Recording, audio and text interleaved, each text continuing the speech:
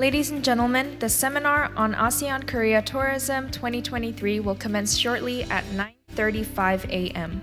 We cordially ask all guests to enter the meeting room and be seated. To minimize any interruptions, please switch your mobile phones to silent mode for the duration of the ceremony.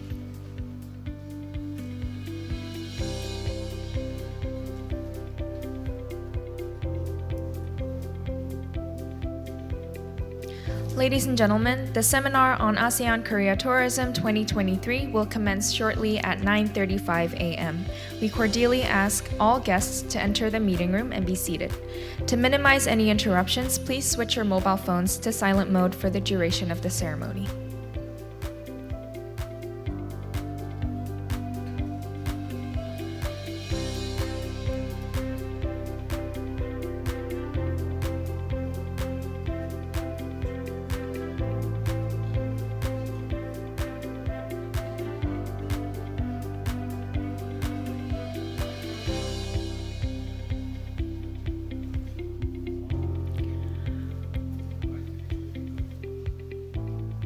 Good morning, ladies and gentlemen, distinguished guests, and dear participants. A very warm welcome to this remarkable seminar on ASEAN-Korea Tourism 2023. My name is Sun-Yoon Jung, Project Assistant of the ASEAN-Korea Center, and I am delighted and honored to be your MC for today's seminar, where we embark on a journey of knowledge and inspiration in sustainable local tourism development in both ASEAN and Korea. Today's seminar will commence with the welcome remarks to be delivered by our Secretary General, followed by the congratulatory remarks delivered by the Ambassador of Laos PDR, Chair of ASEAN Committee in Seoul, and proceed to country presentations and panel discussions. Before we begin the seminar, may we invite you to watch the AKC's introductory video.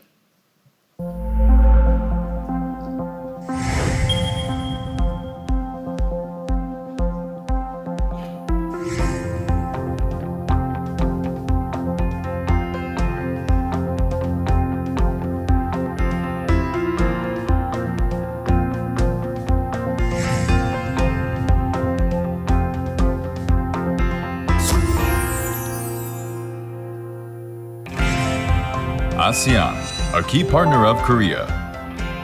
With its strategic location and a rapidly growing economy, ASEAN today has become one of the most sought-after partners in the world.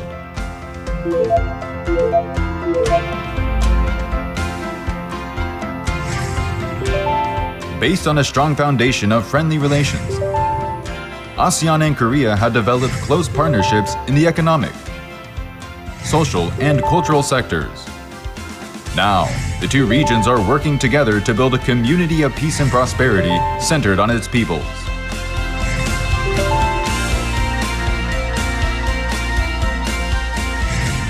The ASEAN-Korea Center was established back in 2009 with a vision to build a lasting and genuine partnership between ASEAN and Korea.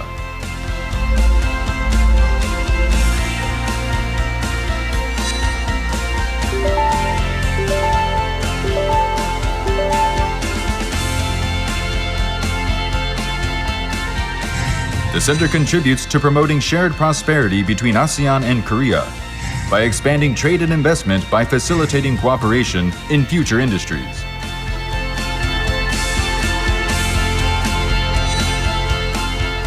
We aim to strengthen sustainable and future-oriented cooperation in culture and tourism, and promote mutual understanding and respect by expanding two-way cultural exchanges between ASEAN and Korea. The center is also laying the foundations for the establishment of the future community of ASEAN and Korea by raising public awareness on the importance of ASEAN-Korea partnership and facilitating exchanges among the youth and professionals of the two regions. Based on trust and mutually beneficial partnership, ASEAN-Korea relations have made remarkable progress over the past 30 years, and by connecting the peoples and sharing prosperity, the ASEAN-Korea Center will make every effort to build a more peaceful and prosperous community of ASEAN and Korea. If I may, I can encapsulate what the ASEAN-Korea Center is doing in one word. It's connecting. We connect people, we connect companies, and we connect countries between ASEAN and Korea in trade and investment, culture and tourism, and people-to-people exchanges. As ASEAN and Korea march together toward the future, the Center will continue to strengthen our partnership in a more sustainable, future-oriented, and mutually beneficial way.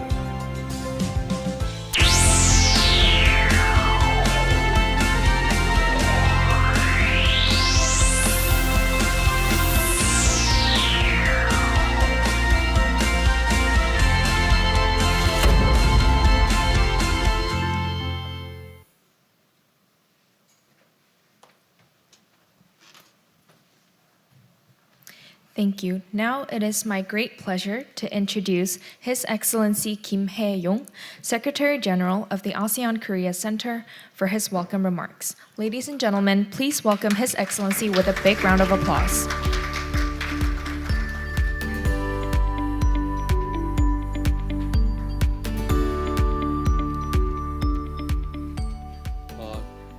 안녕하십니까. Good morning to everyone. Ambassador Songkan Ruangmunitan, Ambassador Lau PDR and Chair of ASEAN Committee in Seoul, and distinguished speakers and ASEAN colleagues in particular, country representatives coming from their countries. This morning, perhaps you have brought some cool weather. It's raining out there. It's good. And online viewers and ladies and gentlemen, it is my great pleasure to welcome everyone to this seminar on ASEAN-Korea Tourism 2023 on the theme of Meet the Locals toward sustainable ASEAN-Korea tourism. I extend my sincere appreciation for your presence here today as we gather to explore local tourism development in ASEAN and Korea. As you may be aware, in ASEAN, the tourism sector contributed to over 14% of regional GDP, providing 13% of employment in the region before the pandemic. ASEAN's accessibility and hospitality have indeed attracted millions of tourists to its vibrant cities and iconic landmarks. Especially Korean tourists visiting ASEAN countries have brought back the rich culture of ASEAN to Korea, from best-known cuisine to traditional artifacts. Moreover, ASEAN's influence is getting more widespread in Korea's lifestyle, which becomes evident through various channels, such as ASEAN students in Korea and multicultural families and workers, and including even members of K-pop idol groups. As Korean culture continues to gain popularity in Korea, in ASEAN is also coming to Korea more closely. This phenomenon represents a harmonious fusion of flavors, seamlessly blending the essence of ASEAN and Korea. However, the border restrictions due to the COVID-19 has significantly reduced international travel. Rather, it increased the demand for domestic tourism and attention to sustainable development. And this trend is not an exception in ASEAN and Korea. Tourists from both regions are now looking for personalized and unique and authentic experiences without compromising the environment. In this regard, both ASEAN and Korea have tried to curate and develop new and less explored destinations through community involvement. Against this backdrop, today's seminar is organized to showcase best practices in local tourism development and to explore ideas for enhancing ASEAN-Korea collaboration in sustainable tourism development. Today, we have distinguished country representatives from ASEAN and Korea who will highlight each country's endeavor in empowering local communities. I believe today's seminar will help participants to steer efforts toward the sustainable and resilient development of local tourism landscape. To this end, I hope you all have a fruitful discussions and opportunity to forge valuable connections. 감사합니다. Thank you very much.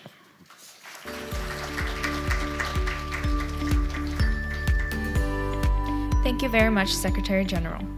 Now I would like to invite His Excellency Songkhan Luangmuninthorn, Ambassador of Laos PDR and Chair of the ASEAN Committee in Seoul, on stage for his delivery of the congratulatory remarks.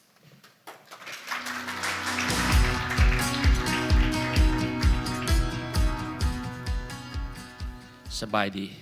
Good morning. Annyeonghaseyo. His Excellency Kim Hae-yong, Secretary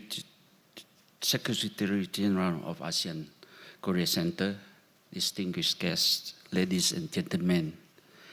It's a great privilege and pleasure for me to be here with Secretary General Kim Hae-yong to deliver congratulatory remarks at the seminar on ASEAN-Korea Tourism 2023. Taking this opportunity, I would like to express my sincere appreciation to the ASEAN-Korea Center for organizing this important seminar. The COVID-19 has substantial impact on the tourist industry for both ASEAN and Korea. Meanwhile, the rapid digital transition has also altered regional and global travel behaviors. To rejuvenate global travel and adapt to the shifting global tourist trends, it's necessary for member countries and other partners to involve the community in order to enhance local tourism. Community-based tourism will not only increase local income, but will also provide travelers with hands-on experience with another culture, a greater connection with people and place, as well as an awareness of other cultures. Distinguished guests, ladies and gentlemen, the theme of today's seminar, Meet the Locals Towards a Sustainable ASEAN-Korea Tourism, is very relevant to the current situation of regional and global tourist development.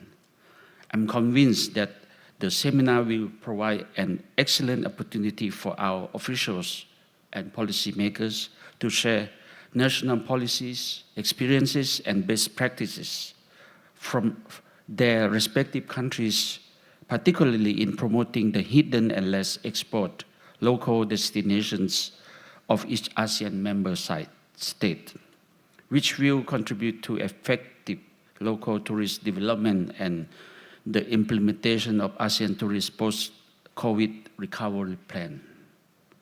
Once again, on behalf of ASEAN member states' embassies and myself, I would like to express my profound gratitude and appreciation to the ASEAN-Korea Center, the Cultural and Tourism Unit, Korea Tourist Organization, Incheon Tourist Organization, as well as ASEAN National Tourist Organizations, and all staff for their efforts and valuable contribution to this event.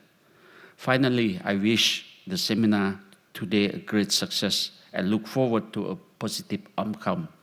ขอบใจ 감사합니다.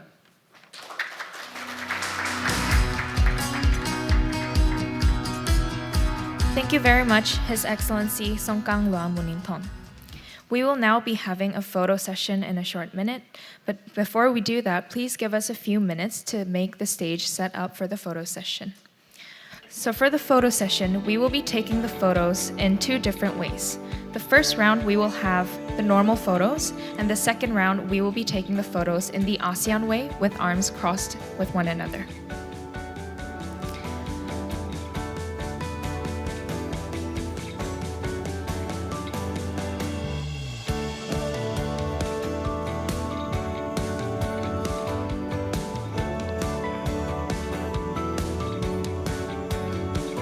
I would now like to invite our distinguished guests, Secretary General, His Excellency Songkhan Luangmuninthorn, Korean speakers, and the ASEAN representatives for the photo session. please come up to the front and stand in 2 rows. For the ASEAN speakers, please stand behind the chair.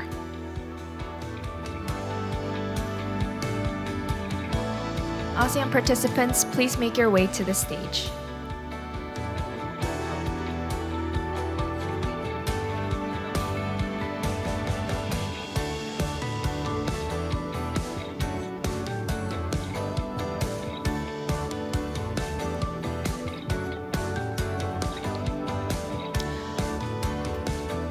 We will now take the first round of photos. Please look at the camera. 3, 2, 1.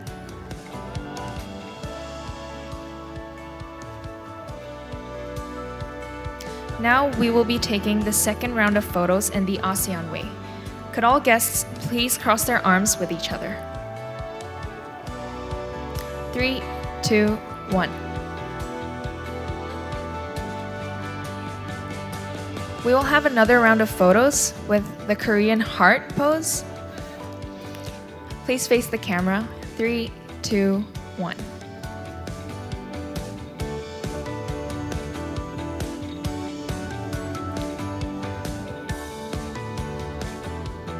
Thank you very much. Now would all participants please return to their seats. Thank you.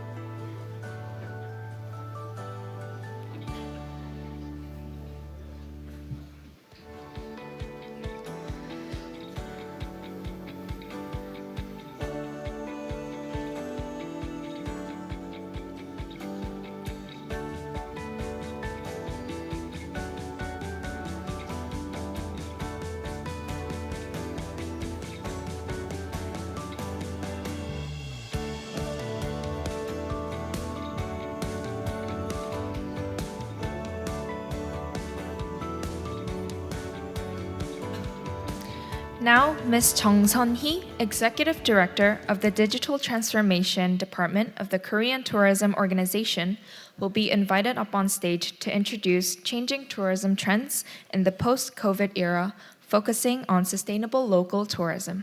Please welcome Ms. Chung with a round of applause.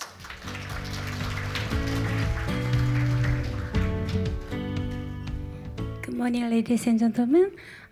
I was asked to give this presentation in Korean, so 이제 한국말로 할게요. 제가 가진 시간은 약 15분 정도. 혹시 지금 통역이 되고 계신가요?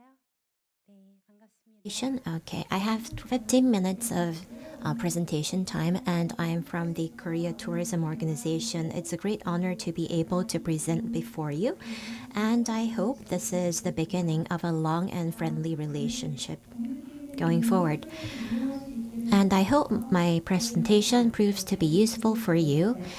And to begin with the background of my presentation, well, from the congratulatory and welcoming remarks, we have listened to what we are all considering about, which are sustainability, depopulation, and development of local tourism. So we have set a common ground of understanding that these are important topics to be addressed. So when we talk about sustainable tourism or community or natural, social, and economic development and preservation, we talk about the pristine nature, hidden environment, or hidden tourist destinations that are not known that much. That is, of course, important, but we need to also think about the existing tourist destinations that need to be also developed in terms of sustainability. This is also a very important part. This is the same in Korea. Due to the pandemic, every activity in the tourism sector stopped at once. And as mentioned, we saw a rapid change in people's lifestyles and people leading to a more personalized way of life. So we now need to provide personalized information and experiences for people. So it is high time that the experts in the tourism sector need to exactly and accurately identify what is going on in the tourism sector. So we first need to understand the current status I think you look very serious. I don't usually wear glasses. And when I do, there's the lens on my glasses. And it's just like getting a new pair of glasses when you try to look at the world with a new perspective. So I think this goes well with my presentation. We need to have a new perspective on tourism, which is about utilizing big data for tourism. And we're going to listen to case studies about Yang Yang, and I think that would be a great piece of information to help you understand the importance of big data. So without further ado, let me move on to the presentation. But before that, I need to introduce the KTO. But you are experts in tourism. You're all from the tourism organizations of countries. So I think that would do with the introduction. So what you do is what we do under the Korean Tourism Organization. We promote Korean tourism, make people happy, engage in global exchanges to be able to contribute to global peace and prosperity. And as the two gentlemen in the beginning have mentioned, due to the pandemic, the trend of personalization has been accelerated. So it's now inevitable. And I think tourism was the sector that was hit the hardest due to the pandemic. And the KTO thought about what kind of personalized services we can provide to the travelers and how we can use science and data. And we have built a data lab. Just like every other country in Europe and Korea, data is owned by telecommunication companies, GPS companies, credit card companies, and these data can be used in a very useful way to understand the real-time situation in tourism in order to understand what people need and what we need to set up policies to enable sustainable tourism. So the data lab under KTO is well known and it's benchmarked by other countries as well. We are visited by many tourist experts and from businesses and overseas central and local governments to further deepen their knowledge in marketing. So datalab.visitkorea.or.kr is the link for the website. And this is only in Korean, but I have used Google Translation to help your understanding.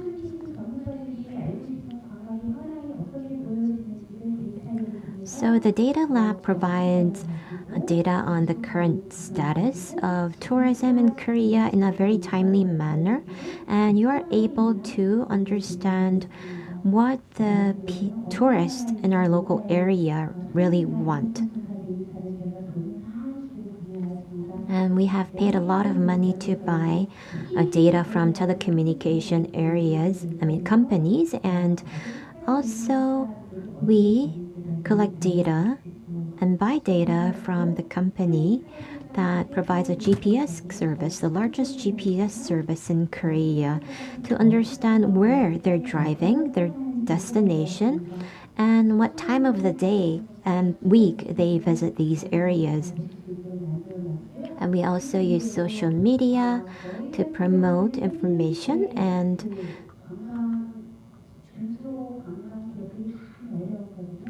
in Korea, during the pandemic, a lot of small and medium enterprises were under difficulty, but it was very difficult to understand their exact situation. So the data lab also engaged in research on these as well. And I'm going to talk about the example of Yangnam-gun in Gangwon-do province. It has 30,000 population and it has a flight route. It's at the east coast of Korea. So Yangnam is very well known for its sea, especially surfing.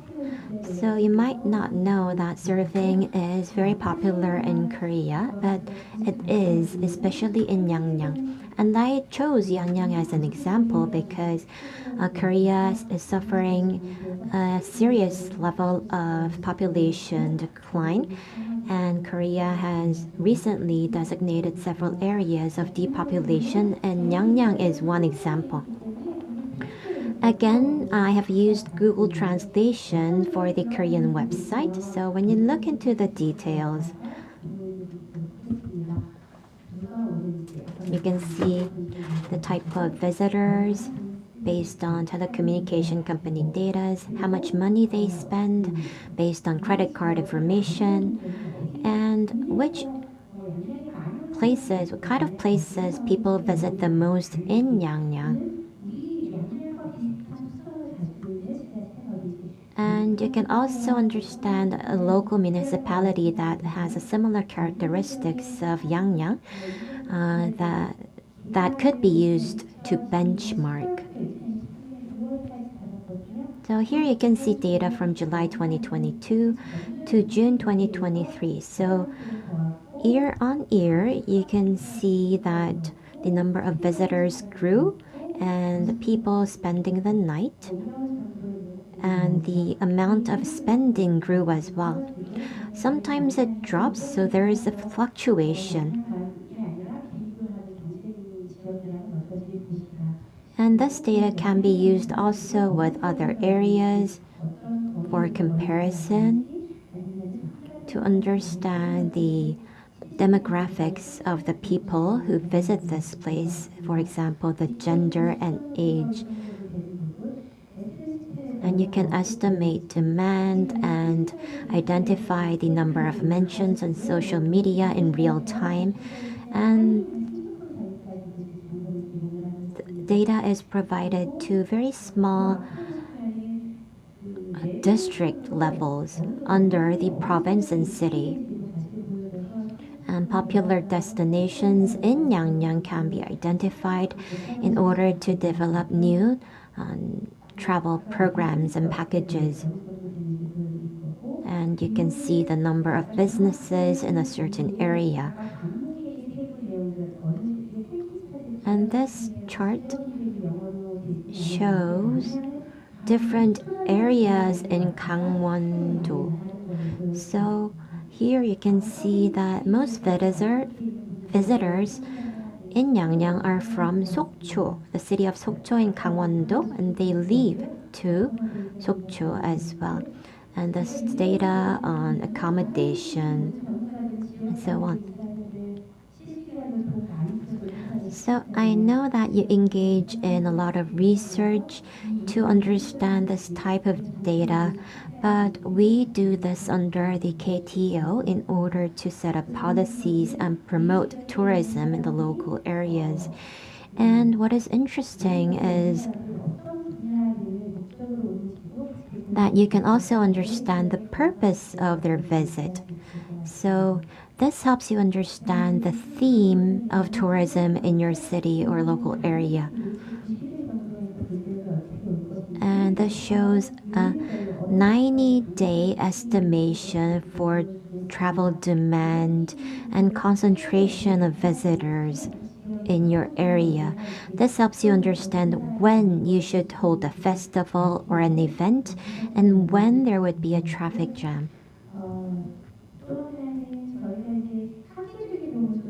And we also work with academia. When we develop an algorithm on how to facilitate tourism in your area, the factors include age and gender and the income level. So these parameters are used and put into the algorithm to make a prediction on which month would be the high season and which months would be the low season. And this is related to policy making. Korea is suffering from depopulation as well as climate change. So population is an important policy agenda, and 99 municipalities are designated as depopulated areas, including Yangyang. So there are many different solutions to this problem. But for example, let's say when a city lost one person, you could estimate how many tourists and how much spending by a tourist you need to replace that one person within the area. So algorithms can be developed for this, and we work with academia and provide this information for policy making to understand how much tour promotions you would need to replace and compensate for the population decline. And I should have shown you this in the beginning. And each country has a very similar travel trend. For example, in 2022, the trend of travel in Korea was local tourism, outdoor leisure activities, and the result was the same in other countries as well. Well, that was my alarm that I only have 1 minute left.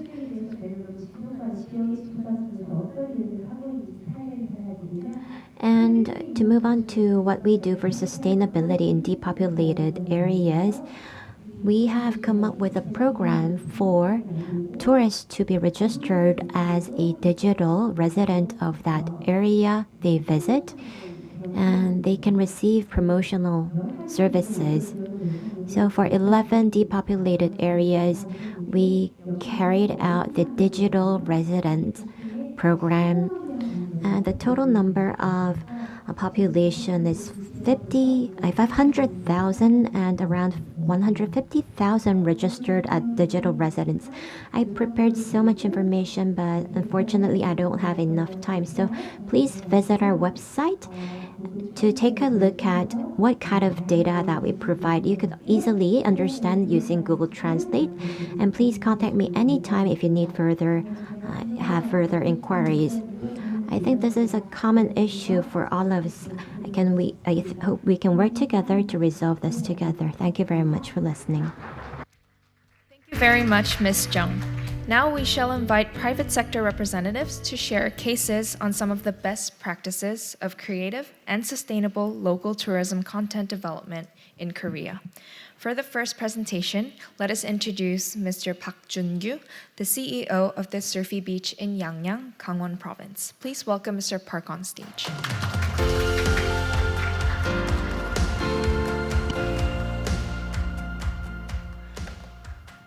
네, 안녕하세요. 반갑습니다. Nice to meet you, everyone. I'm from Yangyang, Gangwon-do. My name is Park Jun-gyu, and it's been 9 years since I've been running my business called Surfy Beach. And I am very honored to be attending today's meaningful event. And as I've been introduced in the previous presentation, and I would like to appreciate for introducing Yangyang. So before I go into my presentation, I would like to briefly show you a video about my business.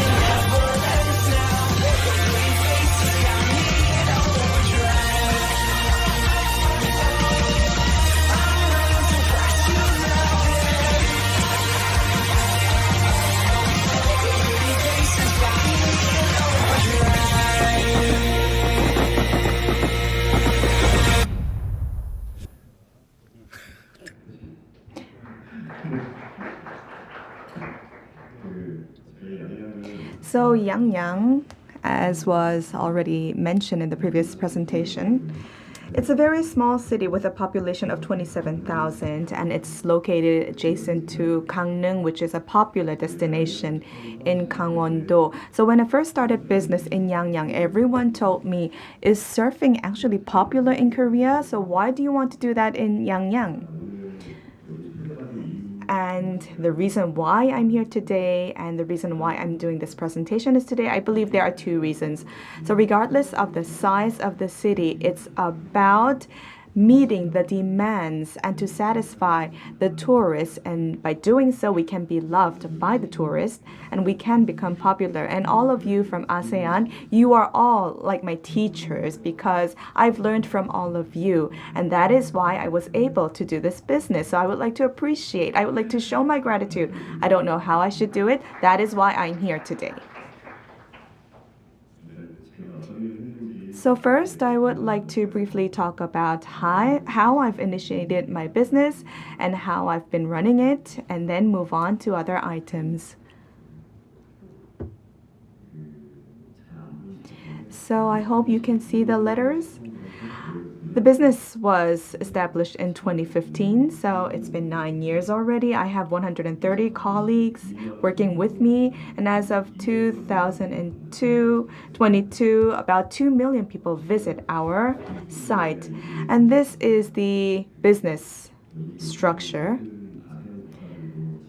I believe that for all of you from ASEAN, tourism is a very critical business and sector. Of course, there are not only large cities, but there are also smaller cities.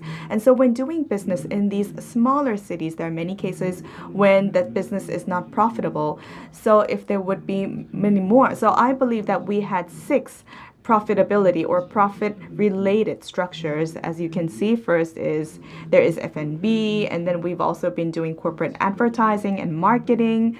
We've been also having a lot of festivals. We've been doing leisure businesses. So this is the business area that we've been carrying out for the past 9 years.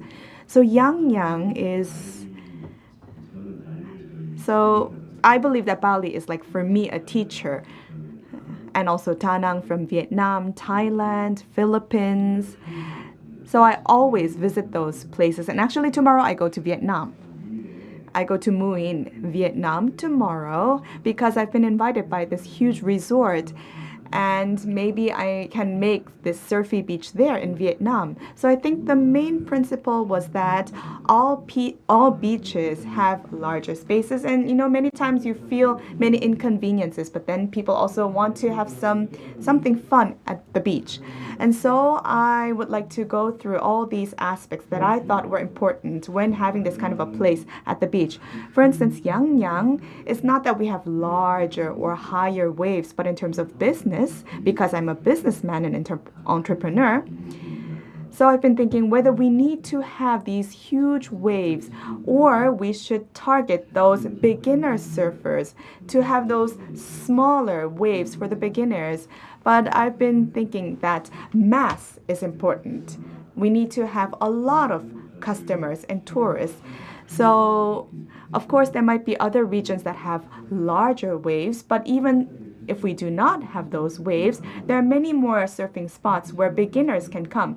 And so I believe they can have this kind of a business model that we have where we target those beginner surfers. So I think that could turn out to become a profitable business.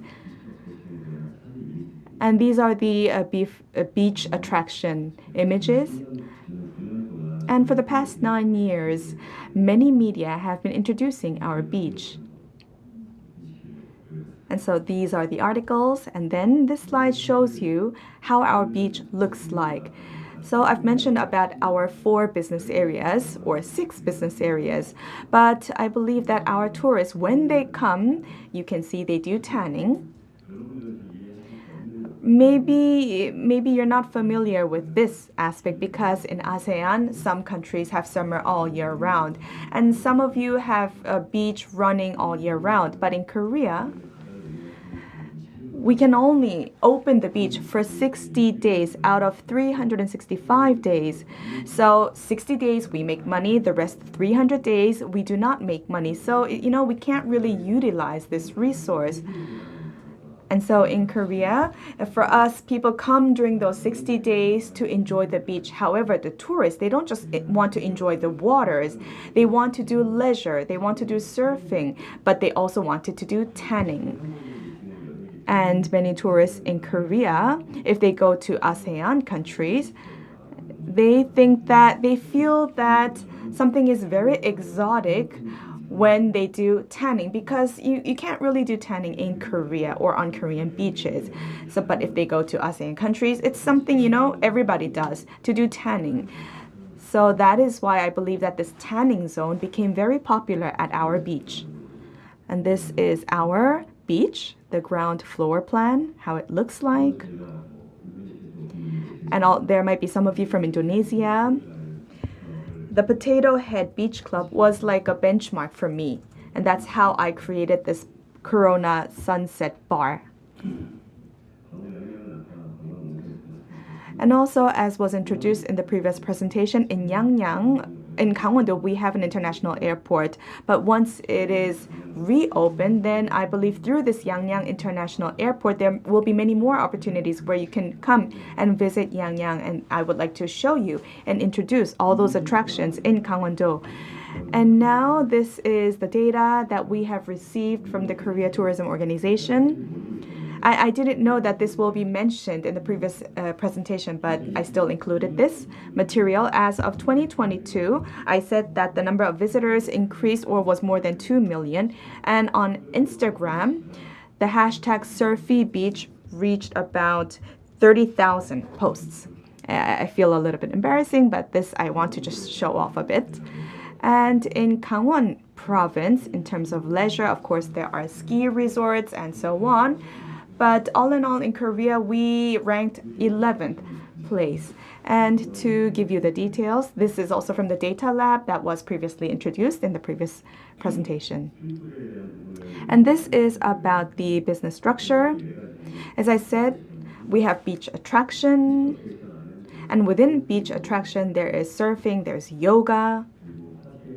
And then there's also party and festival, where we have about 28 companies joining us in these activities. And then we also have caravan and camping. Because we don't have land, we don't have hotels, and that is why we have caravan and camping spaces. And then we have also food and beverage services provided. And this is advertising part. And what I want to highlight here is that it's not that we have to only make money from our guests. Doing business in the local means that it's like, doing something important. And in that place, there will be advertising. So in attractions, beaches, there will be many customers, tourists, and when it becomes popular, then you can have another business structure that can emerge, which could be advertising or co-working with businesses and companies. And this is the hashtag Surfy Beach Instagram posts that you can find out online. So you can see there are many handsome Korean men and beautiful Korean women.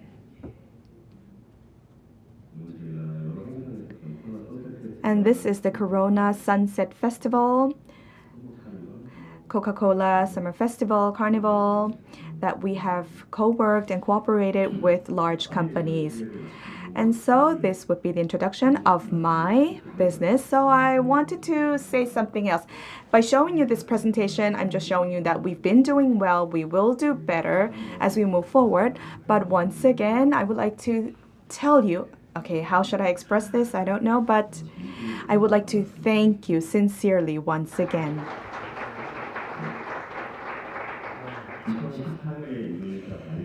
I went to Bali, Indonesia in 2014, and when I saw the beach, I was shocked because after making the Smart Beach project successful, and then I went to Bali, and then I saw, these ASEAN countries utilizing their beaches the whole year. And so I was shocked that because we weren't able to do so. So I learned from your experiences, from your thoughts, all those contents that you've made for a long time. I've learned from all of that. And based on that, I was able to create Surfy Beach. So I hope that I can become better. And because by doing business, I felt that if you do business in a very difficult sector, then you struggle a lot. And so what I learned was Yangyang, which has a population of 27,000, I learned that more than 2 million visitors can come to this small city. And as I realized that, I was thinking about how to make a definition about locality or local. I'm not a professor, I'm not a teacher, I'm just a businessman. And so I defined the word local in the following terms. So in terms of business, local is to understand who pays us. In other words, it would mean that with the nature or natural resources that we have, the visitors who come to our place, or the place where the visitors come, or most of the business that are carried out in local would be more like tourism-related businesses. So there could be restaurants, there could be surfing shops, pensions, hotels. That is all tourism business. So tourism business, the reason why I say that is because every business has some kind of a formula. I've seen many businessmen, and many businessmen have these experiences, and they have some kind of a formula. So I believe that all the knowledge that we have is more centered around efficiency and the manufacturing sector. So whether we go to regions or tourist attractions, sometimes that formula is not really aligned. So doing business in the local is not just about manufacturing business, but I believe it's more like tourism business. And so the formula in tourism business is about understanding, being empathetic, and having sympathy, and to find out those items that can become popular, to understand the tourists. So after making those efforts, and then we can become beloved by the tourists. And as you know, nature is beautiful, right? And so all those tourist attractions and all those spaces that you already have, to make it a spot that can become popular and be loved by tourists. And to do so, we need to apply those formulas, those business formulas, share those formulas, and share these success stories among each other so that all these tourist attractions in ASEAN and in Korea can be loved for a long time. I will go to Vietnam tomorrow. Wish me luck. Thank you. Thank you, Mr. Park. Now for the second presentation, we have Ms. Lee Jong-mi, the COO of Haenyeo's Kitchen in Jeju, to share their story. Please welcome Ms. Lee on stage with a big round of applause.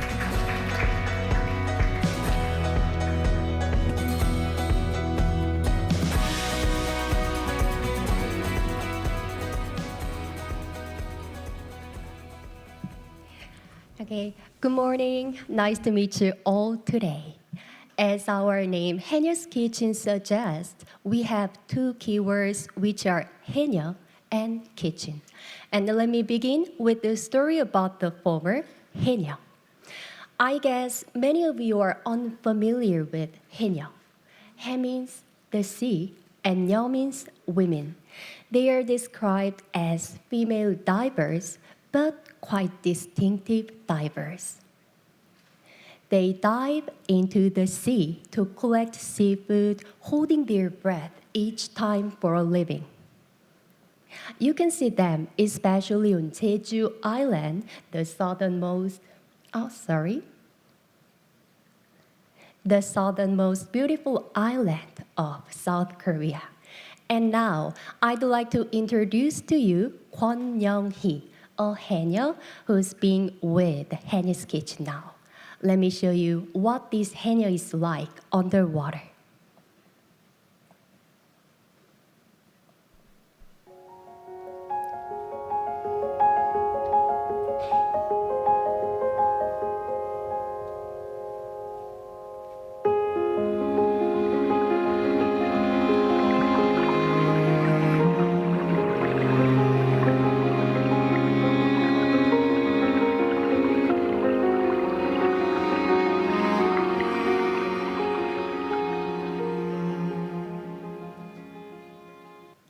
Okay, now I'm gonna give you one quiz.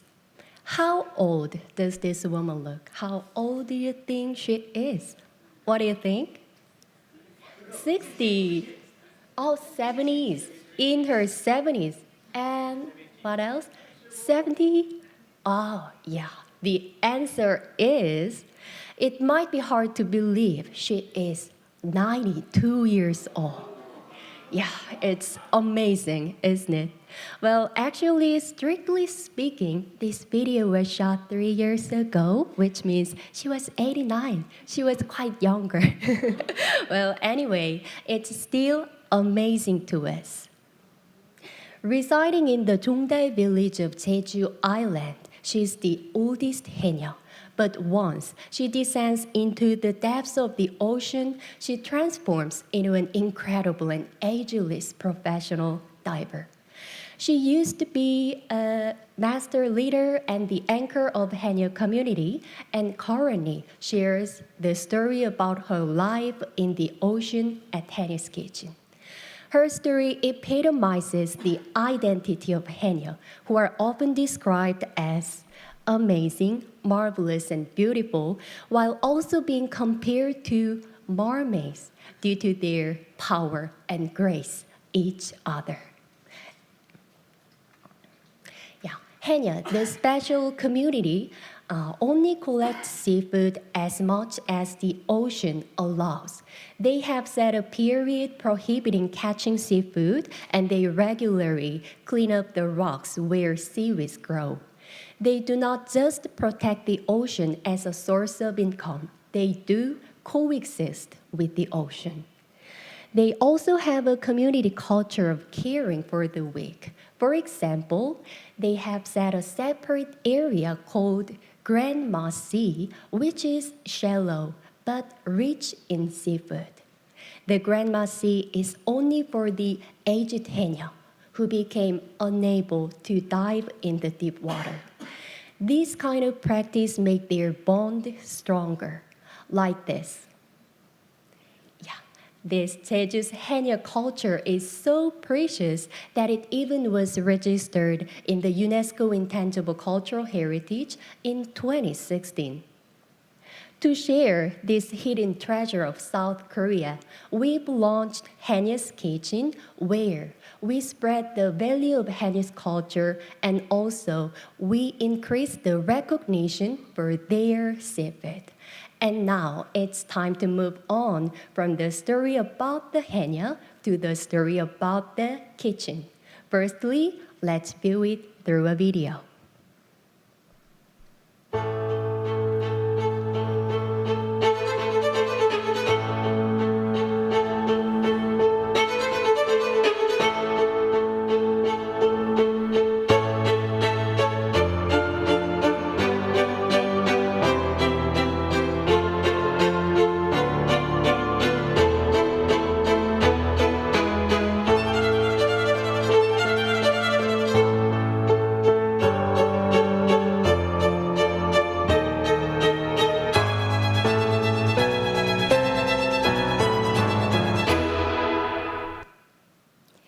Okay, did you enjoy it? Thank you and welcome to haenyeo Kitchen. We've just visited our first branch of haenyeo Kitchen. Yeah, one day I asked the grandma haenyeo what the ocean means to them. I always had been curious about that, and she replied, "It's kitchen, of course. Kitchen. With each dive, they can bring food to the tables for their loved ones. The ocean is their kitchen, and the food from their kitchen signifies their life and their culture and their philosophy, which is why we create a unique type of dining experience that embodies the essence of haenyeo culture. We've made remarkable progress since our inception 4 years ago. The average reservation rate here is about 97%, even during the COVID-19 pandemic when the F&B culture was being hit the hardest. 60,000 tourists and counting have visited here to experience and be inspired by the daily lives of Haenyeo. Like that. And we've been overwhelmed by the positive response from our visitors from all over the world. Expanding beyond Jeju Island for the entire duration of 4-month pop-up program here in Seoul, which targeted people from overseas, we recorded sellout businesses performances. The reason why Haenyoo's Kitchen is being loved by many people is that this is not only a restaurant, but also a comprehensive cultural space that offers a fascinating glimpse into the life of Haenyeo. And you can experience it at our first branch. And now, I'd like to offer you a glimpse of how we deal with Haenyoo's culinary culture at our second branch. Let's view it through a video.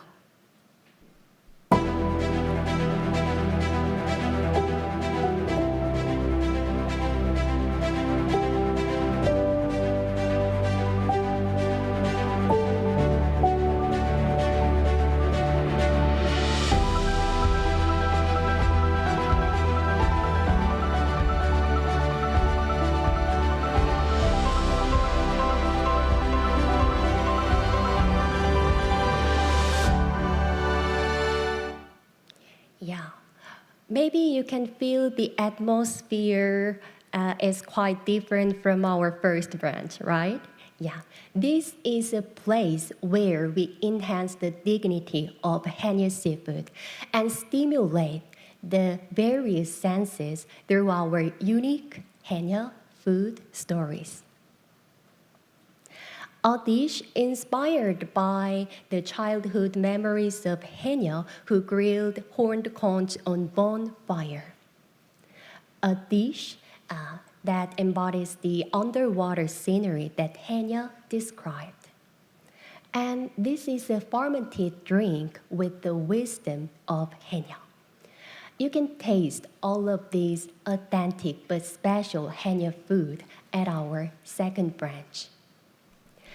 We have an arts-integrated business model based on the way of Haenyoo's life, collaborating with Haenyeo community and also artists and chefs.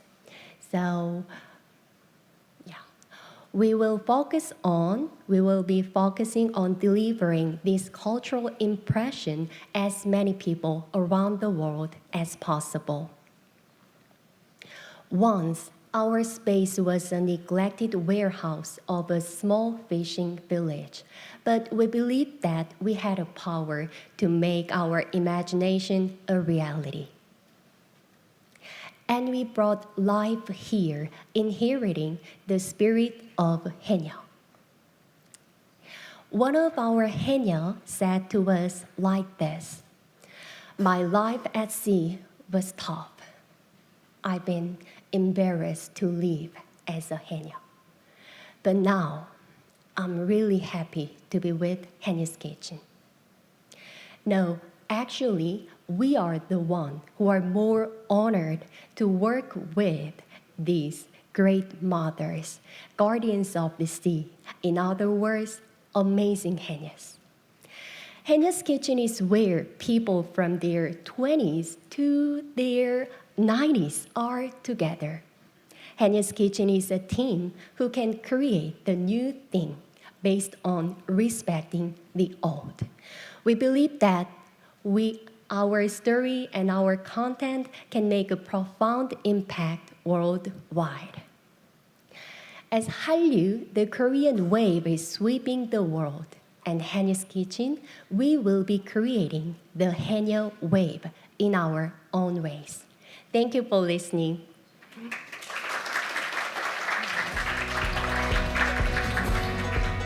Thank you very much, Ms. Lee. Before moving on to the country presentations, please be noted that there are refreshments readily available in the hall outside, so please feel free to enjoy the refreshments as you wish while we proceed to the second session of the seminar. Let us now begin the second session of the seminar with the country presentations. This session consists of 4 country presentations where each ASEAN member state will introduce their sustainable local tourism development policies and share their best practices incorporating emerging destinations of different regions. Each session will be followed by a panel discussion where presenters will share their ideas for ASEAN-Korea cooperation in their sustainable local tourism development. We kindly urge each presenter to uphold the designated time frame of 15 minutes for their presentations. The first presentation will be made by the Ministry of Primary Resources of Brunei, Darussalam. Let us welcome Ms. Amelia up on stage with a big round of applause.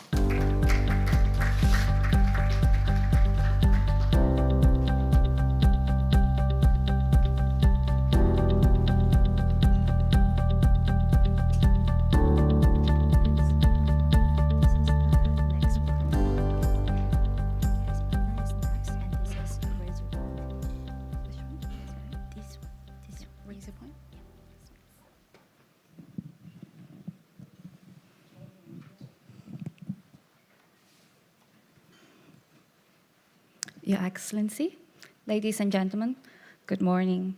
It's an honor for me today to share with everyone a presentation on sustainable tourism, business practices in Brunei Darussalam. So the presentation today assumes the definition of sustainable tourism as the kind of tourism that minimizes the costs and maximizes the benefits of tourism for natural environments and local communities, and can be carried out indefinitely without harming the resources on which it depends on. So the similar practices that can be seen in Brunei Darussalam are staying in eco-friendly accommodations, making the best possible use of natural resources, recognizing and promoting local cultures, buying from and supporting local businesses, avoiding single-use plastics, and wildlife watching and biodiversity experiences. Our objectives in achieving a sustainable tourism practices, business practices, are aligned to the United Nations Sustainable Development Goals, SDGs, relating to tourism, that is to educate, improve attitude towards the environment, and to minimize damage. Secondly, to promote innovation for sustainable development and support local communities and host societies that creates jobs, promotes local culture and products, as well as towards together efficiencies and improve businesses manage processes. In Brunei Darussalam, environmental protection laws are fairly and effectively enforced by the relevant government authorities for the sea, air, water, wildlife, and rainforests. These plans and implemented policies indirectly assist the development of sustainable tourism in the country. For example, we've got the Department of Environment, Parks and Recreation at the Ministry of Development, which issues environmental acts and guidelines, pollution control guidelines for the industrial development, and published Recycle 123 Handbook as reference and tips on recycling for the general public. Its initiatives include no plastic bags, which originally started with weekends and now has evolved to every single day. We've also got a program every Sunday called Bandar Kucheria, which directly translates to My Happy City, where our capital city, Bandar Sri Begawan, is closed off from vehicle mobility with the aim of generally decreasing the carbon footprint, and also encourages a healthy lifestyle by doing activities like brisk walking, jogging, cycling, and so forth. Another policy in the country that is related to sustainability is currently implemented by the Forestry Department of the Ministry of Primary Resources and Tourism. The department has several, one of which is the Forest Act that relates to forests and forest produce in Brunei Darussalam. The Act classifies its reserve forest to protection forests, production forests, recreational forests, conservation forests, and the national park. So the Forestry Department also implements the Chapter 102 Wildlife Protection Act that protects wild animals and plants and also plants of the country, specifically endangered species. And it also implements the Wild Flora and Fauna Order 2027, the order that enables Brunei Darussalam to implement the Convention on International Trade in Endangered Species of Wild Fauna and Flora. Another supporting agency that supports sustainability is the Fisheries Department of the Ministry of Brunei Resources and Tourism as well. So the department implements Fisheries Order 2014 that prevents or minimizes harm to the environment in the marine reserve or marine park, protecting the marine biodiversity. Its initiatives include implementation of the Coral Care Program, which stands for Conservation, Awareness, Rehabilitation, and Enrichment Program, specifically in conservation, protection, rehabilitation, and replanting of degraded, damaged coral reefs since May 2015. Through the Department of Fisheries, Brunei Darussalam also performed the establishment of marine protected areas to increase the marine resources productivity and enhance food security through protecting and conserving our marine natural heritage, specifically marine life nursery and breeding grounds in Brunei Darussalam waters. So although these guidelines and policies are different from our industries, are from different industries, these can still be interlinked with and connected to the country's tourism industry, as they have direct impacts on the environment, which is an important factor for ecotourism and also our blue economy.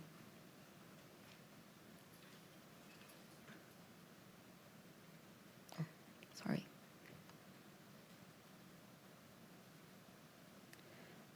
Post-COVID-19 recovery, Brunei Darussalam has taken note on the changing patterns and needs in the travel and tourism segment and refocused its industry for developments.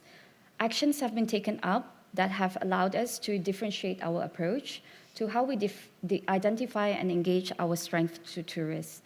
The ease of COVID-19 control measures in the late 2021 saw the number of tourist arrivals to the Sultanate increase from 3,500 tourists in 2021 to about 35,700 tourists in 2022. And Alhamdulillah, it is increasing positively to date. To support the growth of the tourism industry in the country, the Tourism Development Department is taking up actions to beef up efforts to develop and promote tourism products based on nature, culture, adventure, as well as health and wellness.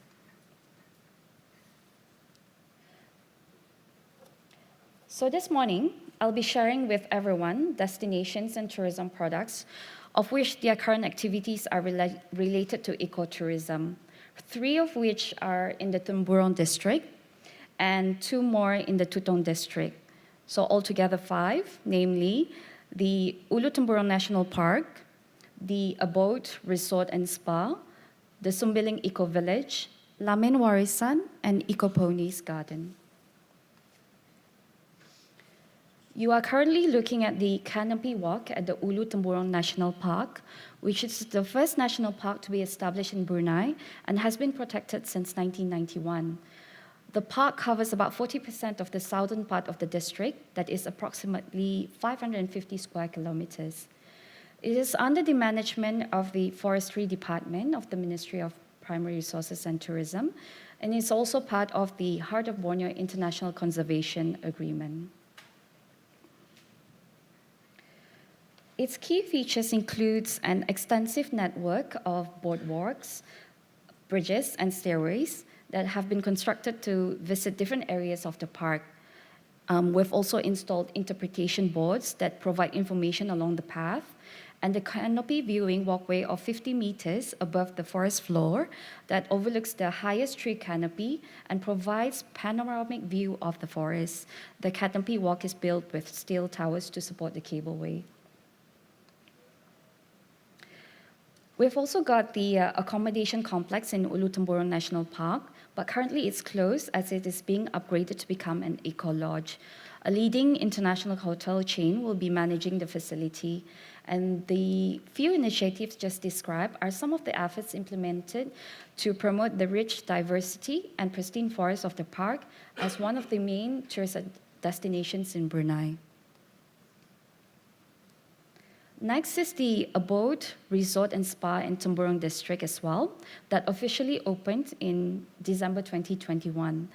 The eco-resort offers 10 riverfront villas, each as standalone tented-style chalets, which are able to accommodate a maximum of 56 guests in total. The construction of the eco-resort took into account the protection of Temburong's rainforest, and the appointed company had a clear plan to reduce the carbon footprint as tourism forms a part of the larger Borneo rainforest. This was done by installing and using solar panels as a source of power for the resort. In mentioning that, I'm proud to share with you that the Abode Resort and Spa in Brunei is Brunei's first 100% off-grid solar-powered luxury resort.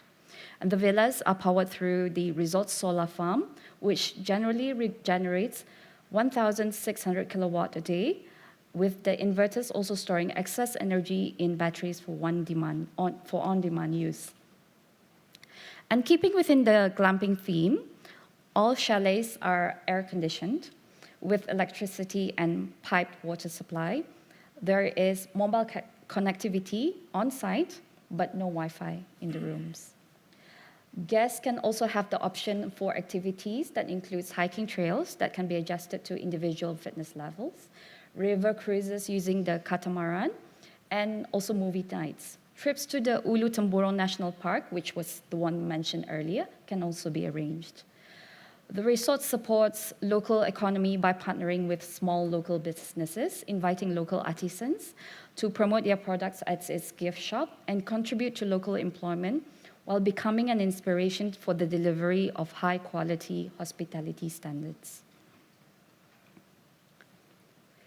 Next is the Sumbiling Eco Village, which is an eco-lodge situated on the riverbanks of the Temburong River. And the area is home to the Iban community, and it's aimed to achieve sustainability by preserving and maintaining the environment and utilizing existing resources. So the lodge operator collaborates with Iban community and has encouraged the tribe to switch their regular small-scale agriculture and/or forest chores for tourism-related tours. He has tasked the community with educating newcomers about local environment and utilizing their skills in the jungle to harvest forest produce for the lodge's kitchen. That way, the lodge provides jobs for them, and also indirectly, they can continue their way of life in a sustainable way. The lodge, again, offers no Wi-Fi, does not support plastic, and there's little distraction from the surrounding wilderness. Guests can hike, swim, take boat rides, and also learn to cook traditional dishes, or even just relax. So here we can observe a good mix of outdoor and nature-based activities to create a healthy, more sustainable community. We are now moving on to the destination in Tutong District. Lamin Warisan was once the home of former village chief, which is now converted into a museum purpose to preserve Tutong's culture and ethnic records.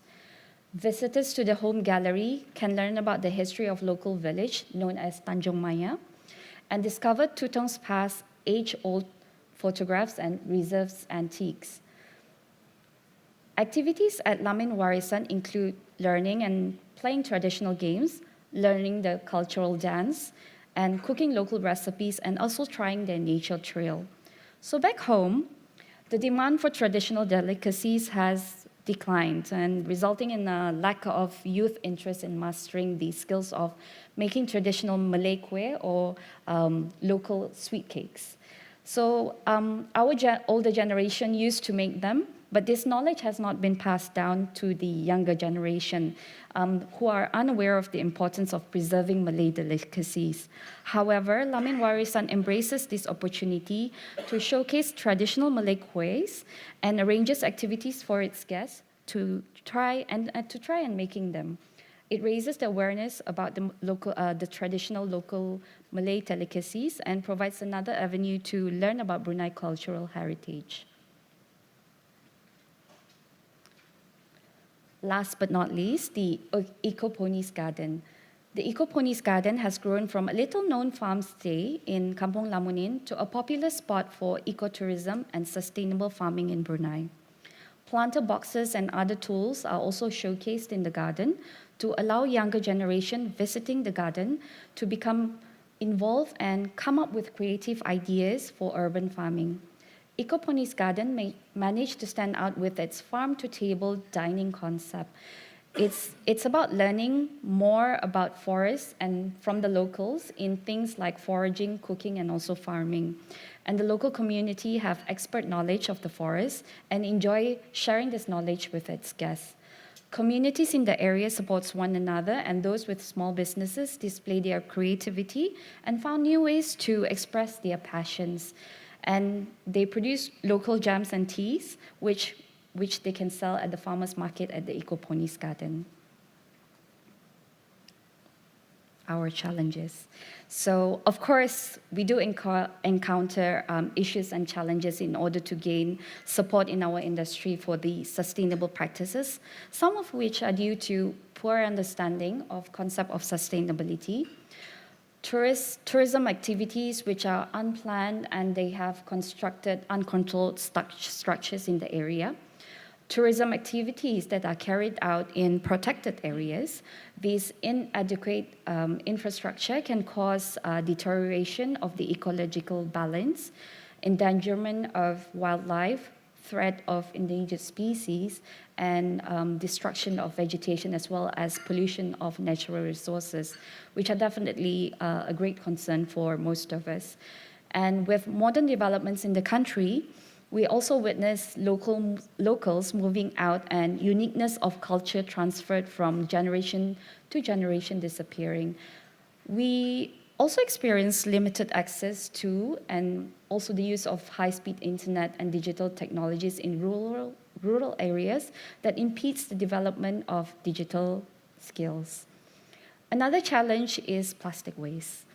Many of them are dumped in open dump sites, wilderness, and forests, and the limited monitoring and managing initiatives to commit and implement sustainable strategies for hotels and tourist accommodation as well.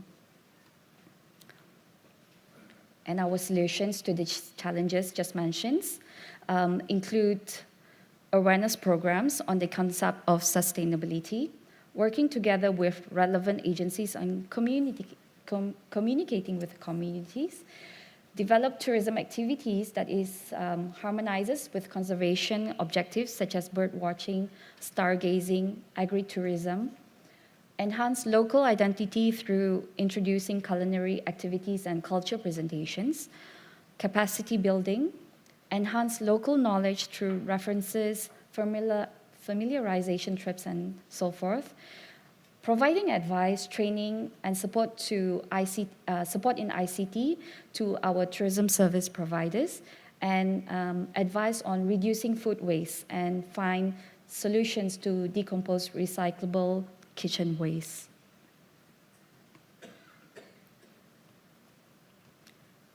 Areas of possible cooperation. So these are looking into where we look forward to establishing of Korean wellness facilities, for example, spas, saunas, and revitalization retreat programs, IT solutions, partnerships in creating AI, AR and VR infotainments, building a sustainable adventure site for ecotourism in our Balai districts. Apart from that, we're also looking forward to involving experts in the MICE industry to participate in our signature events, inviting key opinion leaders from South Korea for familiarization trips to Brunei and vice versa, collabs with media websites in promoting each country,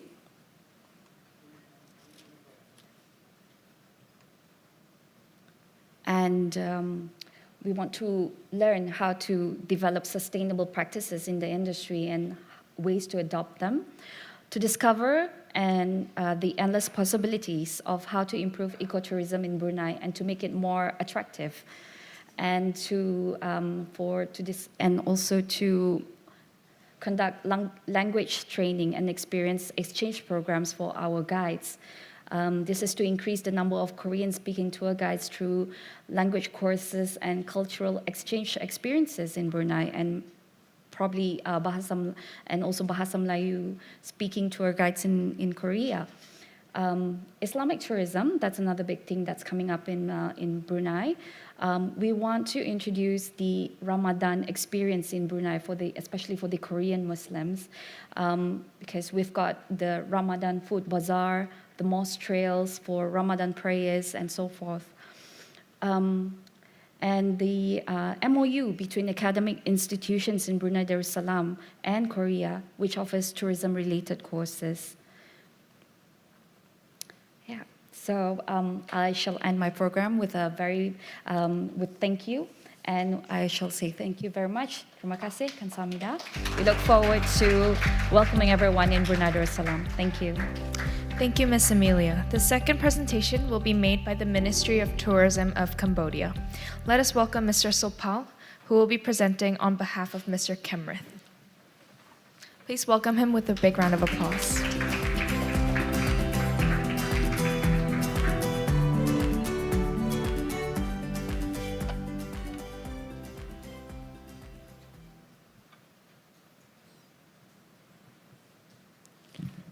So, Susday Chumrip Su, yeah. Hello, everyone.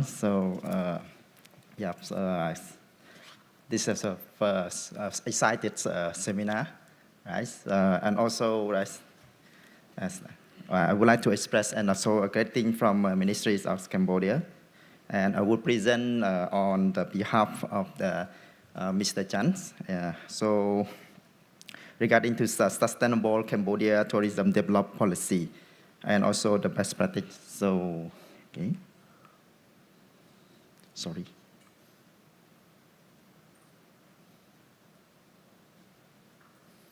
Can I help?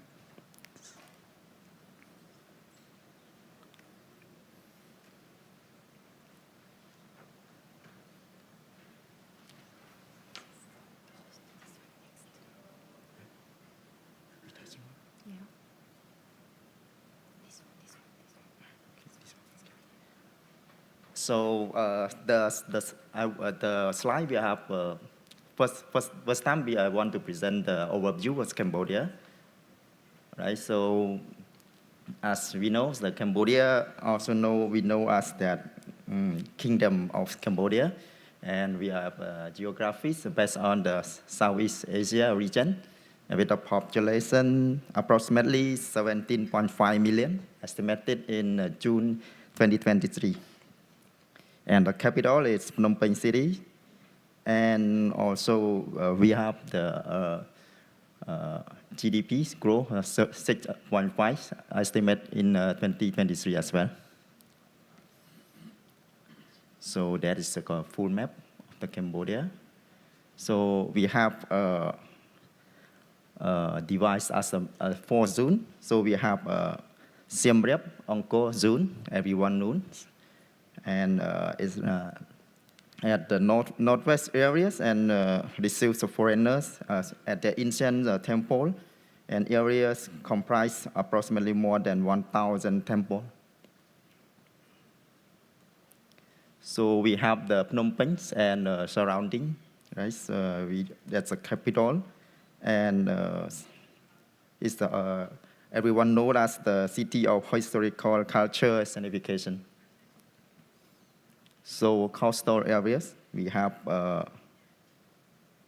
we have Koh Kong province, we have Sihanoukville, and also Kampot Kap province. So we have approximately 440 kilometers covered. And the eco-tourism zone is situated at northwest part of the country. It's considered many of the ecotourism potential.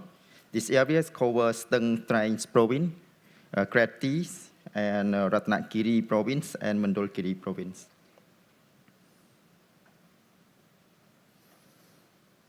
So based on the rich historical culture, natural resource, we are good potential of tourism development. The government of Cambodia determined the tourism is a culture and nature tourism. In regards of Cambodia, tourist development is done. Is a sustainable and responsible manner by considering economic, social, and environmental effects. After a wide goal, Cambodian government has considered tourism as a green goal, contributing to development of the green economy and resolving problem of the climate change.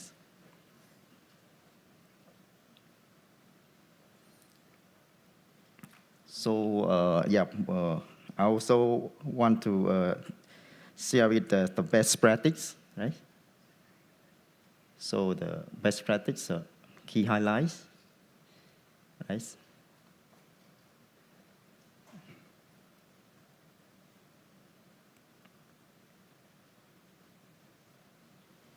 So in addition, implementing national economic policy, Cambodia also implement the standard ASEAN community-based tourism and community-based eco-tourism.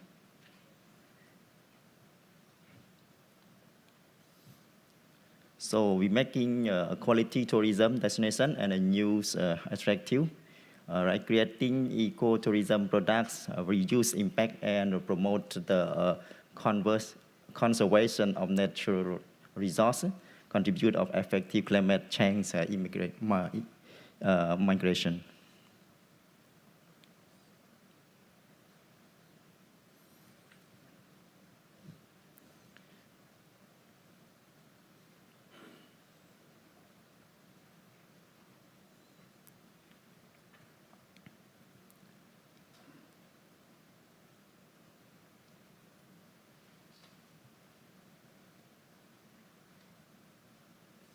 So we have a JPAT community-based eco tourism.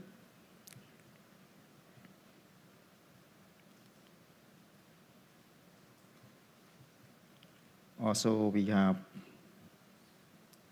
Steng Arrange eco tourism communities. We also have a Phnom Khnong Psa eco-tourism community. And we also have Chambok communities-based eco-tourism. And also Trapiang Sangkai community-based. So the issue and challenge, so we articulate 4P. So we have we also want to share that focus, and we have we would need some more contribute on the public. So the industries, we create more event and activities. So private, we will have private diversity, news, product, and service. And people, we have engaged. Encourage local, improve quality service product to attract the visitor, and the peace partner we appreciate, and we so support, find the partner to support the funding and technical skill.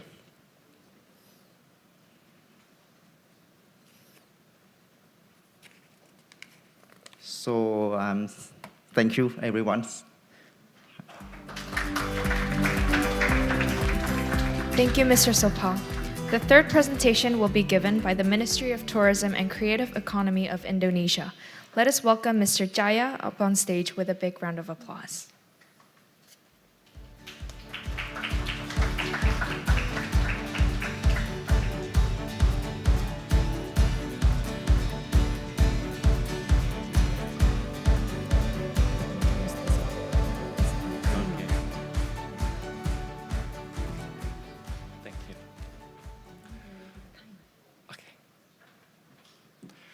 So when I received the concept note from AKC, ASEAN-Korea Center, Ms. Kyung, they are looking forward to the 5 tourism destinations which are hidden and less explored. The 2 concepts that comes to my mind when I heard this hidden and less explored are rural areas and tourism village. Rural areas are hard to reach, and sometimes it takes hard work to reach there. And tourism village is one of the programs that the ministry is currently pursuing and the priority of the government. J. Irvan Cahya Trisadi Gustiari, and I'm from the Directorate of Interinstitutional Relations of the Ministry of Tourism and Creative Economy, will present you the exploring the unexplored, developing rural tourism, rural areas through tourism village. So basically, Indonesia has these 2 documents as the baseline of the developing strategy of tourism village. The first one is the President Regulations, number 18, year 2022, that contains the National Medium-Term Development Plan for 5 years. So it contains all of the strategy of the ministry. But in terms of tourism, there are 2 main things that I would like to highlight here. The first one is the 19 priority destinations of Indonesia, and it includes Bali, of course. And the second one is the development of 244 tourism villages in Indonesia surrounding these priority destinations. And after this document, we have the strategic plan that is developed by the Ministry of Tourism and Creative Economy of Indonesia and contains 5 main actions of tourism village development that I will tell you later. So, actually, I have snack here. And there is a quiz or a question for all of you. These are the 5 super priority tourism destinations of Indonesia that is contained by the presidential regulations. Maybe some of you have visited or heard about Lake Toba, Borobudur, and Mandalika. So, anyone can guess the last 2 tourism destinations in here. The first one is characterized by hills and beach, Pink Beach. And the last one is characterized by it's famous for its diving locations. Can someone guess? If not, the snack will go to the committee, of course. Everyone can answer. Anyone? Okay, please. Unfortunately, no. Okay, nobody would like snacks. It is Indonesian snack bang-bang usually. It's very delicious. Oh, thank you, Christina. I will give you.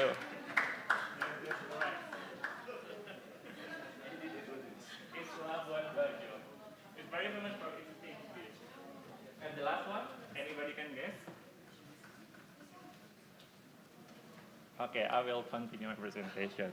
Likupang. It is in North Celebes and North Minahasa Regency. So, sorry, back. So these 5 super destinations are related to the destination that I would like to introduce you later. And these are the strategy that is developed by the Ministry of Tourism and Creative Economy, and I would like to showcase you these 2 action plans. The first one is mapping the tourism village in Indonesia, because it is very important to know what has been the tourism village development right now, whether they are categorized as the pioneer, developing, developed, or independent. It is based by the number of tourists that visited the tourism village, the infrastructure, and also the institutionalism of the tourism village, whether they has been well established or not. And the second one is the mentoring program that is supported by the 5 actors are the pentahelix stakeholders. These are the government actors, the private sectors, media, and also academicians, and last but not least is the community itself. And talking about the trends that Indonesia sees right now. So now I would like to showcase you one of the best examples of Indonesia in terms of developing the tourism village itself. So I would like to ask one question. Do you know how many villages Indonesia has currently? Anyone can guess? Anything, fine. I will give you one snack also. Any rough guess? How many villages Indonesia currently has? 50. Sorry, who can raise your hand? Right, sir? 2 million. Okay. Thank you so much. So the number of the tourism, the village Indonesia has right now is 83,000 village. And what is the government is doing to encourage more villages to become the tourism village itself? So one of the base programs that Indonesia has right now is the Indonesian Tourism Village Awards. So and year by year, it is increasing from 2021 until 2023. And in the participating tourism village for the Indonesian Tourism Village Awards in 2023 is 4,600, because the minister believes that tourism is a driving sector for the economy in the village itself. And village is very important for Indonesia, because basically we are archipelagic nations and a lot of islands are somehow isolated. And what is good from this program is that we are not going to give just awards for this tourism village, but we gave them the facilitation to become better by connecting them with the private sectors. In 2023 right now, we collaborated with BCA, Astra Adira, and Grab Indonesia, major companies in Indonesia, to develop the infrastructure and also the mentoring for the human resources of the tourism village. And talking about the trends of the tourism in the post-pandemic world, we see that the domestic trips are relatively stable even during the pandemic in Indonesia compared to foreign tourists, because of course the pandemic hits and everyone is worries getting infected. Because the domestic trips are relatively stable during the pandemic, the government launched a program, Bangga Berwisata di Indonesia, or Proudly Travel Within Indonesia, in 2022. Because we see the potential, the opportunity of encouraging Indonesians to spend more time and their money within Indonesia itself. Because also we see the trends here, the trends are more customized, personalized, localized, and also smaller in size for the tourism trends, and more increasing demand for the nature, cultural, and wellness-based tourism. And now, starting with the exploring 5 tourism villages in Indonesia. So these 5 villages has been established well and has so much potential to be explored more and has a lot of successful implementation of sustainable practices. That's why we chose these 5 tourism villages that spread across Indonesia.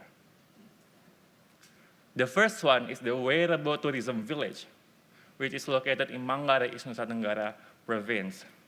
It is near Labuan Bajo, so it is one of the supporting destinations of Labuan Bajo.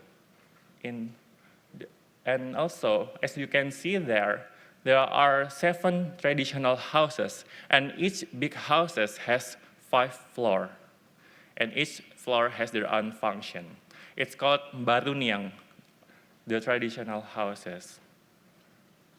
And how we can reach this tourism village is that you can reach this from the nearest airport 4 hours by car and 2 or 3 hours trekking.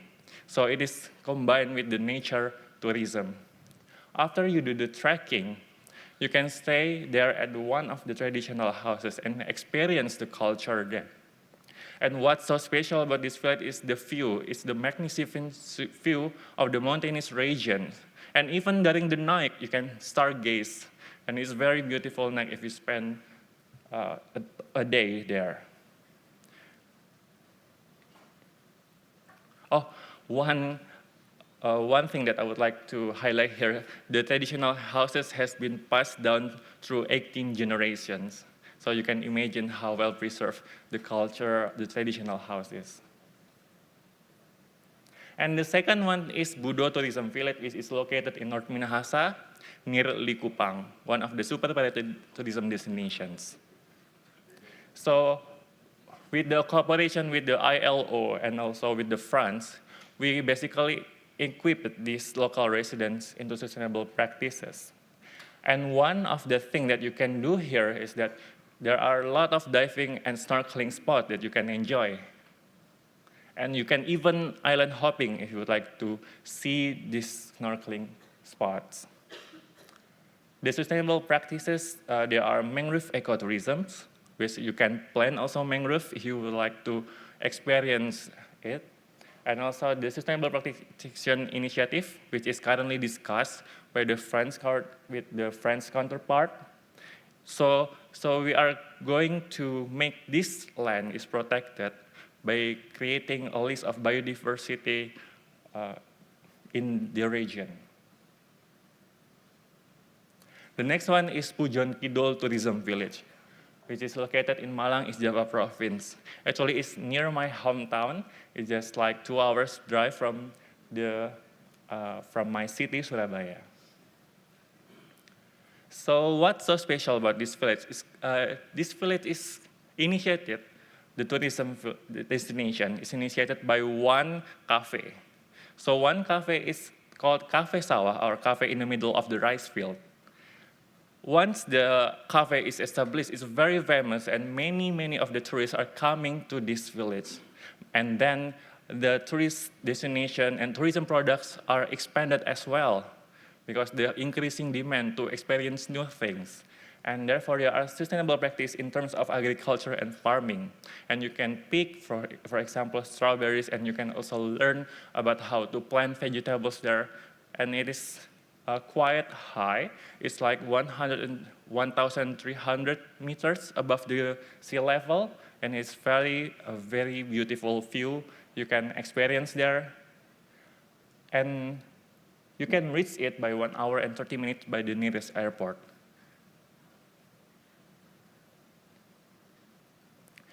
And the fourth tourism village, of course, well, after I explain about the other destination, Bali is somehow cannot be separated from Indonesia. It is very famous, it is very well preserved, and one of the things that I'd like to show is the hidden gems in Bali, because we knew already about Jimbaran, Kuta, and also maybe the Potato Head Beach. And this is called Panglipuran Tourism Village, located in Bangli, Bali province. And if you have joined the World Tourism Day last year, maybe you have visited this tourism village because we held the tour there. So what's so special about this tourism village? It is divided into 3 main areas, which is based on Trihita Karana. It means the balance between the God, human, and also the environment. And the special thing is that 40% of the total areas of this tourism village is bamboo forest. It is by the local residents called it sacred bamboo forest because you cannot cut down the bamboo for using other than the bad days. So you have to cut it on good days and based on their local belief. And the key feature is that each of the residential houses is very traditional, and each of house also has pura, or for the praying for the local residents, and it's very beautiful if you visit there, and a lot of activities can be found there. Even you can book a dinner in the village. And last but not least, the tourism village that I would like to showcase to you, if you like to diving or snorkeling, you can also go visit this village, Pemutaran Tourism Village, which is also located in Bali.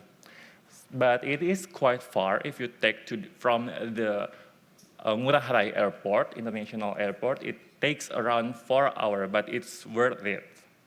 Why? Because the Pemutaran offers a lot of things, from fishing, snorkeling, diving, and even cooking class that you can enjoy.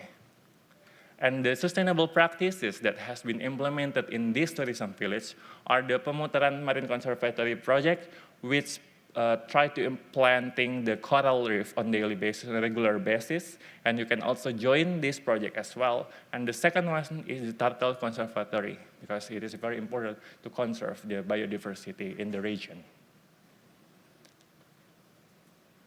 And now I would like to talk about the challenges that we have during developing these tourism villages.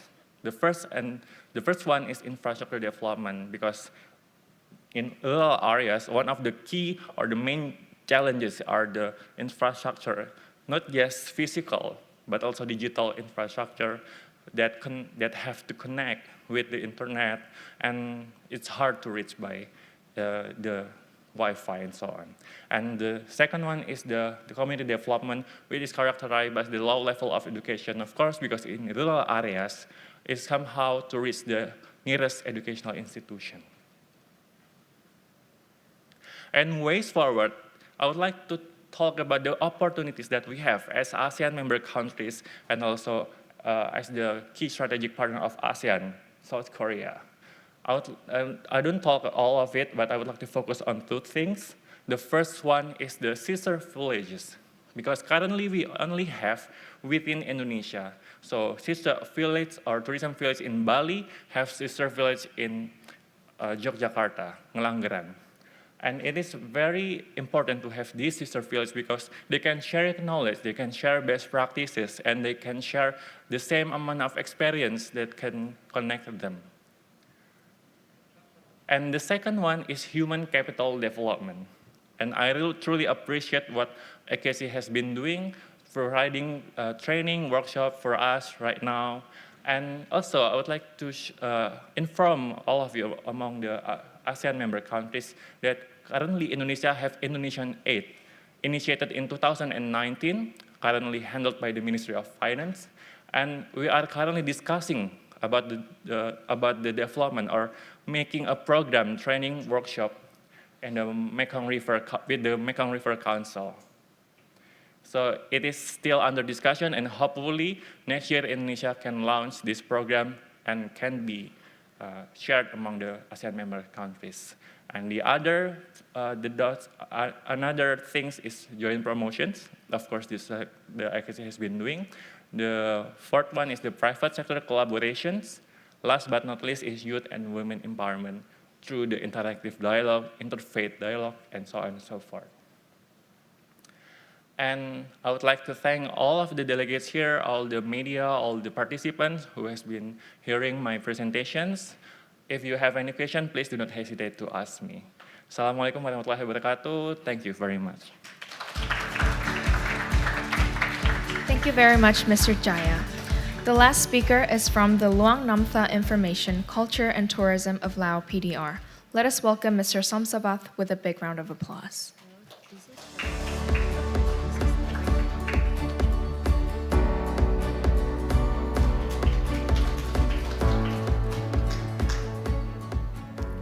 So, good morning, all participants. I am really happy to see all of you at this seminar.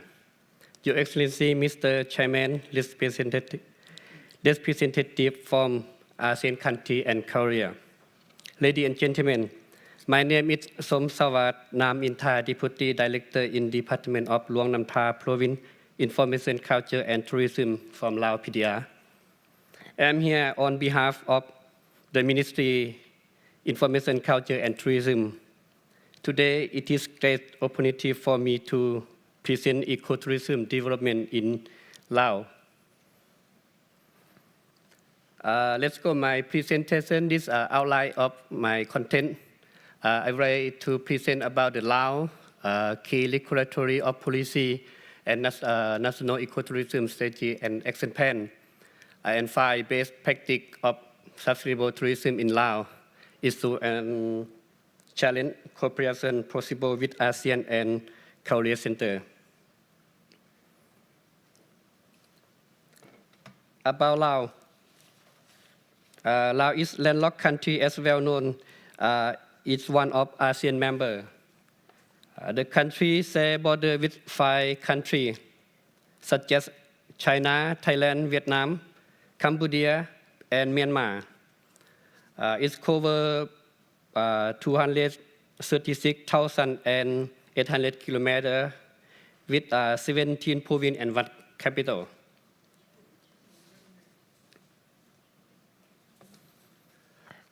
For regulatory of policy, there are policy following. The first, National Socio-Economic Development Plan for 2021 to 2025. Tourism was determined as one of strategy in this agenda. The second, MICT Development Policy on Tourism. First, National Ecotourism Strategy and Action Plan, 2005-2010. So we still use some strategy because there is no updated version. I will discuss later. The second, Laos National Tourism Strategy Plan 2016-2025. The third, Tourism Development Plan 2021-2025. The fourth, during the COVID-19, Laos PDR tourism, we have tourism COVID recovery loss map 2021-2025. The sixth, in the post-COVID-19, the Ministry Information, Culture and Tourism define green travel zone and green travel trail as the objective to promote nature-based tourism in ecotourism area. The third one, for Laos tourism marketing campaign, this is organized Visit Laos year 2014 to promote Laos tourism. That's one I invite all you visit Laos. In each province, they have also their tourism policy. For National Ecotourism Strategy and Action Plan 2005 to 2010, now some strategy relative ecotourism has development, and based on this strategy, there are following goals. The first, strengthening in situation arrangement for planning and management ecotourism flow, supporting capacity building and promotion of good practice, support environmental protection and nature conservation, provide socio-economic development and cultural heritage, protection of host community, and development ecotourism research and information. In this regard, based on the current situation, we need to get insight in ecotourism development with all stakeholders gathered in sustainable development and management. There is a new draft of ecotourism strategy and action plan for 2023 to 2027. So best practice about sustainable tourism in Laos. We have 5 destinations. So in Laos PDR, we have a lot of tourism destinations, as well as like Luang Prabang, Vientiane, Vang Vieng, Champasak, and other provinces. For the 5 ecotourism sites below are for study purpose in my presentation. The first, Namha NPA, Luang Namtha province. This is my province. Yeah? I am from this province. So Namha NPA located in the north part of Laos. Luang Namtha province is covered 222,400 hectares. Ecotourism was developed in 2000 and declared as ASEAN Heritage Park in 2003. This area focused on nature-based tourism and community-based tourism. This aimed to generate income for local people in this area. Culture conservation and nature preservation. They have activity which includes trekking, kayaking, camping, bird watching, and culture show, something like that. Yeah. On tour program are provided by local tour company in the province. So this we develop ecotourism in Luang Nam Tha. The second one, Namkat Yolapa. Namkat Yolapa in Phu Hipi NPA, Udom Sai province. This located between Luang Prabang and Luang Nam Tha province. This area was developed by private sector company called Forestry Area Conservation Ecological Tourism. This is cooperates with Ministry Information Culture and Tourism and Information Culture Tourism Department in the province. There are various activities such as canopy walking, zip line experience, ATV allowed earlier, and other interesting programs with more than 50 options. The third, Kibben experience. Kibben experience, this is also private sector investment.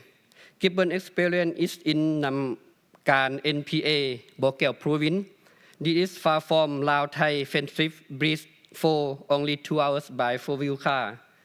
Whereas the tea house are the world tallest one, which provide authentic experience at tea house. The highlights watching Kibben, watching wildlife Kibben. Community-based tourism has highlight success in this area. The first, night safari. This is administered by the government project. The project aims to preserve wildlife in the Nam Et Phulei NPA. This supported by the Wildlife Conservation Society and work closely between nature, local government, and local community. The area provides nice safari on Nam Neun River, and travelers are also able to go trekking and watch wildlife allowed the projects earlier. This project supported by World Bank. And the last one, the Lock View Point. The Lock View Point was developed by Discover Lao Today company, who offer large ecotourism product and also provide high standard hotel and restaurant in Laos. They have activity in the Luang Prabang, Wang Vieng, Vientiane, Kham Muan, this in Kham Muan, in Champasak also. Yeah. This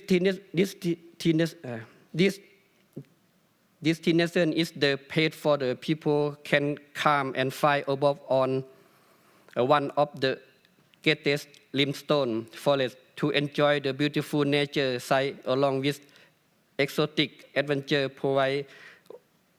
provided along the bridge. I have been there last month. It is a wonderful place for visits. We stay overnight and enjoy some activity there, and really impressed and by this experience. Right? For ecotourism contribute, the ecotourism development contribute to following objectives. The first, poverty evaluation. The second, preservation of culture and tourism heritage. Good cooperation between public and private sector. Sustainable use of nature resources. Wildlife conservation, raise awareness on culture preservation and nature conservation in the local area. Great income for general income for the villages. issues and challenges. Although we have development tourism for a long time, there are existing challenges. The first, insufficient policy and regulation on ecotourism investment, poor transportation and facility in tourism site, limited skill staff, low quality tourism product, low value add on products, poor waste management in ecotourism site, loss of clean, expansion of deforestation and forest exploitation. Benefit sharing insufficient to local people. Not everyone get benefit from the ecotourism activity. Lack of capital investment for private sector. Lack of marketing campaign in big event in the national event. This issue and challenge above are general problem that the national and level government have to try to solve. For the lesson learn and plan, one established guideline to connect conservation and tourism development in ecotourism area, which is to increase creative for private investor. The second, design ecotourism management system for nature, for national and province protected area. The third, strengthening cooperation among public, private sector, and development agency on ecotourism marketing and promotion. Improve and diversify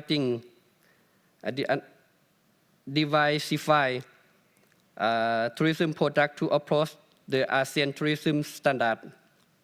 Improve transportation and facility in the ecotourism zone. Improve human resources in tourism sector who are from government, private, and community. Employ the use of digital marketing in ecotourism promote and marketing campaign. Educate local community about environmentally friendly on ecotourism. Possible cooperation with ASEAN country and ASEAN-Korea Center. First, develop sustainably and interconnected network of ecotourism destination and site across ASEAN member states and South Asia. In South Korea, sorry. Encourage sustainable development of ecotourism through partnership between relevant stakeholders.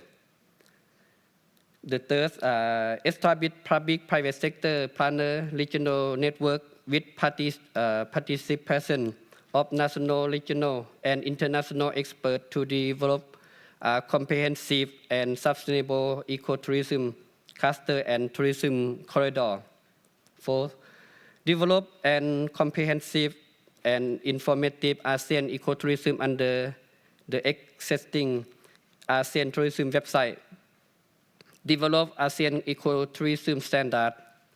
Conduct the regional workshop on ASEAN-Korea ecotourism best practice for sustainable tourism development.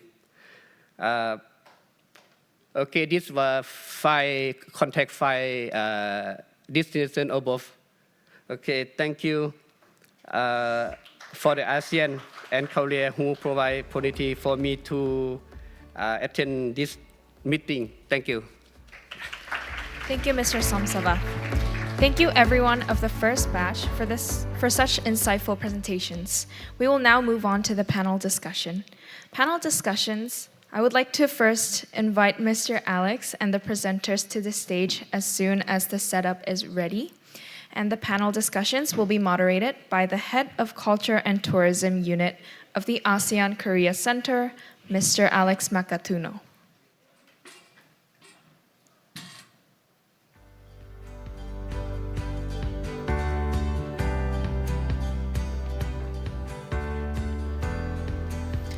I would like to invite Mr. Alex as well as the presenters up on stage to proceed to the panel discussions.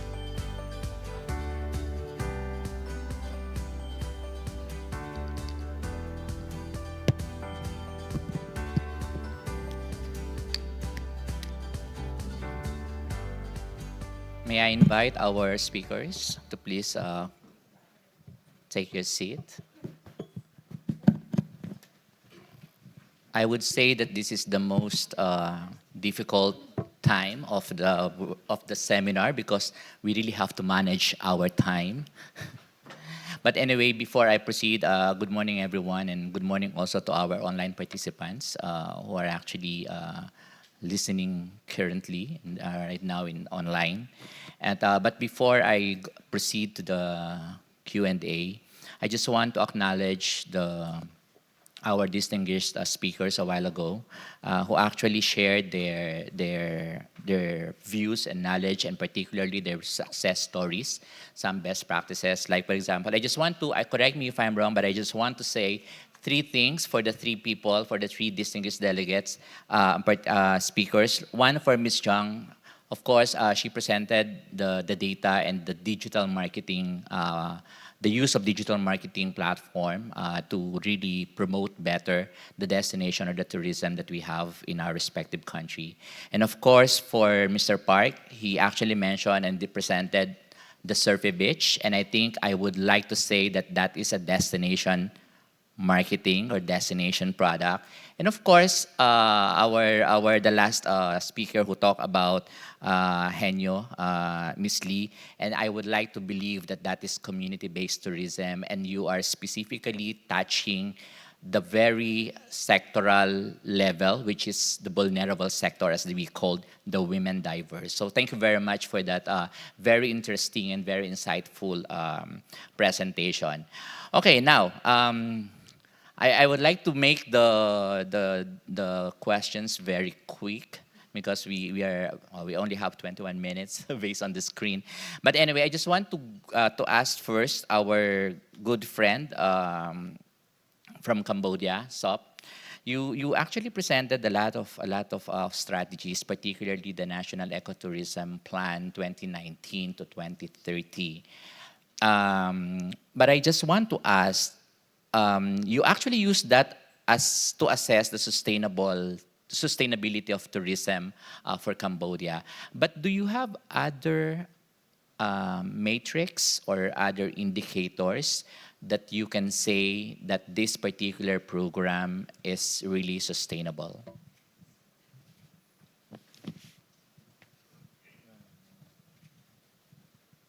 Hello. Yep.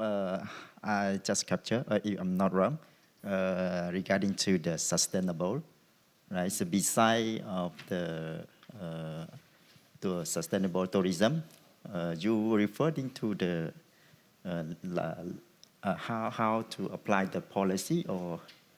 Yeah, aside from, because the National Tourism Plan 2019-2030 of Cambodia is basically a way of assessing sustainability of tourism. But aside from that, do you have other metrics or other means of assessing the product that you have as sustainable tourism? So basically, Ministry of Tour, we applies the eco-tourism, right? So we combine, how to say, conservation, the non-urban areas. So then we can serve from before that's the villager that they try to their livelihood. They use the cut the wood and they go to the forest, right? So now they change from doing that. They come back to do the apply the eco. So most of the time they generate the fund from those. Okay, so meaning you're actually using some of the elements on ecotourism and other tourism development to assess whether your product are really sustainable or not. Okay, Thank you very much. For Brunei, Emilia, I heard in your presentation you said about My Happy City. And a happy city, and there are also a lot of initiatives that you actually mentioned, particularly the direct imports and all these things. And you also showed the Ulu Temburong, right? And one of your destination. My question now is, in what ways can sustainable tourism really contribute to the preservation of the destination's beauty and its cultural heritage? So, in my presentation earlier, as I've shared the plans and policies that our government agencies have implemented and contributed sustainable practices in the country. So those are just the major ones, because there are actually some more that are have shown that has contributed and shown great development for the industry itself. So although these guidelines and policies are from different industries, they are still interlinked with and connected to the country's in tourism industry and their impacts to the environment. In saying that, we have actually not just for the government agencies, but because we want it to be kind of an involvement from our stakeholders and our communities as well. In moving forward with the country's tourism development, we have also invited our stakeholders and communities to workshops, capacity building, and they've contributed to all sorts of trainings as well in building the development of the country's industry. And we're hoping that with their participation in our program, it helps the service providers to refocus their activities and also align it to the country's, our industry's vision and mission, so that both sides can maximize on benefiting from the increased number of tourists into Brunei while sustaining the natural environment as well as the local communities as well. Yeah, thank you very much, Amelia. You actually mentioned about communities and how community play a vital role in developing the tourism and in the success of a tourism development. Now, I just want to direct my question to Som. You also made a lot of, you presented a lot of regulations and policy directions of Laos, and Emilia just mentioned about communities and how communities how community represent the whole tourism development.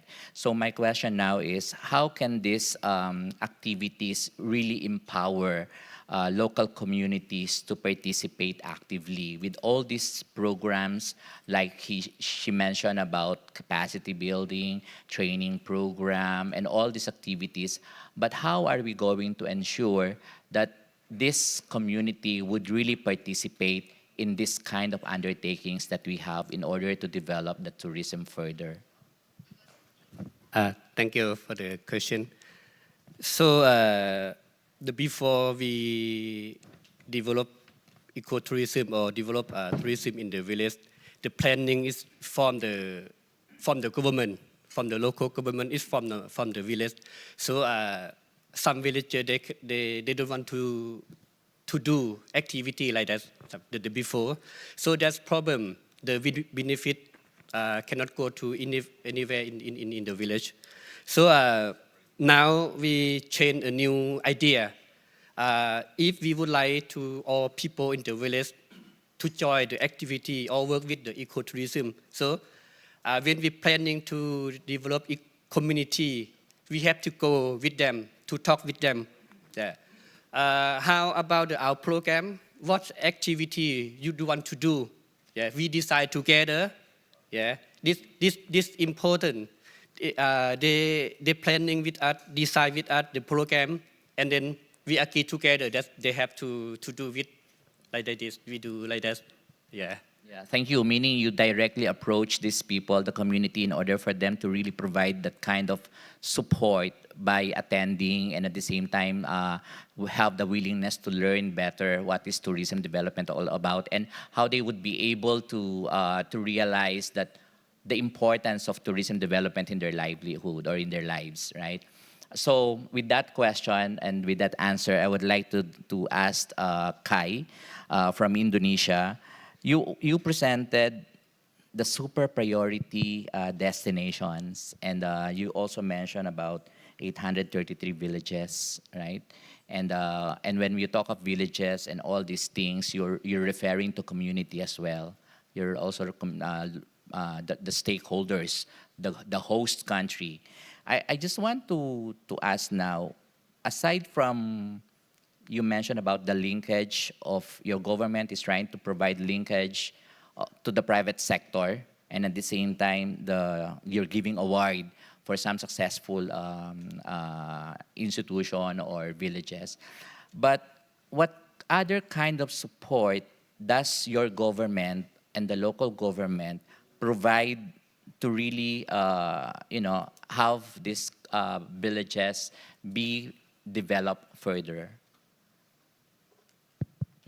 So in Indonesia right now, there is national policy and also the ministerial policy, right? So for the Indonesian or through the government of Indonesia, support all the villages in Indonesia by funding. So every village has their own funding directly going to their account, bank account. And it is around 1 billion rupiah. And it is to support the infrastructure development and also the human resource development. And in the ministerial level, what we do on regular basis, other than ADWI or the Indonesian Tourism Village Award itself, is Gerakan Sadar Wisata or tourism awareness movement. So basically, every tourism village has a movement, or we encourage them to realize that they have potential, because sometimes a lot of people in the village doesn't realize their own potential and how to treat the tourists and how they can develop their tourism products. So basically, in this movement, the ministry is providing support, mentors, and also with the help of the international actors. For such example is the Budo Tourism Village. With the help with the ILO, International Labor Organizations. So they provide training of trainers. So basically, foreign institution, foreign university are cooperating with the local university. They develop module. They develop module for the local residents, and they train local residents to be trainers for their own local residents. Because why? Because local language is still used in the tourism village. And because of the same language that they use, it is much easier for them to digest, to learn about new things in the village itself. And these are the things that the ministry has been doing so far. So you're actually providing funding for these villages? From the national government, not from the ministry. Yeah, from the national government, and at the same time, a soft infrastructure like training, capacity building program. But it's actually the funding is managed by the village itself. Okay. So they are, of course, with the strong monitoring and also surveillance. Can you name some of the criteria that you actually use for you to prioritize that particular village? Well, for the national government, all villages can get the funding without any exceptions. Okay, so there's no such as criteria like in terms of arrival, in terms of number of people that are actually visiting, in terms of the potential, there's none? No. Okay, so thank you very much. So I still have 4 minutes. Probably I just want to ask our distinguished speakers here to answer the question very, very short and very quickly, probably just 2 words. So how can you making sure that the destinations would strike a balance between promoting tourism for economic growth and preserving the environment? So it's like economic and the preservation of environment. So maybe we can start with some. That's one. So for the local people. We work together between local people, private sector to discuss about what's the problem, how can we work together. After that, we building about we set up the curricula for the control, how to pay, how to every people tourists can pay directly with the local people, and then we control and check and monitoring about the problem. Yeah, that's Thank you. Okay. So in Indonesia itself, actually in my presentation, there are the strategy that the ministry had, the 5 main action plan. And one of them is the certifications, because we believe in the certification on how we can run the tourism village sustainably. And our tourism village, we encourage them to take the certification. And basically there are 2 certifications that we use as of now, is that the ASEAN CBT, Community-Based Tourism Standard, and the secondly is based on the GSTC standard, Global Sustainable Tourism Council standard, that we have been implementing in the national level. We adapt the standard to the national regulations. So these 2 standards are the main basis for the development of tourism field, so that they grow economically, but in social and environmentally protection is also adhered as well, and so that the tourism fields cannot, offer or exploit the natures, and so that it can destroy themselves. Yeah, thank you. And I think for Cambodia, so we prioritize on the conservation, what community that we have. So then for the governance process, we would apply for the ESG, right? So keep sustainable. That is about it. Thank you. Okay, on our side, as mentioned earlier, one of our challenges would be on the awareness. So this applies the same as well. So we need to campaign for it, and making sure that the industry and the general public really are aware of the program that we will be implementing, and making sure that they have enough information on our plans and what the concept is all about really. Being transparent as well with our stakeholders who will be going hand in hand with the development of the industry. And when we implement those plans, we do the monitoring and review, not just within the government agencies, but as well with the stakeholders and as well with the communities. That's it. Yeah. Okay, thank you very much. I think I actually wrote three major things here.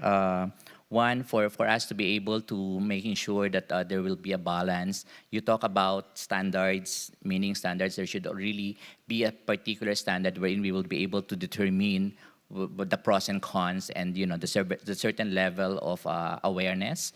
I also heard about the awareness and the transparency, and I think it's also talk about we also talk about the regulation. So in that way, we would be able to really strike or see how we can really make a balance between the development on the economic side and at the same time maintaining and preservation of the natural resources that we have. So with that, ladies and gentlemen, I would like to say thanks. Thank you very much for our speakers. So I think we were able to meet our time.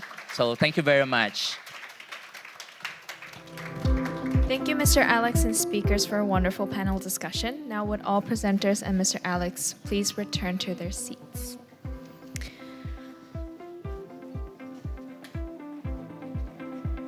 Before we conclude the morning session, I would like to kindly request all participants to fill out a program survey.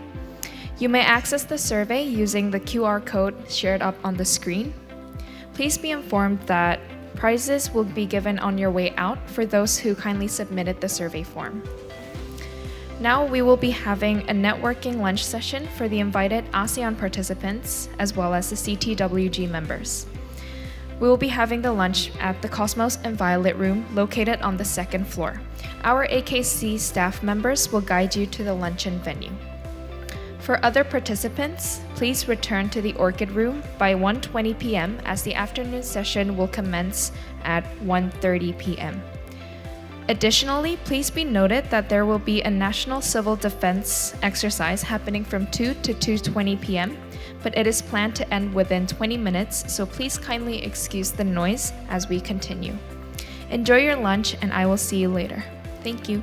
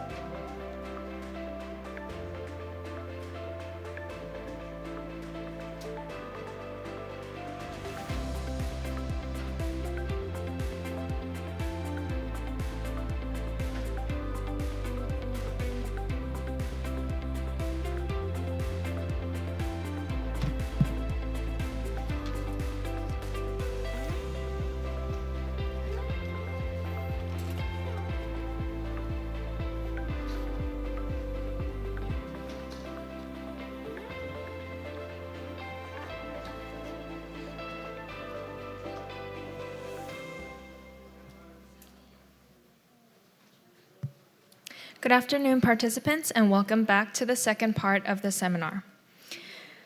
We will now resume the second session and the afternoon session of the country presentations. We will have the first speaker from the Ministry of Tourism, Arts, and Culture of Malaysia. Please let us welcome Ms. Hani with a big round of applause up on stage.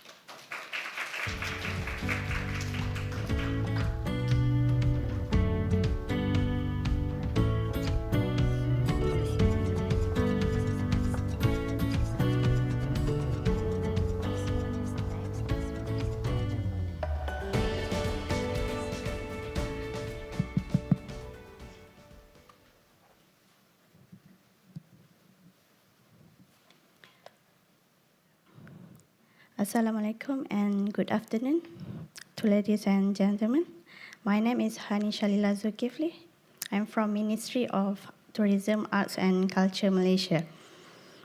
Okay, today I will be presenting on the topic of the sustainable local tourism in Malaysia. Okay.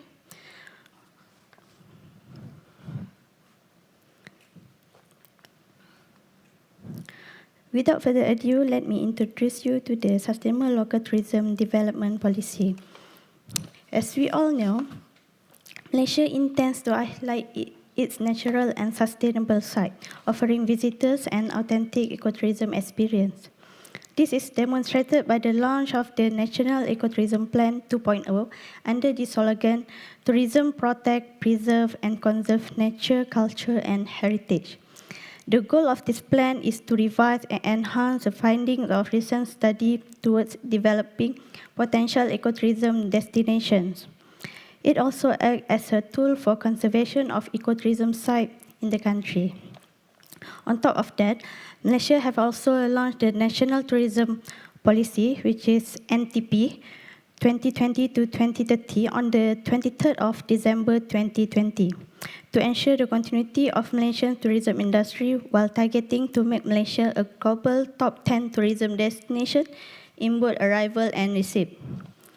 In addition, Malaysia also aims to create synergies between the local community, the economy and tourism. This is to encourage respectful interaction between the locals and the visitors, where visitors can discover Malaysian culture through locals with a positive impact on the community.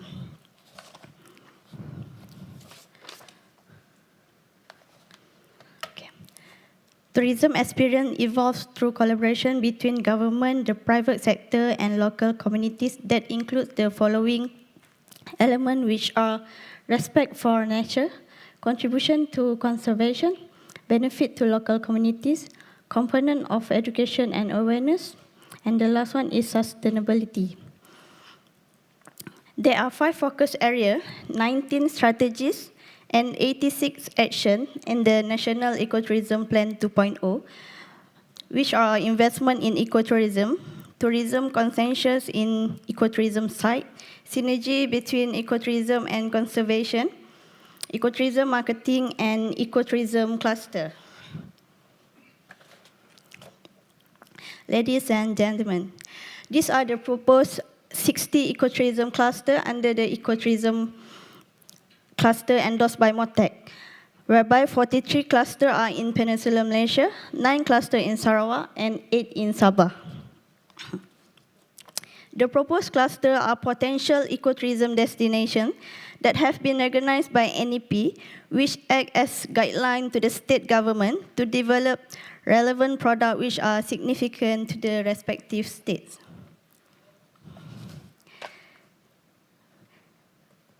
And now we move to the first local tourism destination, the Langkawi Geopark. This is one of our geopark in Malaysia, which is located in the state of Kedah, Peninsular Malaysia. The Langkawi UNESCO Global Geopark is the Southeast Asia's oldest mountain formations. It is also the home to one of the first rainforests on the top planet to present the contribution of geoparks in the archipelago of 99 islands of Langkawi. In 2007, UNESCO officially declared the Langkawi archipelago as one of 94 globally recognized geoparks. These are the protected areas that visitors can visit to catch a glimpse of some eye-catching flora and fauna species. Some of the attractions that you can find here are the Dayang Bunting Marble Geoforest Park, the Machincang Cambrian Geoforest Park, the Kilim Kas Geoforest Park, and the Kubang Badak Bio-Geo Trail. The Langkawi Development Authority, also known as LADA, is the custodian of the Langkawi UNESCO Global Geopark. LADA Geopark and Conservation organizes regular weekly cleanups under the geo-education program that have become part of the local lifestyle in the past years, which also include school students. It involves coral reef cleanups in the water surrounding islands such as Pulau Singa Besar and Tepur Islands. The second destination is Mulu National Park, which is situated in Miri, Sarawak, in the island of Borneo. The park is well known today for its rich biodiversity and for its karst features such as cave and underground river, which are formed due to the dissolving action of water and soluble rocks. It is a UNESCO World Heritage Site that encompasses cave and karst formation in a mountainous equatorial rainforest setting. Some of the attractions you can find here is Mount Mulu, the Clearwater Cave, the Lang Cave, Mulu Treetop Tower, Fast Land Cave, and Mount Benarat. Due to its many attractions, the Mulu National Park has won the Nature, Adventure, and Ecotourism Award 2022 to 2025. Among the best practices of ecotourism in Mulu National Park is the legal guideline which acts to protect the wildlife in Mulu National Park. Management of waste such as transporting waste of Mulu to the Marudi landfill and making sure that tourist accommodation blends with the natural environment. Next is the Kenyir Lake, which is known as a unique tourist destination for a beautiful scenario of tropical forest and widely known for its valuable flora and fauna species. The Kenyir Lake, or better known as Tasik Kenyir, among the locals in the Hulu Terengganu district, has been declared a national geopark and will be known as the Kenyir Geopark. Some of the attractions that you can find here are the Laseh Waterfall, South Waterfall, Gua Bawah, the Kenyir Kelah Sanctuary, the Kenyir Elephant Conservation Village, Orchid Garden, and also the Herbal Park. It is believed that the area is the habitat of more than 8,000 species of flowers, 2,500 species of plants and trees, 8,000 species of orchid, 370 species of birds, and 300 species of freshwater fish. This project is under forest conservation, aims to improve park management through public-private partnership to safeguard the forest and wildlife. to empower local community and to secure long-term financing for this protected area. The Kenyir Lake authorities opened an ikan kelah sanctuary at Sungai Petang that serves as a rehabilitation, conservatory, and breeding zone for the fish. The sanctuary is open to tourists who can experience the excitement of swimming with thousands of ikan kelah. Beside the Kenyir Lake, we also have the Lenggong Valley, which is situated in the lunge of Lenggong Valley. The property includes 4 archaeological sites in 2 clusters, which span close to 2 million years, which makes it one of the longest records of early man in a single locality, and the oldest outside the African continent. The Lenggong Valley in northern Malaysia is a fascinating UNESCO World Heritage Site. More info about the archaeological heritage of the Lenggong Valley is that it is one of the longest culture sequences in a single locality in the world. The Lenggong Archaeological Museum displays many important artifacts found at various archaeological sites in the Lenggong Valley. And one of many attractions which you can find here is the Mount Toba, volcanic ash, Telaga Biru, Lata Kekabu Eco Forest Park, as well as Bukit Bunuh. Among the best practices applied here is on-site conservation of the Perak man skeleton, which was carefully cleaned using bamboo skewer to minimize scratching and scarring of the bones. The very fragile condition of the Perak man skeleton requires each bone to be removed individually. The whole conservation process is done meticulously to ensure the bones are well preserved. Last but not least is the Habitat Penang Hill, which is a world-class rainforest discovery center located at the edge of the magnificent rainforest, located with an easy reach of the vibrant metropolis of the state of Penang. It is known that the tunnel track of the funicular train is the steepest train in the world and the longest in Asia. The Habitat Penang Hill is a B Corp certified, award-winning rainforest discovery center as atop the story Penang Hill, which is the gateway to the UNESCO Penang Hills Biosphere Reserve. The introduction of the Effective Food Waste Composer, EFWC, developed by the Faculty of Engineering of University Pendidikan Sultan Idris, has reduced the environmental impact on Penang Hill by the establishment of new system to reduce food waste. The fabulous attraction which you can find here, among others, are the rainforest Canopy Valley, which you will find it very fascinating, and as well as the view of Andaman Sea and Georgetown on top of the 230 meters Langua Way Canopy Walk. Ladies and gentlemen, now that we have covered all 5 of the chosen ecotourism destinations in Malaysia, we also acknowledge that issues and challenges which drift from the study done is overall, such as the first one is lack of financial support to incentivize innovative ecotourism product development in Malaysia. The second one, the SME business operators are lacking in capacity to manage the ecotourism destination. The third one, a large number of nature education centers have been shut down due to financial constraints. And the last one, the lack of specialized nature guide, especially in the ecotourism side. Right. Malaysia has always looked up to the best practices in other countries, especially in the field of tourism. As we all know, tourism plays a major role in every country's economic development. Therefore, we look forward to more collaborative activities in areas of tourism with the Republic of Korea. And our suggestions in materializing a success collaboration are as follows.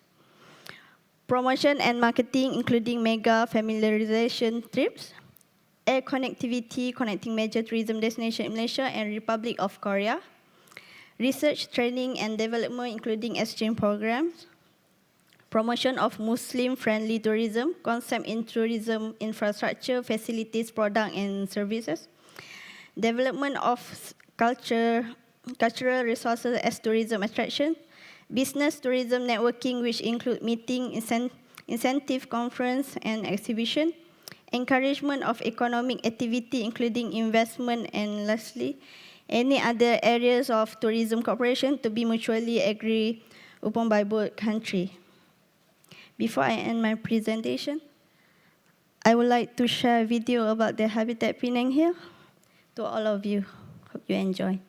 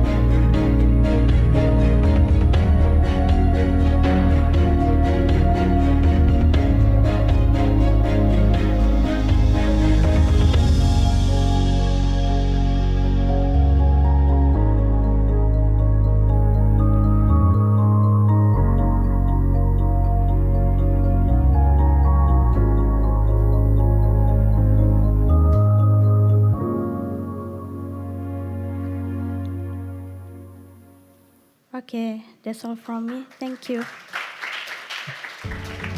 Thank you very much, Ms. Hani. The second presentation will be made by the Ministry of Hotels and Tourism of Myanmar. Let us welcome Mr. Zaw on stage with a big round of applause.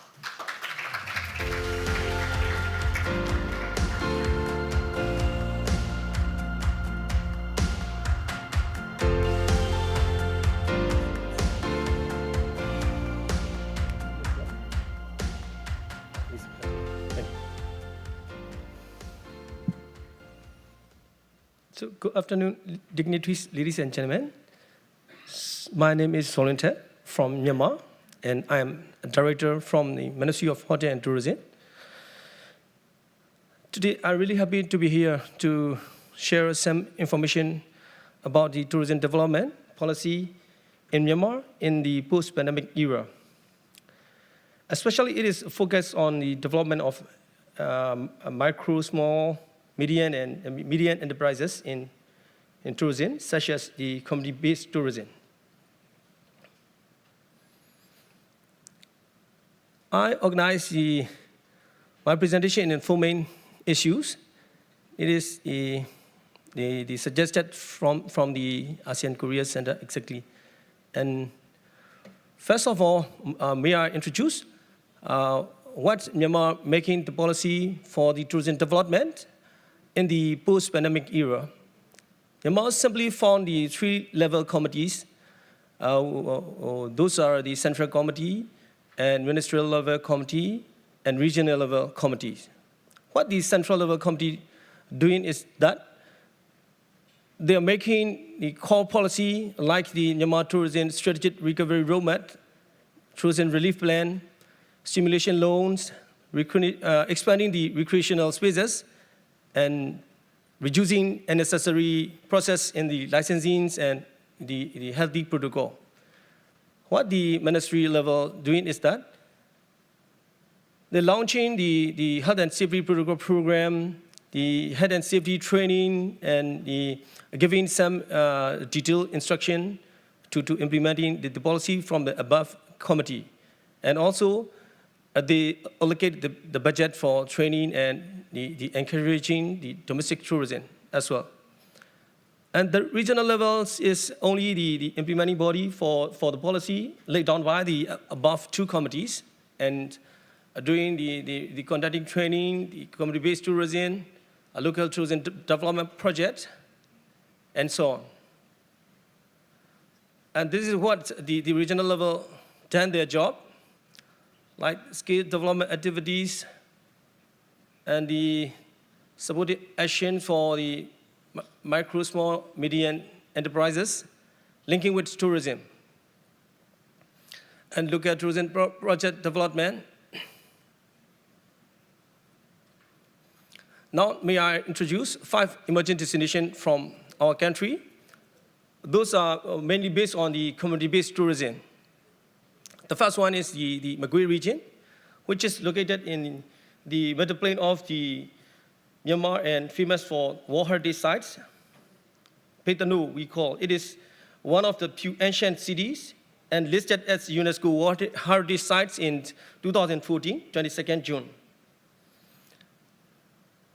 On the way to set the UNESCO site, so we do have the community-based tourism sites.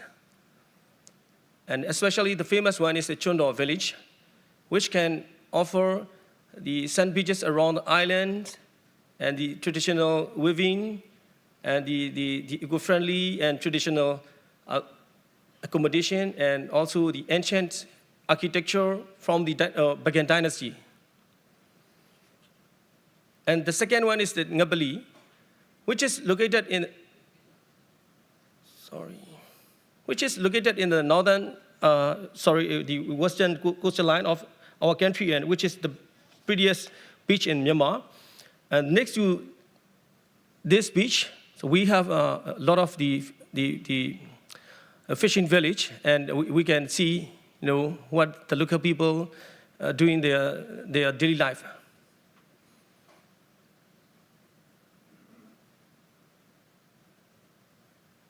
And the next community-based tourism sites are in the down-south coastal line of the Myanmar, a big archipelago, we call.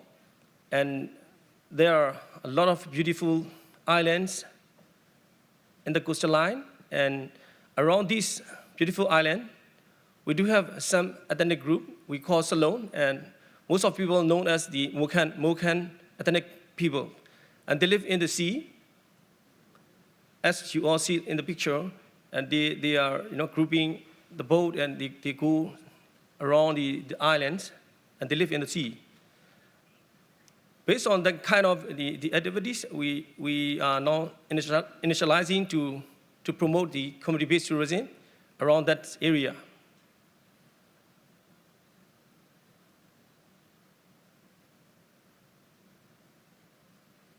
And the other one is in the Shan State, in Inlelik.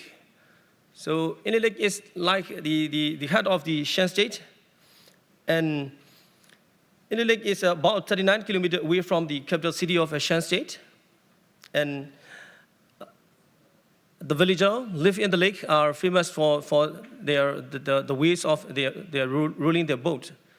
They're ruling their boat by their leg. And we do have the CBD sites around in the Inlelik. This is Zagain community-based tourism, which offer some special experience like the bamboo rafting and eco-friendly the accommodation and the food, local food, fresh food.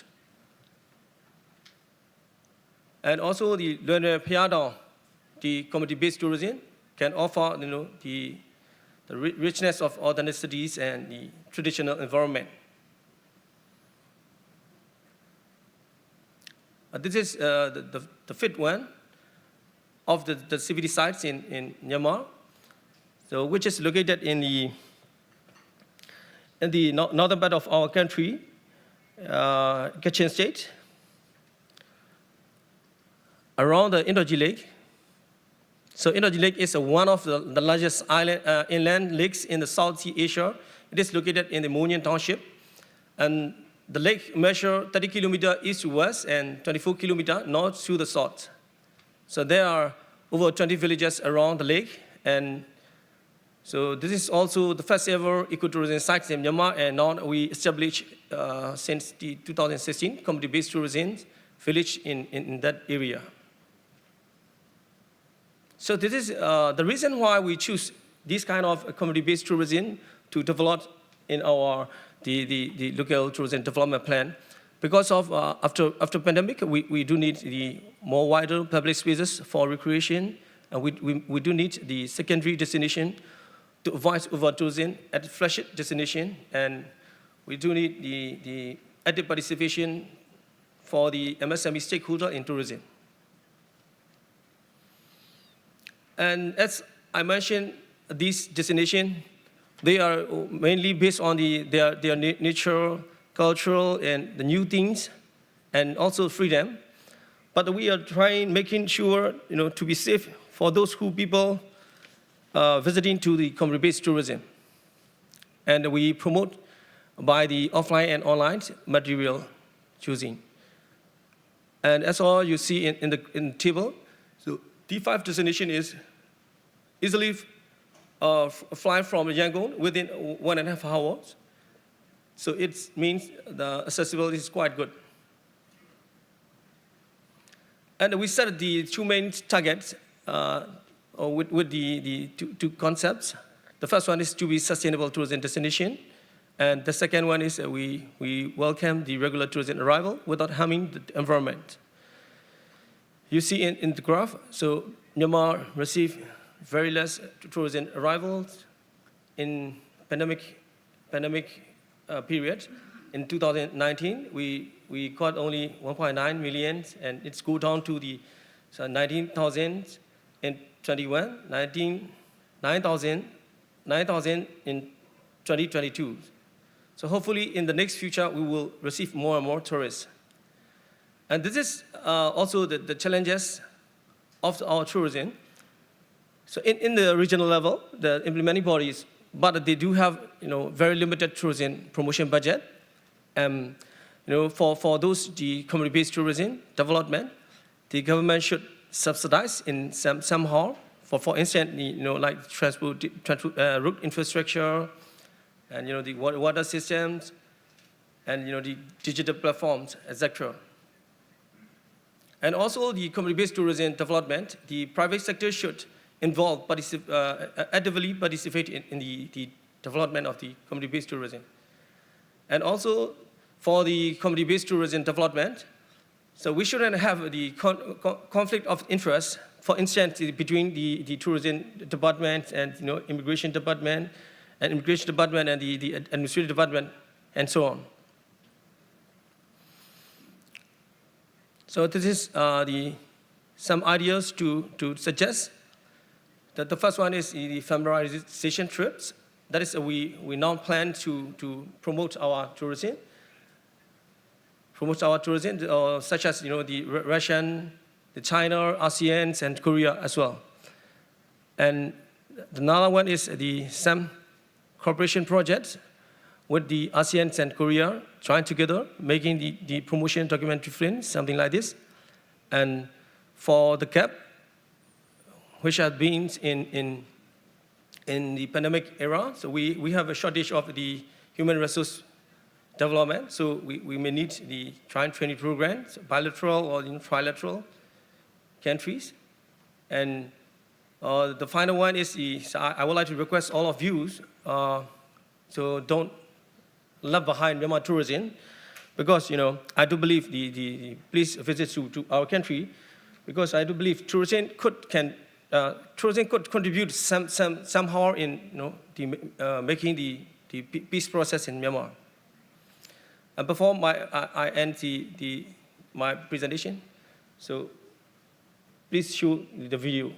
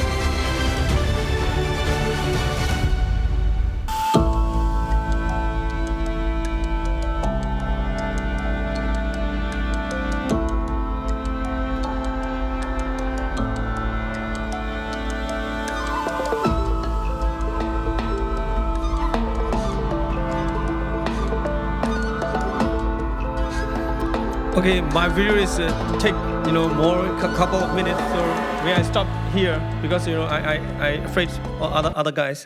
So if you want to see more, please come to visit our country. Thank you very much. Thank you, Mr. Zhao, for your wonderful presentation.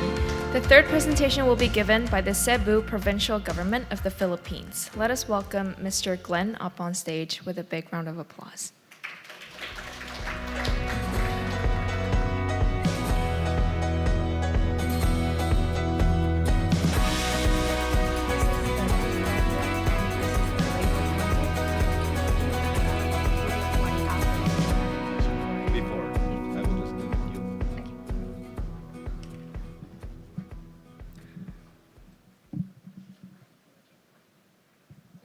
Maayong hapon kaninyong tanan. A pleasant afternoon to each and everyone. First of all, allow me to extend our warmest greetings to AKC Korea, and likewise to all the other delegates here in this forum. The Cebu Provincial Government, in behalf of Governor Gwen Garcia, would like to extend our warmest wishes to all of you. Today, we're gonna present our best practices and likewise other points in relation to our tourism development of Cebu and the rest of the Philippines.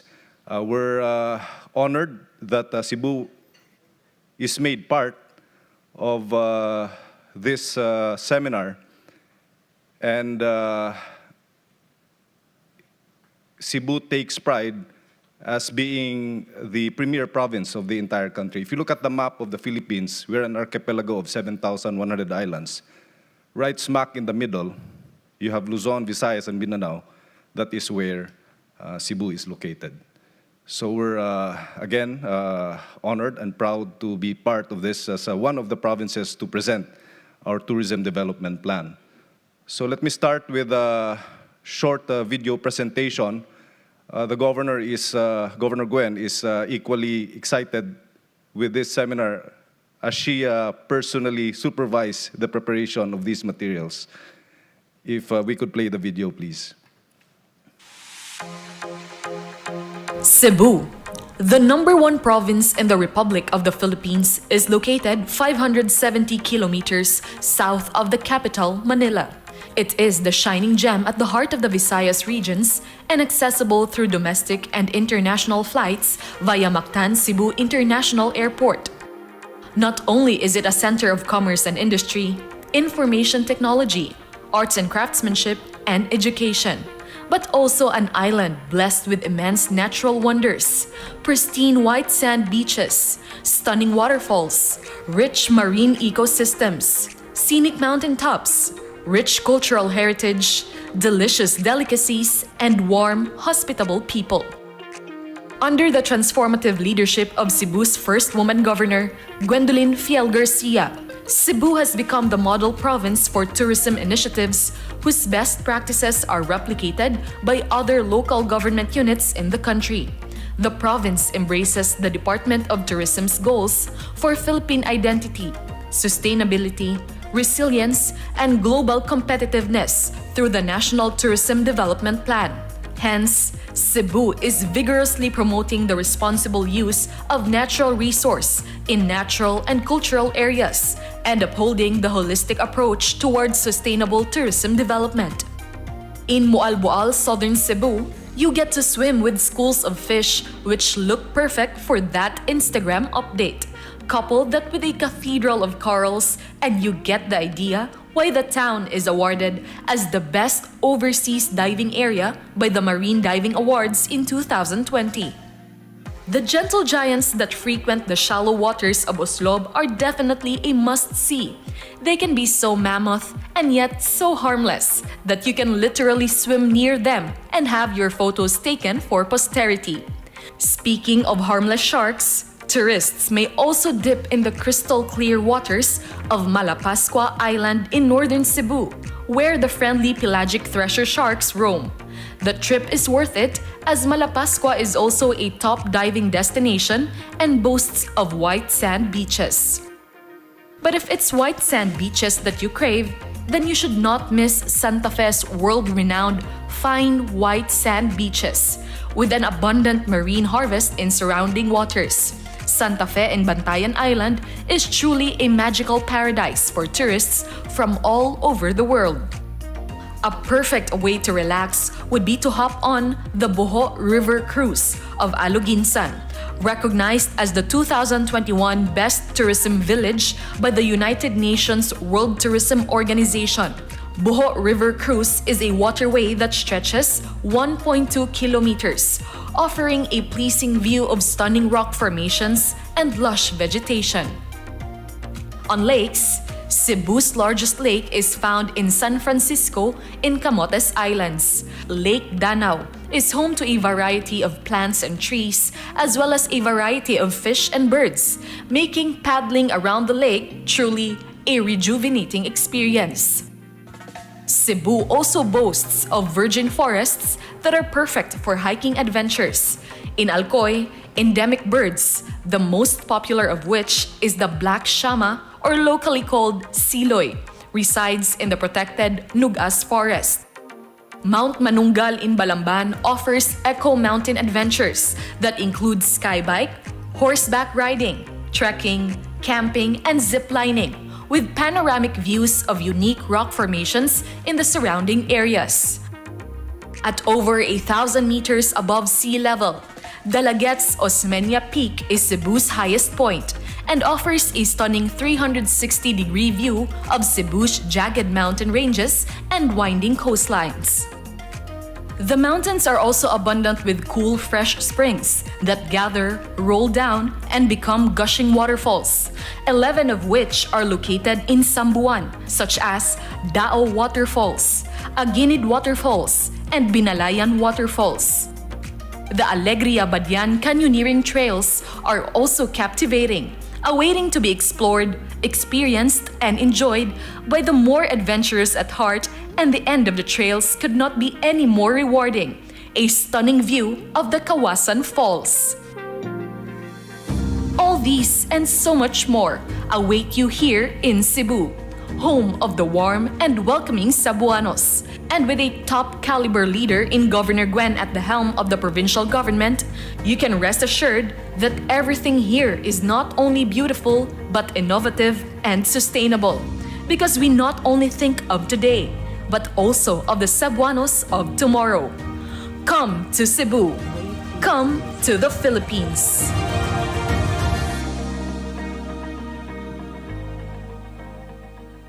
Love Cebu, love the Philippines. We hope that the 10 destinations that we have nominated will entice you to visit us in Cebu.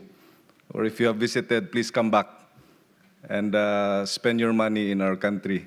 That will help our economy. Anyway, I would just like to make a run-through on some of the important points that I wish to highlight.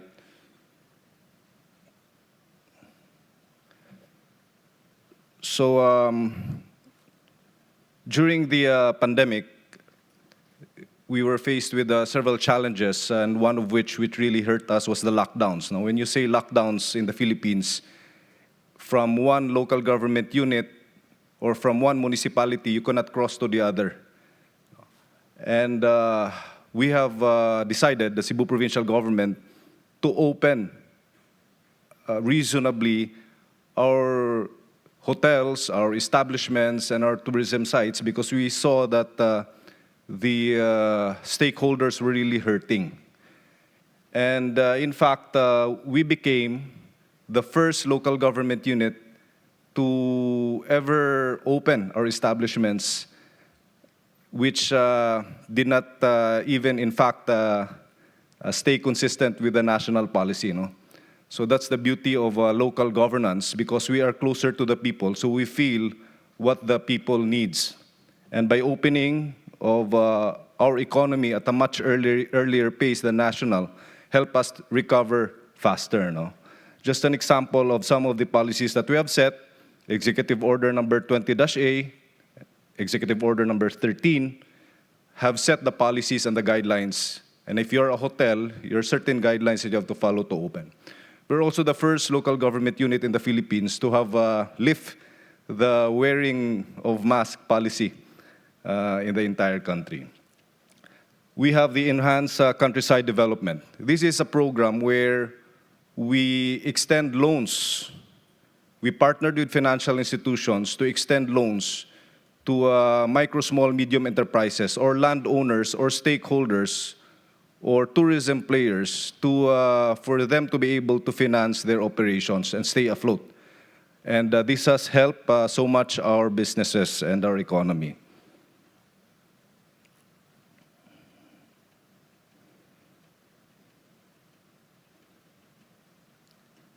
So some of the general issues and challenges that we are facing is land ownership, ethical consumption, seasonal dependence, sustainability funding, and then some of the national tourism policies we feel that we need to strengthen. Shared governance, tourism database. Earlier, it was pointed out during the presentation of AKC that there is a need to strengthen data gathering and data sharing. Solid waste management, overcrowding capacity, preservation of cultural heritage, and infrastructure overdevelopment. In the possible areas of cooperation, I'll just pick out some of the important points where I feel that our region, the ASEAN region or the ASEAN community can be able to work together to help local governments like Cebu. We see that there is a need for data sharing, analysis, and technology.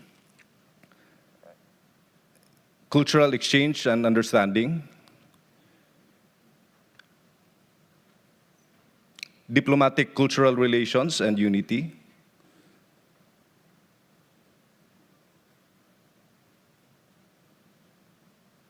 And then data-driven decision-making. So that ends my presentation. Again, we thank the organizers of this event, and we would like to invite you to visit our island province of Cebu. Love the Cebu, love the Philippines. Daghang salamat ug maayong hapon. Thank you, Mr. Glenn, for your speech. Now let us welcome Ms. Christina from the Singapore Tourism Board to give her presentation. Let's invite Ms. Christina with a big round of applause.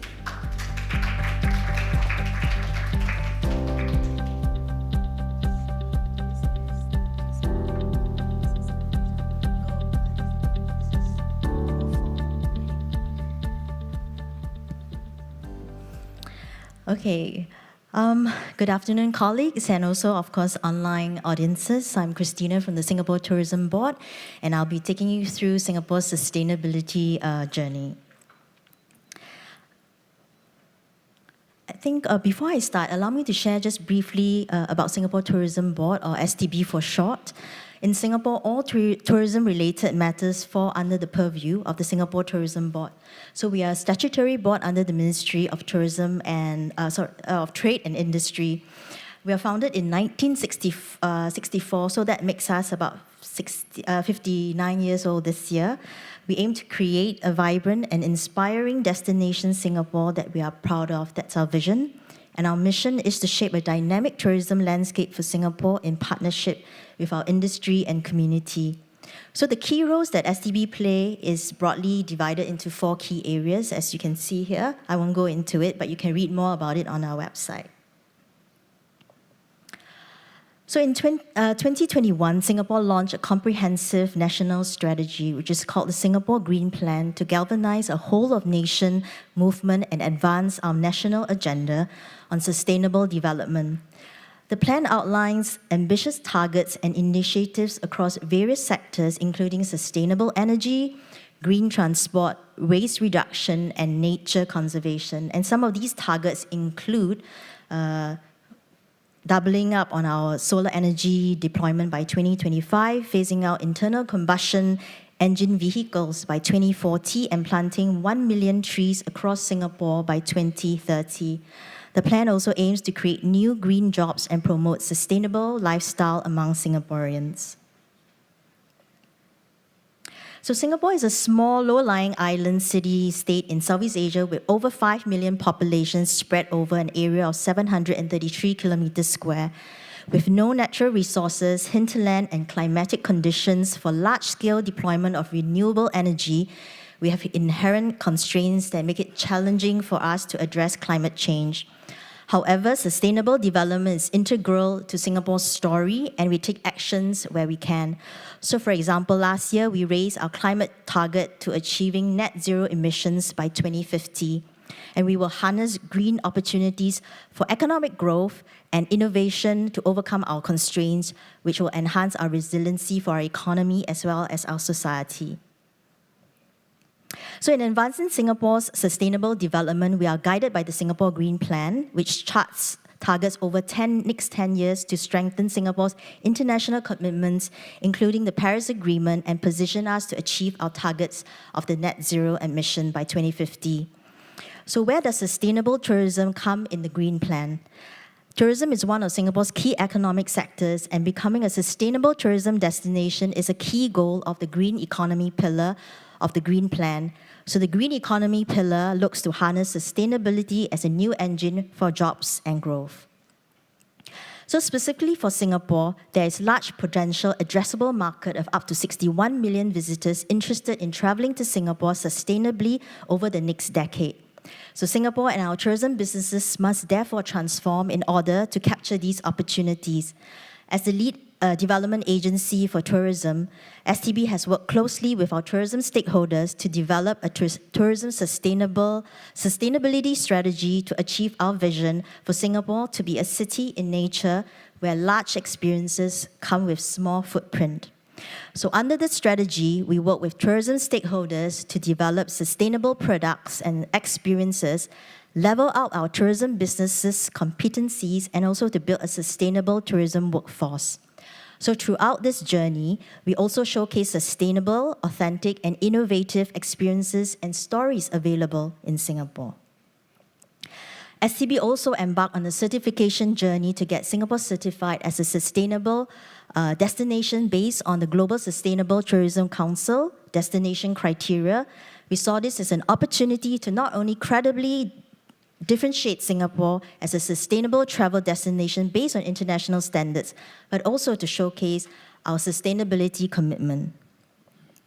We believe that certification plays an important role in helping consumers to identify tourism businesses with sustainable products and practices, and as such, we strongly encourage tourism stakeholders to attain internationally recognized certification where available as another key part of our strategy. So the requirement to get certified then serves as a uniform set of guidelines for our tourism stakeholders. For example, both our integrated resorts have received certification based on the GSTC criteria, as well as awarded the Events Industry Council Sustainable Events Standards for Venues, Platinum certification, where the Events Industry Council standards are specific standards for environmental and social responsibility within the business event industry. So Singapore is often known as a bustling city-state with a modern skyline. However, it is a city in nature with a surprising amount of greenery and biodiversity. So today I'll share 5 experiences in Singapore that have entrenched sustainability and conservation in its ethos. So there we are. Modern city, but we have lots of diversity. So Sentosa, which is just south of Singapore, is a popular island resort known for its beautiful beaches, theme parks, as well as attractions. Guided by the sustainable Sentosa strategic roadmap, the Sentosa community will focus on 6 key areas to achieve the island's dual goal of achieving carbon neutrality by 2030 and becoming a globally recognized certified sustainable tourism destination. So as a start, it rolled out electric bus trials back in 2021, and all of its on-island public transport is expected to be electrified by 2025. And car parks on the island will also allow for electric vehicle charging by 2030. Sentosa businesses are also offering green options for events and weddings, including electric gas transport, elimination of disposables, as well as locally sourced food produce. So part of Sentosa's plan to reach carbon neutrality by 2030 is to harness more renewable energy sources, including using solar and tidal energy, tapping unused sea and land space on the island, and there are also plans for waste-to-energy systems that use horticultural waste to generate gas for electricity. And Singapore's first carbon neutrality-driven business alliance, the Sentosa Carbon Neutral Network, was established in 2021. So this is a collective public and private sector effort to develop Sentosa-wide sustainable solutions through sharing of resources and expertise, while also leveraging economies of scale and a common network to introduce large-scale solutions. So Mandai Wildlife Reserve and its parks are home to some 21,000 animals representing nearly 1,000 species. The reserve in Mandai district comprises 4 district parks, the Singapore Zoo, Night Safari, River Wonders, and the recently added Bird Paradise. So each park provides a unique experience and is dedicated to promoting a sustainable future by protecting the environment and conserving biodiversity. So in addition to its strong animal care and wildlife conservation program, Mandai Wildlife Reserve is working towards a sustainable future to help protect the environment and conserve biodiversity. And specifically, they also support local and regional conservation work to reverse species loss, protect the ecosystem, and also to engage communities. So in addition to conservation effort, the reserves also embrace sustainable practices through carbon-neutral destinations such as tracking carbon emissions and exploring optimal ways to offset carbon produced through clean and efficient use of green energy such as green transport, working towards zero waste, recycling of horticultural waste into mulch for planting beds and animal beddings, and also facilitating download for digital park maps to replace some 149,000 park maps that are distributed every month. So located by the Marina Bay waterfront in the heart of Singapore City, Gardens by the Bay is a sanctuary for nature lovers and also budding horticulturists alike. So the garden comprises 3 distinct spaces over 101 hectares, the Bay South Garden, Bay East Garden, as well as the Bay Central Garden. Underlying the concept of Gardens by the Bay are the principles of environmental sustainability, and much effort was made to plan and design for sustainable cycles in energy and water throughout the Bay South Garden. So the conservatories, which are the domes that you will see, basically showcase sustainable engineering and utilize a range of advanced technologies to achieve energy-efficient cooling solutions. So by employing this suite of technologies, Gardens by the Bay is able to reduce its energy consumption by around 30% in comparison to buildings that use traditional cooling technologies. And to minimize solar heat gain, the 2 conservatories are fitted with glass with special coating that allows optimal light in for plants, but reduces a substantial amount of heat. And the roof is also fitted with sensor-operated retractable sails that provide shade to the plants when it gets hot. And to reduce the amount of energy required in the cooling process, the air in the flower dome is dehumidified by liquid desiccant before it is cooled. And this desiccant is recycled using the waste heat from the burning of biomass. So another interesting experience is the Park Connector network of Singapore. This is an island-wide network of linear green corridors linking major parks and nature areas across Singapore. This is more than 300 kilometers of trails. It presents a diverse palette of recreational green opportunities, provide outdoor activities, and enhance accessibility to nature spaces, and serve to enhance the ecological connectivity between our natural habitats, so making it an important tool for our conservation efforts. So give you a glimpse of the whole connectivity network. The intent is to build a network of ecological corridors that link nature reserves and parks to heartland gardens and parks. And this helps create an interconnected eco-hub, bringing plants, wildlife, and people together. The aim is also to make every road in Singapore a nature way. And by 2030, Singapore will have 300 kilometers of nature way, 500 kilometers of park connectors, so that the goal is that every household in Singapore will be within a 10-minute walk from a park. And under the Singapore Green Plans in Nature pillar, the target by 2026 is to develop over 130 hectares of new parks, enhance around 170 hectares of existing parks with more lush vegetation and natural landscapes. And by 2030, we aim to increase nature parks' land area by over 50% from 2020 as a baseline. And by 2031, we add another 1,000 hectares of green spaces.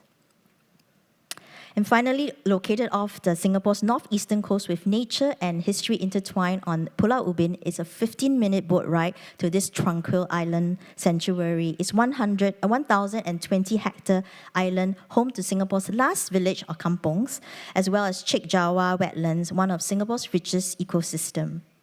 Recognizing Pulau Ubin's values to Singaporeans, the Ubin project was initiated in 2016 to preserve the island's rustic charm and natural environment, biodiversity, and heritage. And the 5 pillars listed here reflect Pulau Ubin's way and how efforts are used to sensitively enhance the island so that biodiversity continue to flourish and it remains enjoyable for everyone.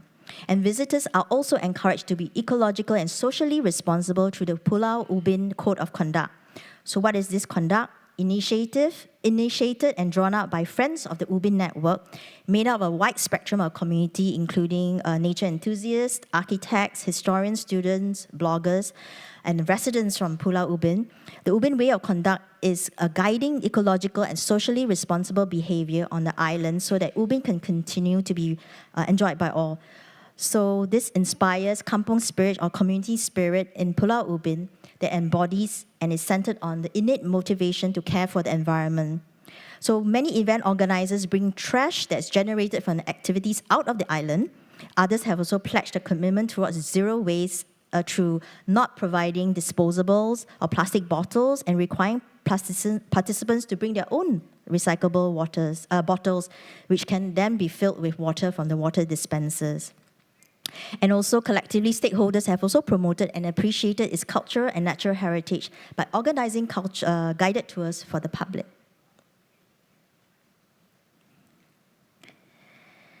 And I hope my sharing today provides a glimpse of our city in nature. We believe that key to achieving Singapore's and tourism sector's sustainability goals lie in providing strong stewardship, rallying tourism stakeholders to produce effective collaborations and innovative solutions. And to realize the sustainability ambition, there are in place strategies, industry-specific roadmaps, targets, incentives, and resources. And these provide a strong foundation to encourage and entrench sustainable practices in the sector and industry level. The government cannot do this alone, and hence everyone and community efforts are critical. There's a long road ahead for sustainable development, and this sustainability journey should be a two-way conversation between government and industry to understand the challenges and align on key focus areas. We also need to take into account the distinct characteristics of various tourism stakeholders, which may be at different stages of their sustainability journeys. Hence, it is important to continue dialogue between ASEAN and also the Republic of Korea, not just at the government level, but also among our private sector as well, to share best practices as well as innovative solutions to stay this course. So this is my last slide, just to give you my presentations all taken from references, which you can find on these links should you wish to learn more. So thank you very much, and thank you to AKC for the opportunity for Singapore to share our sustainability journey. Thank you.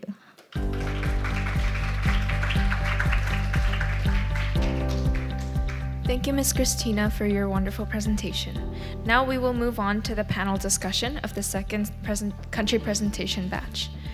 We will now invite Mr. Alex and the presenters from the Malaysia, Myanmar, Philippines, and Singapore up on stage for their panel discussion.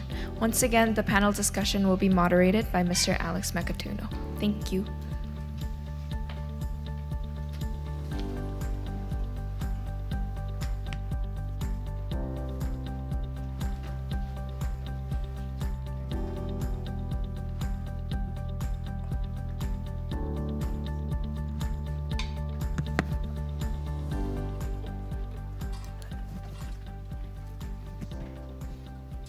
Okay, good afternoon. Welcome back. I just want to say welcome to our speakers and members of the panel discussion this afternoon, panel discussion number 2. Are you ready? Ready?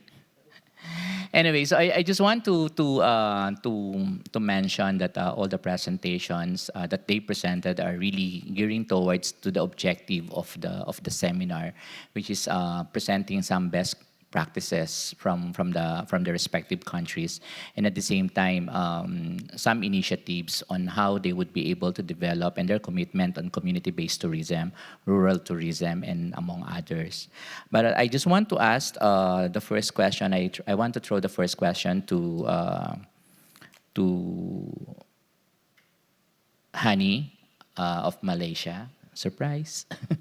No, it was also asked a while ago with the question, the same question that was raised for Cambodia to SOP this morning regarding the use of sustainable tourism in assessing, or the use of data and the timely collection of data and accurate tourism criteria in assessing the sustainable tourism program, and how this tourism or sustainable tourism contribute to the decision making for tourism development.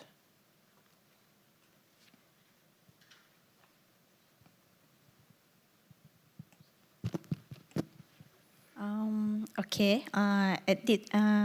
At this moment, actually, Malaysia is in the process of developing of MST. MST is measuring sustainability tourism. We hope by developing this MST, we can measure the impact of tourism on eco, social, and economy. Therefore, MST also can assist, especially the government, to come up with the new strategy or new policy that will have positive impact to not just the environment, but to the socio-economic of the local community. So Malaysia. The measuring sustainable the MST, or measuring sustainable tourism, is now currently being used by Malaysia. Yeah, Malaysia in the process. Yeah, maybe you can. Would you like to share with our audience what is this MST all about? It's still in the process. Maybe next year, after we already meeting with all the stakeholders, then we will come up with the MST guideline, and will be show at our website in Tourism Malaysia. Okay, so I think MST is one of the elements that the ASEAN countries should also take into consideration, as we are also developing. I mean, almost all countries of ASEAN are into the development of MST, but probably you're wondering what is MST all about. So yeah, maybe soon through Malaysia and other AMS member states can probably share what is MST and how MST would be able to use on assessing how sustainable the tourism is, and it can really help in making some decisions for the development. Yeah, true. Okay, thank you. For So, a representative from Myanmar, you talk about tourism for peace, and I do understand that based on the presentation that you presented, I mean the PowerPoint, you talk about a lot of initiatives and community-based program that would probably help in gaining or getting probably income or generate jobs for the community. But I want to ask if you have some mechanism in Myanmar that you already established in ensuring that this benefit of tourism can reinvested for local tourism development. Whatever proceeds or success that you actually gain out of tourism development will be bring back, will brought back for tourism development. Thank you. So actually, as all you know, the tourism revenue have like the ripple effect. It means multiplying, more and more times when spending the money. So we need the investments in the local tourism development. So in Myanmar, our country, we have such kind of mechanism. So we call the regional tourism working committee. So it's formed by the chief minister of the regional government and as the chairman. And so to me, so I am the regional officer for tourism. So I have to, I have the responsibility to play like the secretary of that mechanisms. So we should encourage more and more the tourism village. So it could be very easily to reinvest in tourism and very easily to see the road infrastructure, the schools, or the connectivities. It can see very, very fast. But also the government, the central government should also encourage the huge investment companies like the huge hotels or something. So I think they also need some relaxation for tax or like some kind of encourage something from the government. Yeah. Yeah, thank you very much. I think that's a very, very essential that whatever proceeds that came from tourism developments should be somehow used or be used for further tourism development. Correct. Yeah, that's right. Okay. So I want to go to Christina from Singapore. You actually mentioned about your Singapore Green Plan 2030, and it's really, very amazing. And in terms of the presentation that you just made, I just want to ask, how can travelers be encouraged more to make, or their commitment to make environmentally conscious on the initiatives that Singapore is actually doing in terms of greening the country? Thanks, Alex. Sorry, your last sentence is? Making, efforts of Singapore to for the commitment of travelers to do further and to commit themselves to make environmentally conscious in lieu of or in line with your campaign for green. Your Singapore Green Plan 2030.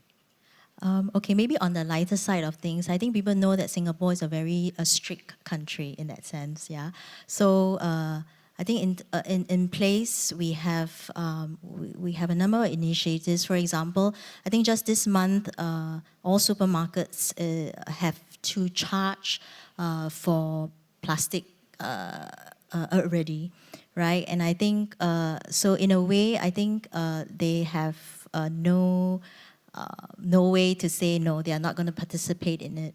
But I think a lot of travelers today are already conscious of their impact when they travel, and I think they are already mindful. And I think if destinations are pushing out sustainable practices, I think they will likely want to at least contribute from their own, I think, initiative, to help to make their impact less. So I think where tourism NTOs can do is really a lot on education, making options available for our travelers, such that there are sustainable solutions as well as sustainable options. But of course, if you choose not to, I think that's, we don't force it down you, but I think at least they know that there are sustainable solutions and options available, and hopefully they will choose the right options. Yeah. So you impose penalties for those who actually commit. Would you like to share what are those penalties? If you? Oh no, those are really more like on cleanliness, for example. So I think if you don't Well, I mean, if you don't flush the toilet, yes, you get fined, but nobody does go and monitor that, right? And I think littering, of course, is a problem. So there are fines for littering, for example. Yeah. So I think now that the government has also imposed that, supermarkets have to charge for plastic bags. It's not very expensive, but I guess people will be more conscious and aware that they have to pay a price a little bit if they want plastic. Yeah, so I think that helps. Yeah. Yeah, thank you very much. For Glenn from the Philippines, being a legislator, we just want to know, in your opinion, what do you think is the most urgent law or regulations that need to be enacted or reinforced to further develop, tourism and emerging destinations development? Well, thank you, Alex. Well, first of all, there is a directive by our president, President Bongbong Marcos, which mandates or which ask local government units to comply with the National Land Use Act. And that is a policy that has been sustained since the previous administration. So each and every local government unit has to come up with its own comprehensive land use policy. And tourism is a major component of every CLUP that there has to be. And in Cebu, where there are 51 local government units, which are component units of the province, and 2 highly urbanized cities, so that makes 53 local government units for the entire island of Cebu. Each and every unit has to come up with their CLUP. That CLUP has to go through the provincial government. That goes through the Sangguniang Panlalawigan, to the body which I am a member of. And I chair the Committee on Planning and Development. And we have to review each and every CLUP. And we have to harmonize it in a way that we can come up with our own provincial land use plan, and it goes up to the national level. So in totality of things, we need to have this as a guide. Have to look at 7,100 islands, and you account all of the local government units that has to participate in coming up with this land use. It's very important because you cannot have a resort here and then a factory beside it.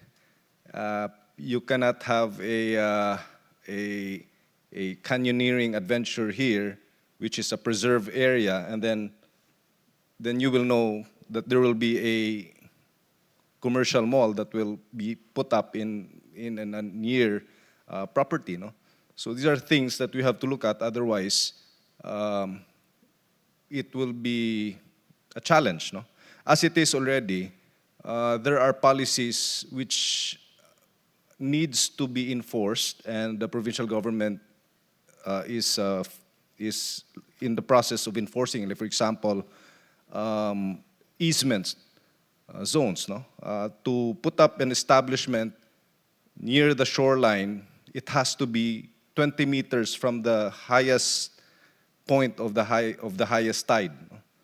But as you go to our province, that is not really followed. But we are.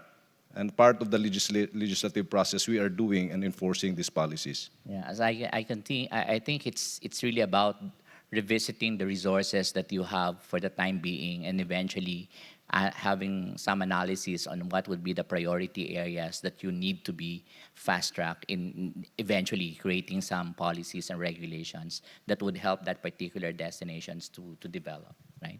The budget also plays a very important role, Alex. No? Apart from the national budget, the local government unit, we are also making sure that each and every amount spent goes directly to the stakeholders, and much of it goes to the tourism stakeholders. No? I could enumerate several programs that applies resources where it is needed the most, and tourism is one of the drivers of this of our local economy. Yeah. Let's go now to more specific questions. I would like to direct these questions to everyone, to all our speakers here. there are different concerns when you talk of tourism development. I just want to ask now, what areas of concern on tourism development are likely most important to promote ASEAN and your respective country maybe as destination? Would it be in the area of human resource development? Would it be in the area of regulations and standards, tourism investments, or even marketing and promotion? So what do you think is the most urgent that we need to do so that eventually the tourism development would be further developed and fast-tracked? Maybe we can start with Hani. Okay, in Malaysia, some example of destination that for tourism development will be our national geopark. Currently, we have 10 national geopark in Malaysia, such as Lembah Kinta, Jerai, Kinabalu, and etc. This national geopark will go through assessment every few years to ensure that they abide all the regulatory measurements that have been outlined with sustainability, community involvement, educational aspect to visitors and to the other factor that will be increase our tourism development. Okay, so meaning for Hani, she's actually talking about the tourism development planning is the much needed area of supposedly focus for tourism development. Yeah, so? So my understanding is you asked that we all ASEAN, right, to develop as a single destination, right? Yes, a single destination or perhaps. Yeah. I mean, for your respective I think country. it should be invest in the sector of the investment, because we are the long run things. Not long ago we are trying to be single destination, but actually I don't see any progress to be a single destination in ASEAN countries. So it could be the huge investments within our countries to make the programs trying together. It could be much easier to make a single destination. Yeah, thank you. So it's more on tourism investments. Yeah. Yes, Glenn. There's a lot of areas, actually, Alex. No, everything that has been mentioned is very important. But to Cebu, I think we would look more into investments and promotions and data sharing. Investments and promotions, we need more private sector partners. We wouldn't mind having Resorts World put up a world-class resort in Cebu. It doesn't have to be, it could just be in a regional level. No? Data sharing is important as we have to build up in the local level and likewise collaborate it and share it with the ASEAN community. No? We would want to know how many tourists are visiting Cebu from, say, Myanmar, from Laos, and vice versa. No? And especially with the social media, digital age, that information could be as simple as having how many positive reviews we have, let's say, coming from Singapore or Indonesia. No? So all of these things, I think, is vital. And moving forward, I think it is one area where we can harness, Alex. Thank you. Yeah, I think what you're trying to say is one of the most important area is the data sharing and the big data that was presented this morning. Unfortunately, we have a very limited time for the presentation this morning, but it was really a very good reference and information. Of course, Singapore. I think, in my opinion, it would be on marketing. essentially marketing Southeast Asia as one destination. I think as a region, we are very diverse, and I think there's a lot more to explore. So I think for ASEAN as a single destination, or Southeast Asia as a destination, I think that needs to be ramped up a bit more. I think as a community, we are close, and I think we can be closer. Yeah. So hopefully, in terms of connectivity as well, getting around the region, I think that would be important. Other than flight, I think there's land, there's sea access as well. So I think connectivity would be another area. Yeah. Thank you, Christina. It's actually a balance. Their answers are balanced. I mean, in terms of priority, they talk about the tourism development, which is very important. Meaning we really have to see and have an analysis and revisit the resources that you have. Then eventually, like it was mentioned about the data sharing and the investment promotion. The tourism investment is important. And of course, eventually it goes to marketing and promotions of the destinations that we have in ASEAN, or it could be ASEAN as a single destination, or it could be an individual promotion of ASEAN member states. Okay, so this probably would be the last question.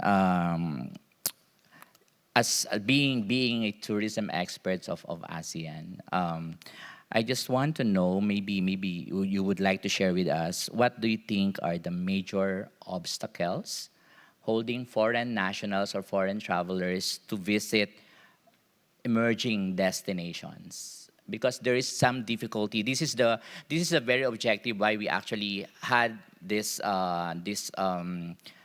conference to talk about rural community and emerging destinations, because the objective of the ASEAN-Korea Center is really to promote the emerging destinations or those destinations that are not yet very familiar or not promoted as a destination. So now maybe it's the time for you to share what do you think would be those reasons why foreign nationals or foreign guests are, they're still visiting major destinations, like for example, you go to Cebu, Boracay, you go to Myanmar, to Bagan or Mandalay, maybe for Malaysia, and of course from Singapore. So maybe you have something to share.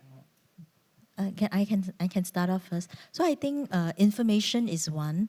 I think for first-timers, definitely they won't go off the beaten track. So first-timers will usually visit your typical tourism cities, for example, into Manila, Boracay, for example. But I think repeat visitors, then that's where you can actually share a bit more about other emerging cities and destinations. I think that's one.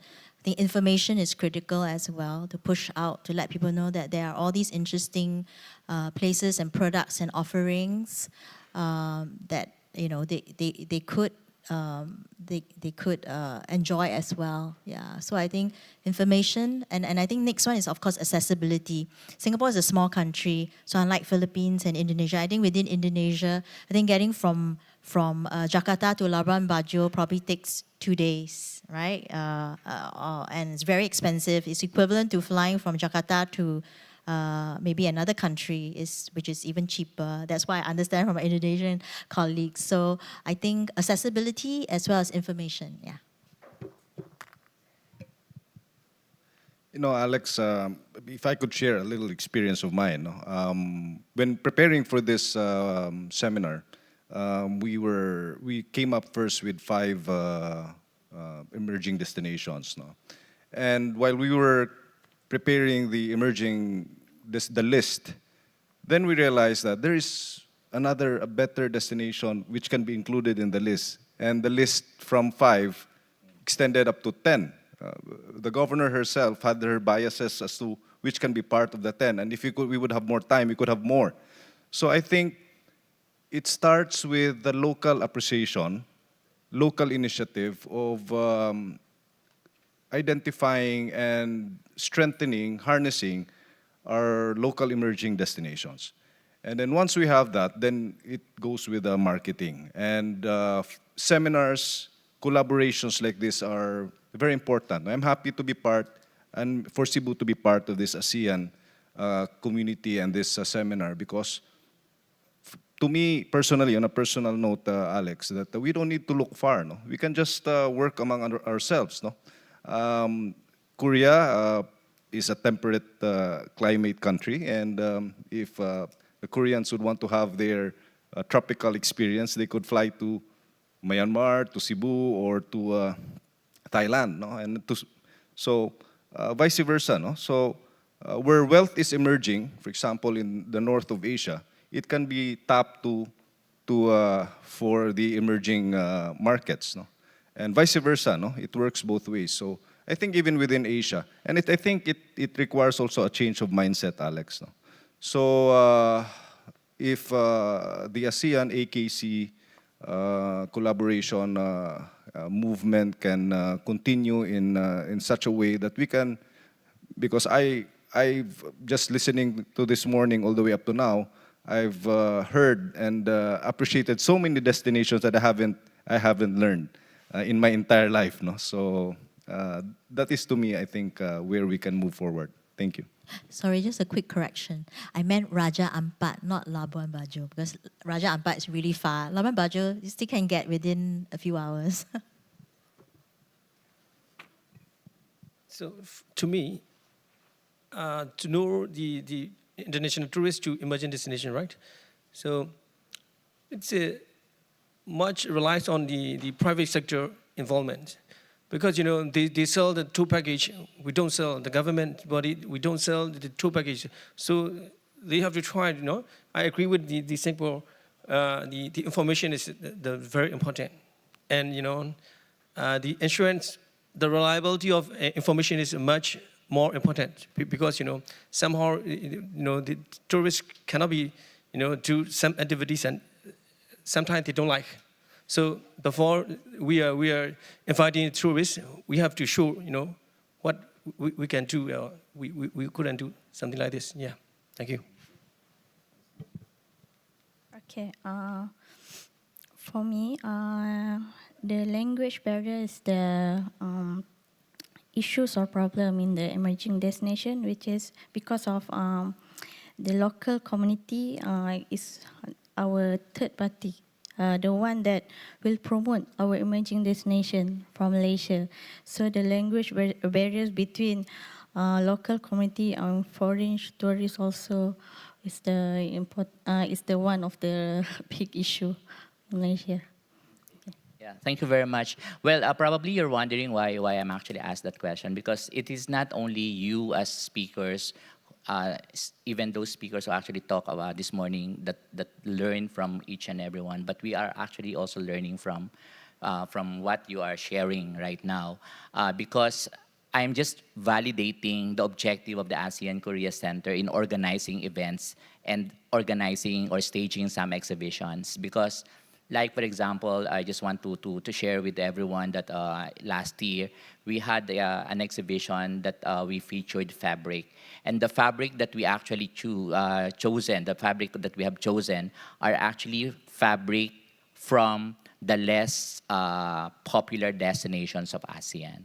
And that is what the objective of AKC now is, to really help the ASEAN countries to promote those destinations, those products that they have, and those are those are the with the cultural and heritage value that came from the less known destinations. So I am just validating it, and now that you mentioned, we will take note of those information or the things that you shared, the importance of the information, of course, the accessibility, the local appreciation, which I think is really very important, so that we really have to educate and we really have to inform our community the importance of the important role of their community because at the end of the day, the destinations will be owned by the community, by the local people, and of course, the private sector involvement. And we always call PPP, public-private partnership.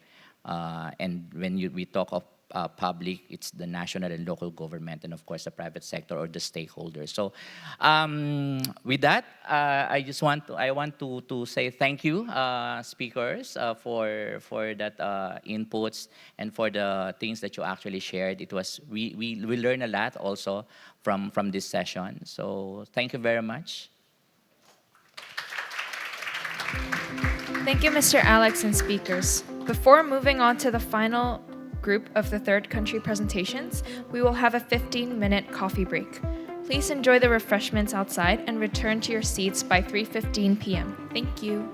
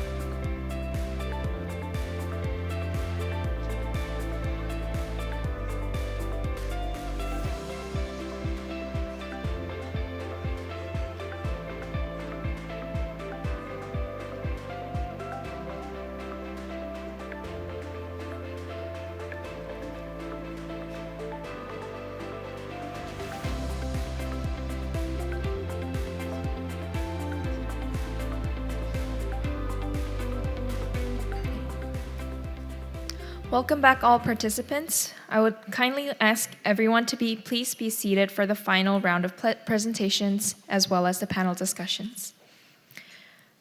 Our final round of country presentations will begin with the designated areas for Sustainable Tourism Administration of Thailand.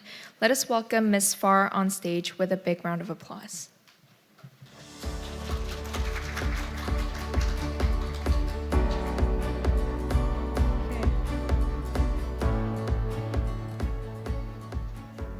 Sawadee Annyeonghaseyo. Good evening, ladies and gentlemen.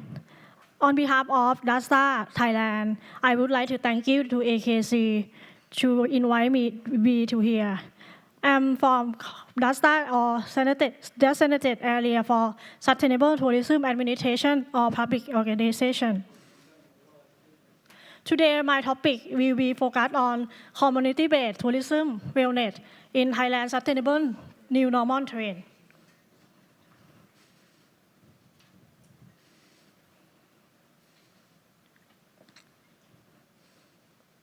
Okay. We would like to show you about sustainable tourism development and for community of the happiness. DASTA is the government agency in tourism in sustainable in Thailand. So we have the aiming to sustainable in use global sustainable or GSCC criteria. We have to develop community-based tourism and destination.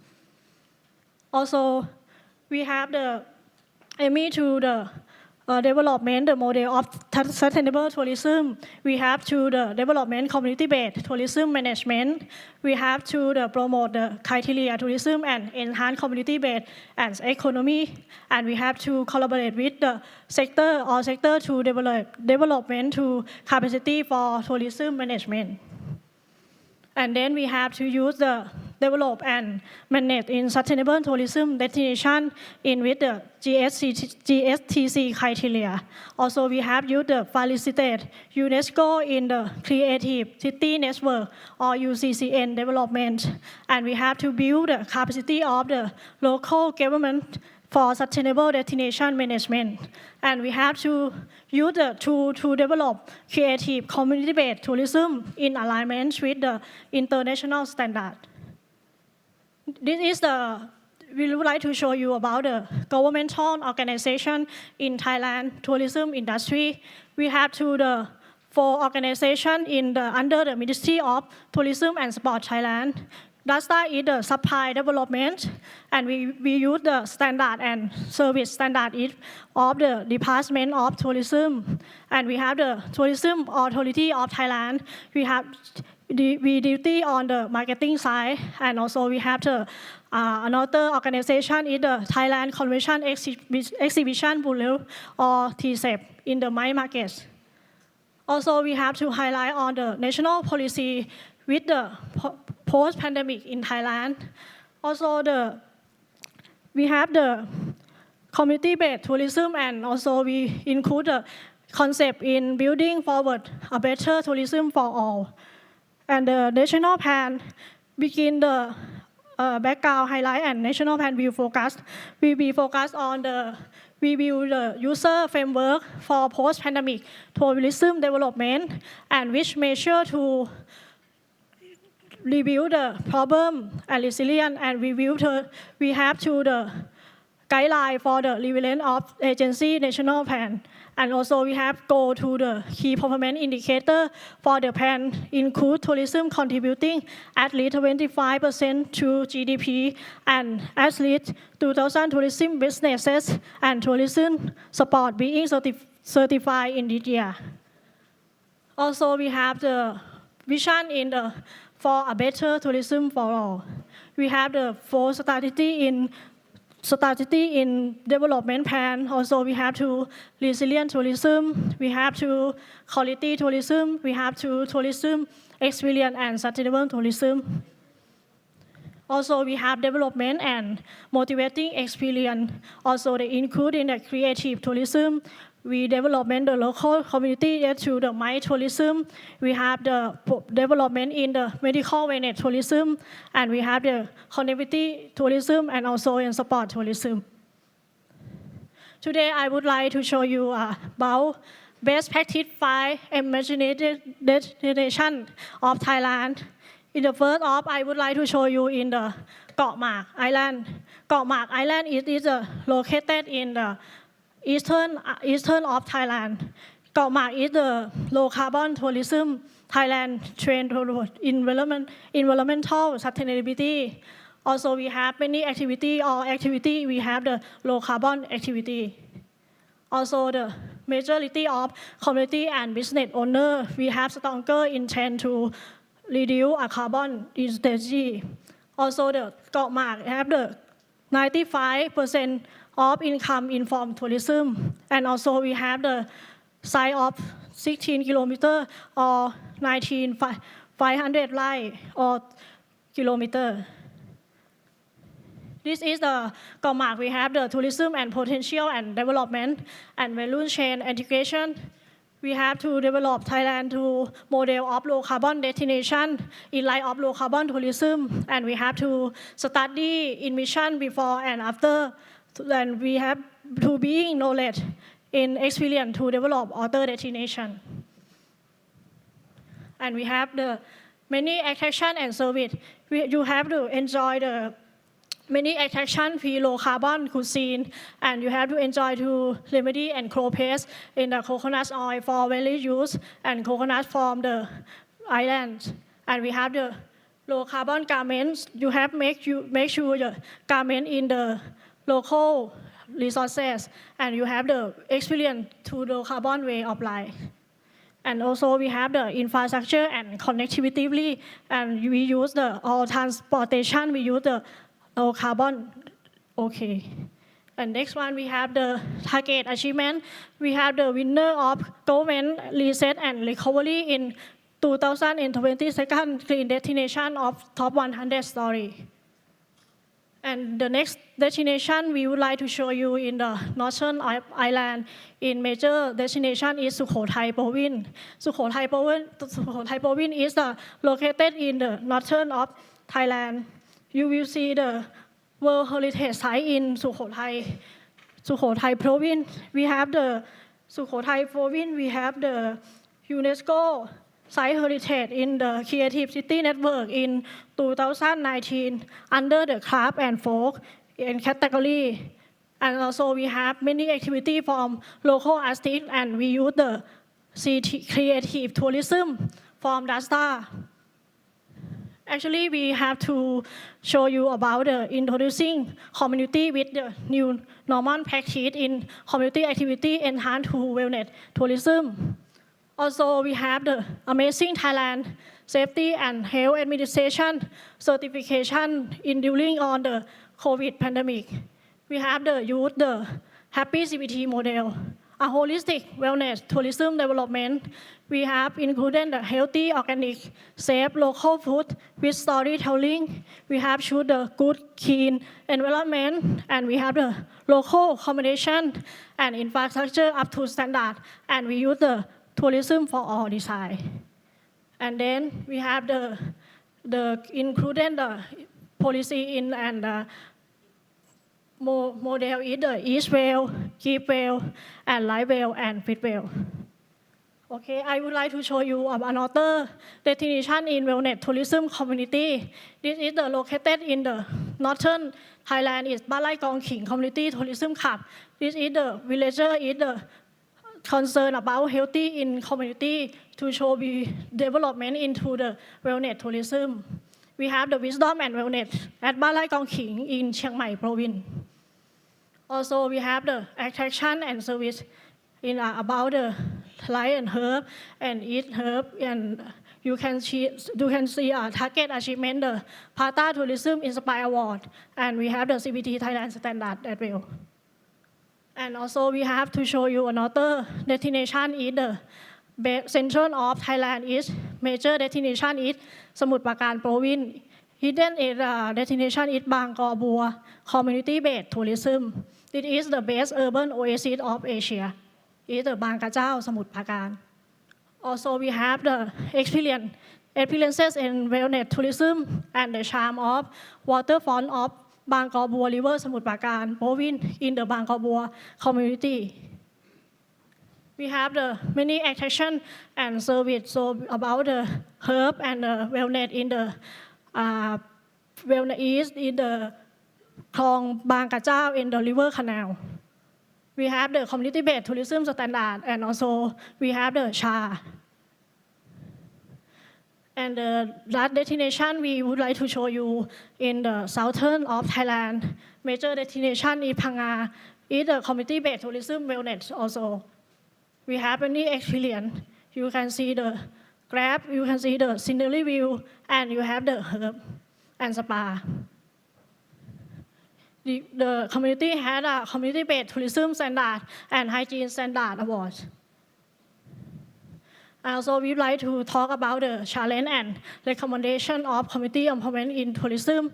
We have the challenge to take to multi-stakeholder to create successful outcome, and we have to recommend to integrate and delegate work based on stakeholder asset and expertise. And we have to the time consuming the empower community for participants. We have to process based rather than performance-based measure. I would like to example for you. What do we do as data sustainable Thailand? We have the co-thinking, we have the co-planning, we have the co-acting, we have the co-responding, we have the co-benefiting, and we have the co-ownership. We work with the multi-stakeholder to successfully in Thailand development sustainable. We have worked with academic knowledge. We have worked with the work group community. We have worked with the governmental body policy and funding. We have worked with the market opportunity. We have the community experience in the national level working group. In the integration data is the work with community level working group. Also, we have worked with women group. We have worked with youth group and food group. We have worked with homestay. We have worked with handicraft group and transportation group. Also, in the current cooperation in Thailand, the Ministry of Tourism and Sport have a memorandum of understanding on tourism cooperation between Ministry of Tourism and Sport, Kingdom of Thailand. Also, we have cooperated with GSTC, ASEAN, PATA, UNTO, UNWTO, and Visit Korean. Yeah. It is a succession cooperation plan. Also, we have the potential area of cooperate with data and Korea. We have the exchanging the fact sheet. We have the application of global sustainable tourism criteria. We have the sharing strategy on sustainable community-based tourism, and we have the power of Asian network. This is thank you very much for having.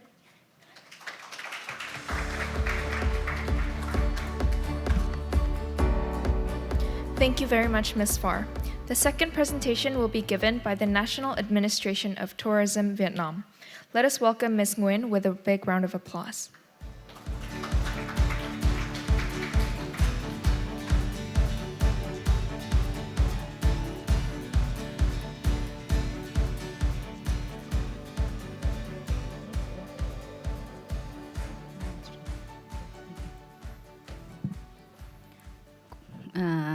Good afternoon, everyone.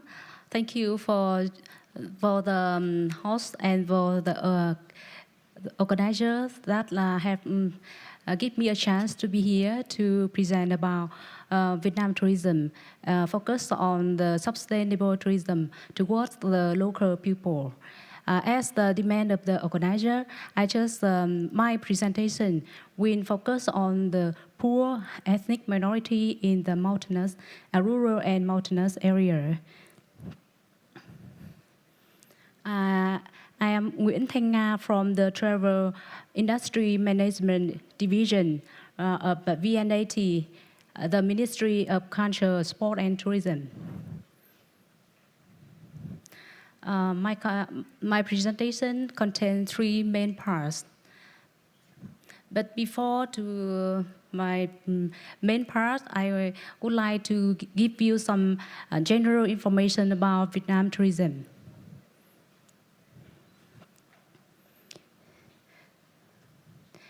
You know that Vietnam has a population of more than 98 million people, and well, the tourism plays an important industry in the country that contribute to 9.2% to the GDP.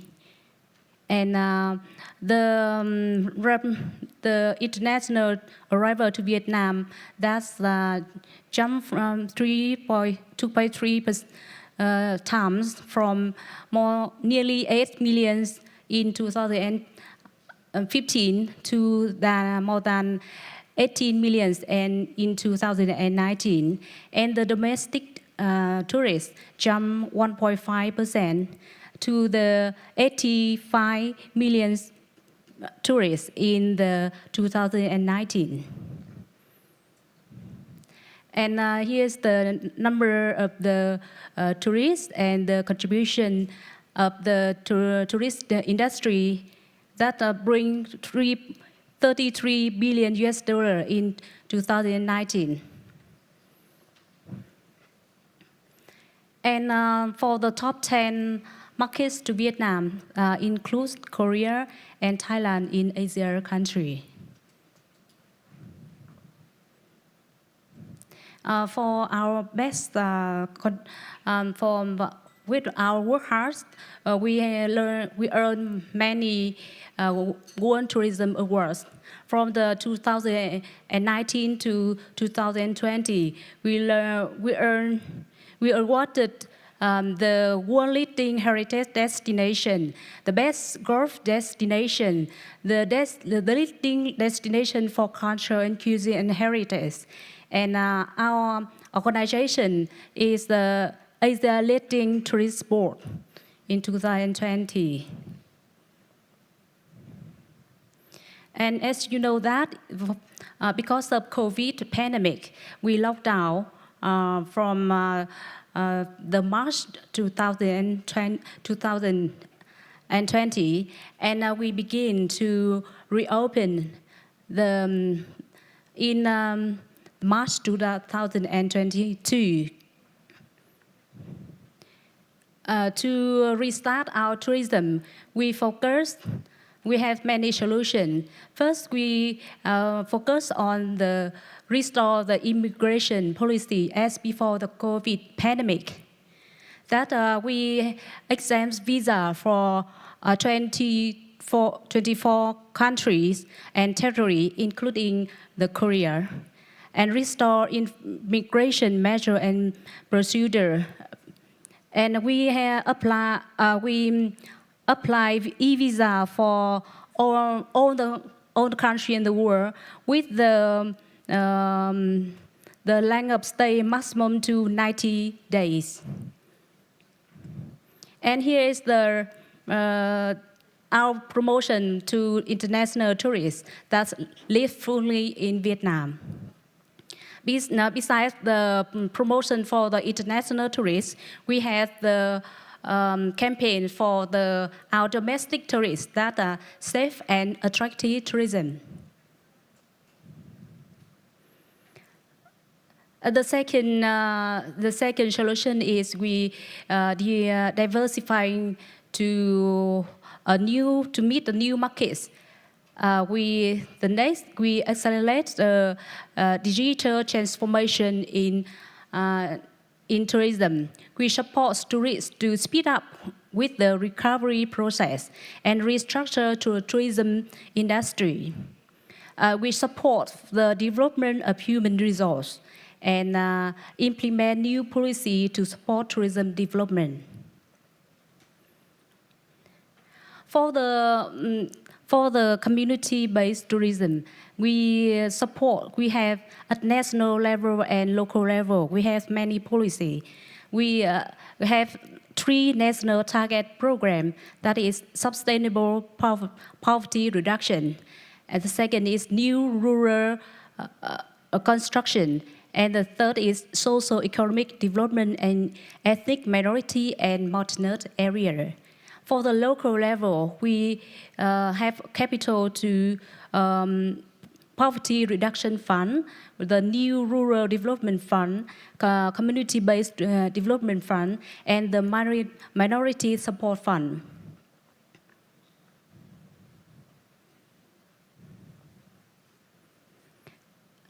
After the COVID pandemic in the new normal, in Vietnam, we have the new chance that pay attention to the sustainability factor.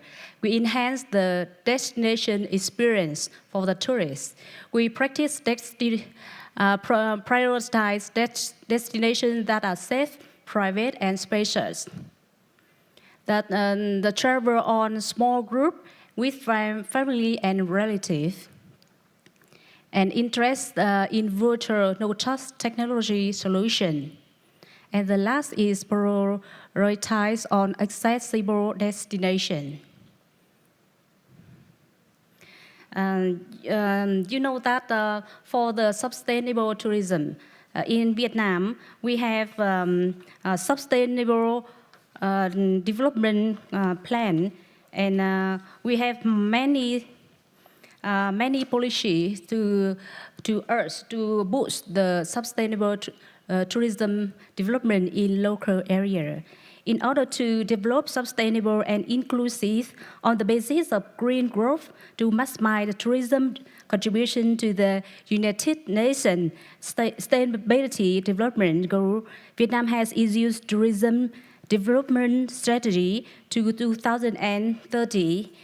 The national strategy on green growth in the 2021 to 2030 periods with the vision to 2050, the stream on promoting the sharing economy model in tourism, the project on application of the Industry 4.0 technology to develop smart tourism, the project on development the service and product of traditional medicines to meet the tourists by 2030.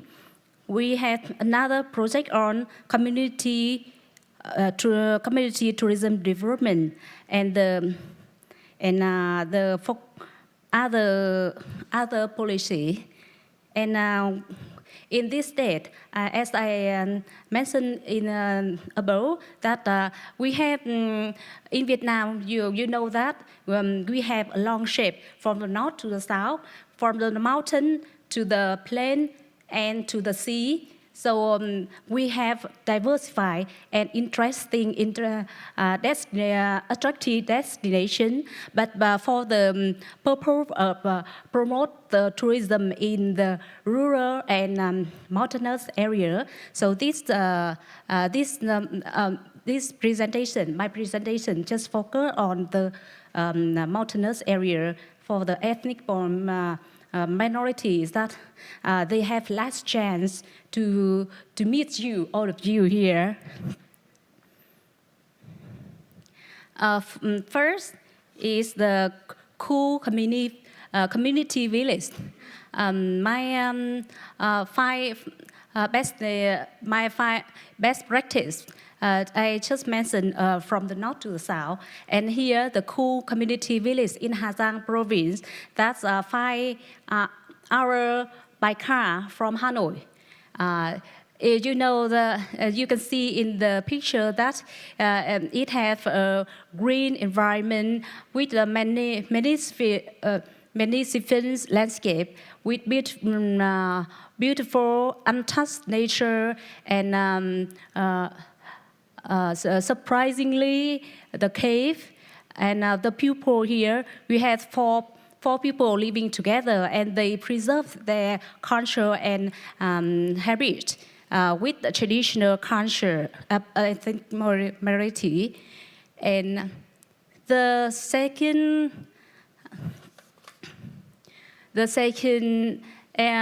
village is the Xin Sui Ho. with the first one, here is the new one that just established as the tourism community in 2021. So it's still new and need more investment. But for the second one, it is the Sin Sui Ho community in Lai Châu district. It's in the east of Vietnam. That it takes about 4 hours from Hanoi, but it is located in the altitude of nearly 1.5 thousand meters above the sea level, and the climate here is cool all year round. And when the people come here, it's the Hmong village. They preserve their culture, the untouched culture. And you can see here on the decorative, on the material that they made for the house or steel, other instruction in the village just made from the environmental materials. And for the third one is Thai Hai Community Village. It is the village that preserves the future of Thai. You know that at the beginning it is the bare hill, but after they gather to make the community-based tourism, it made a green forest with more than 20 hectares. And here is rewarded as the best tourism village by UNESCO.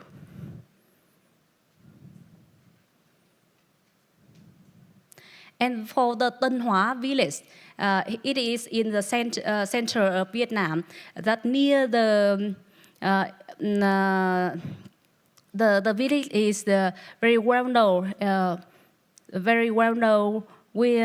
and you know that in this area is surrounded by the high mountain and it's a flat area. And in the winter, in the rainy season, it is flooded. So this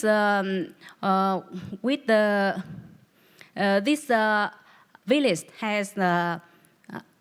has been invested by the Osalis Adventure. They engage in sustainable tourism to help the people from the poor people that they can earn from participation in tourism. And they have, you can see in the picture, the floating house, the Osalis people, Osalis company, they called investment for the people here and the Nguyen people. So every house here has a floating base. So in the rainy season, they are not much more worried about the floods anymore. And you know that the cave here is recognized by the UNESCO, one of the best caves in the world. The fourth is Joy Community Tourism Village. It is in Hue, that in the zone of Bạch Mã National Park. The Joy Community Tourism Village have a green environment surrounded and many beautiful landscapes like Thượng Nguồn hydropower reservoir, Kazan waterfall. They have a unique culture of the Kutu people, and that remains the many traditional activities like Buffalo Stapling Festival, New Rice Festival, and Forest Thanksgiving Festival. And when tourists come here, they can enjoy the Kutu's daily life here. And that is our 5 destinations in Vietnam. As you know, that is just the new emerging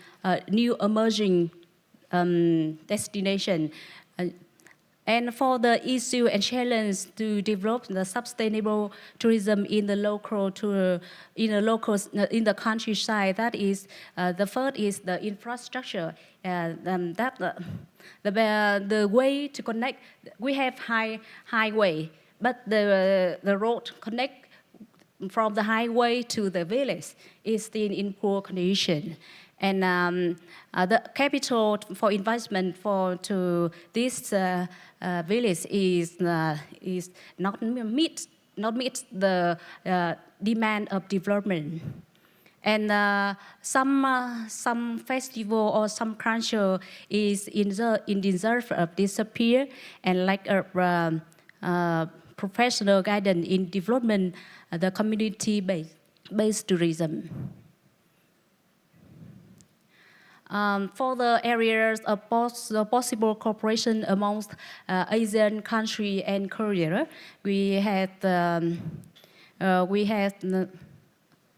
here we had 4 proposals. That is the first is cooperation in investment community destination that meet the Asian community tourism standards. The second is cooperate in organizing farm trip and press trip delegate to introduce tourism community tourism destination for the starter. And cooperate in organizing business trip for the community-based tourism, start up to learn experience at community-based tourism model that meet the Asian standards. That the final is the organize professional training on management, online business, promotion, landscape, spatial and foreign language capacity. And that's all for my presentation. Thank you very much. Thank you very much, Ms. Nguyen, and I would also like to extend a great appreciation to your beautifully worn ao dai dress for today's occasion as well. The final presentation will be made by the Incheon Tourism Organization. Let us welcome Ms. Saw on stage with a big round of applause. Good afternoon, ladies and gentlemen. My name is Hae-ran Seo. I'm Kelly from Incheon Tourism Organization of Korea. Nice to meet you. And then actually, I'm in charge of the Southeast Asian countries marketing at our company. So I just arrived from Bangkok, Thailand this morning. So I was supposed to be here around the morning, but my flight had been delayed last night. I prayed for, I have been on time. And then I just when I got my home and then just take a shower and change the clothes. And then I depart my home. But there are heavy traffic, Usually from Incheon to Seoul, it takes only 1 hour. It's very close. But today, the heavy rain and some civil defense practice had been happening from 2 p.m. So I should have trapped on the road waiting for its release. So you know what? You cannot guess how tough time that I had to be here. So yeah, thank you so much. And I'm the last presenter for today's seminar, and I know that you may be a little bit tired, but please think about my tough time to be here. So listen carefully for my presentation. Okay, so my content, the contents of my presentation start with the tourism policies of Incheon, and an overview of Incheon, and best practice of Incheon, and then issues and challenges in tourism development at the local level. And then the last one is the areas of possible cooperation. So actually, I had the same presentation in Bangkok 2 days ago, and then usually that's my work. And then before starting my presentation, I usually ask one question. Oh, hi, my name is Kelly. I work for the Incheon Tourism Organization. And I ask, have you ever been to Korea? And then most of the people raise their hands. And then I ask one more question. Have you ever been to Incheon? And everyone raised their hand, yes. And then I asked the last question, which places you have been? And they said, airport, Yeah, so, oh, Kelly, so sorry, only the airport, and then we directly go to Seoul, Busan, Jeju Island, so sorry. And then some of the people ask me, oh, isn't it the name of the airport? It's the name of the city? And then I said, oh, yes.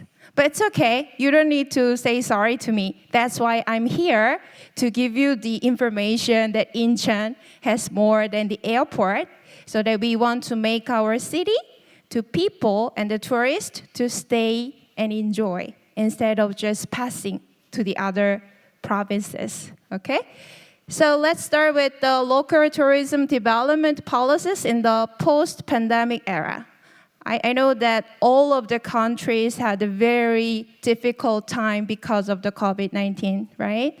And especially after the post-pandemic era, Incheon is more focusing on recovery, the system of the tourism part of Incheon, so that we have a support program for the tourism sectors, especially the private sector, to give them the financial support as well as the administrative support too. And the other one is that promotion of tourism in the original downtown area. Because I will explain you later that Incheon is a very interesting city. Here, you can experience the past, present, and future of Korea.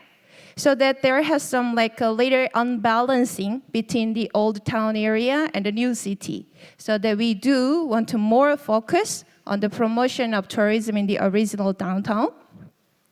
And the other one is the supporting the restoration of the tourism industry ecosystem and enhancing competitiveness. So that's I think that's the same things of all of the countries. And then let's move to the overview of Incheon. All of you already been to this Incheon International Airport, right? Yeah, so we have a international airport just nearby, so that it connects 85 airlines from the 51 countries to 135 cities together. And even from this airport to the mainland of Incheon, it takes only 20 minutes by car, because we constructed to the Incheon Grand Bridge from the airport to Songdo International Airport. So that, think about that. Oh, you have a very long flight. Even that flight had been delayed. So in that case, once you arrive to the airport, the thing that you want to have directly is taking a shower with the hot water and take some sleep, right? But think about that. Seoul, maybe it will take 1 hour. Busan, even you have to take a domestic flight or the KTX. So after 5 minutes, you may have a hot water shower. What about the Jeju Island? You have to take one more domestic flight, transfer it. But Incheon, only after 1 hour, you can have a hot water shower. It's so very a strong point for us to the marketing is that, wow, we have a very easy connectivity from the airport. Even from Incheon to Seoul or other greater region of Korea, it takes only 1 hour. But I already told you that today was a little bit exceptional day. But usually it takes only 1 hour. And I know that tomorrow you will have a technical visit to Incheon. So you may think that, oh, Kelly didn't lie to us. And also we have a cruise passengers terminal and cruise terminal together. So that if your country is operate the cruise tourism products to Korea, maybe you can use this cruise terminal.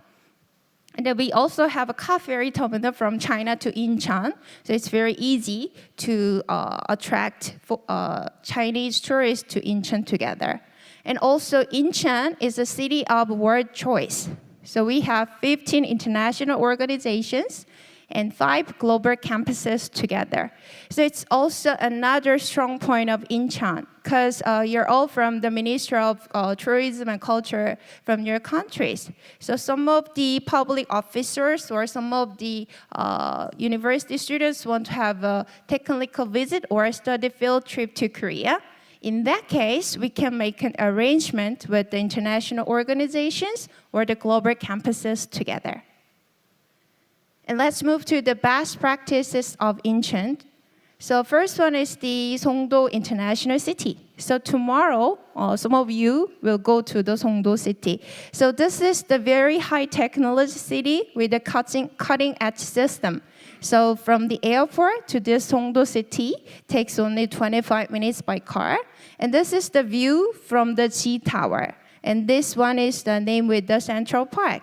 But tomorrow, if you go to this place, I think that if it's rain, then you cannot see this clear view. So I didn't lie. I tell you the truth. But usually in a sunny day, you can see this beautiful view. And another strong point of Songdo International City is the MICE. Because I work for the MICE Bureau, and this Songdo ICCG has been designated for the first time in Korea, so that it's a very convenient systems for the MICE events.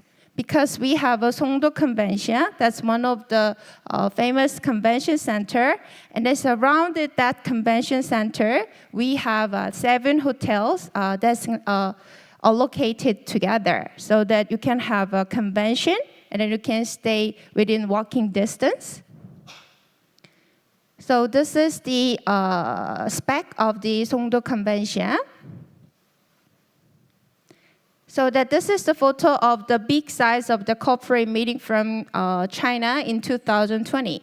So that our main market is China before COVID-19, but since 2 weeks ago, China started to open the market to Korea. But before opening, we do more focus on the Asian countries. So that I had traveled a lot to the Southeast Asian countries like Vietnam, Malaysia, Thailand, like that.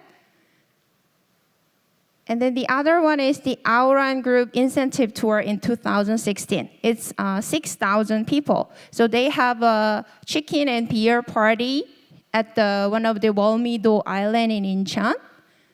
And this one is the last May we had this conference, 56th ADB annual meeting in 2023. So almost like 6,000 people joined at this conference.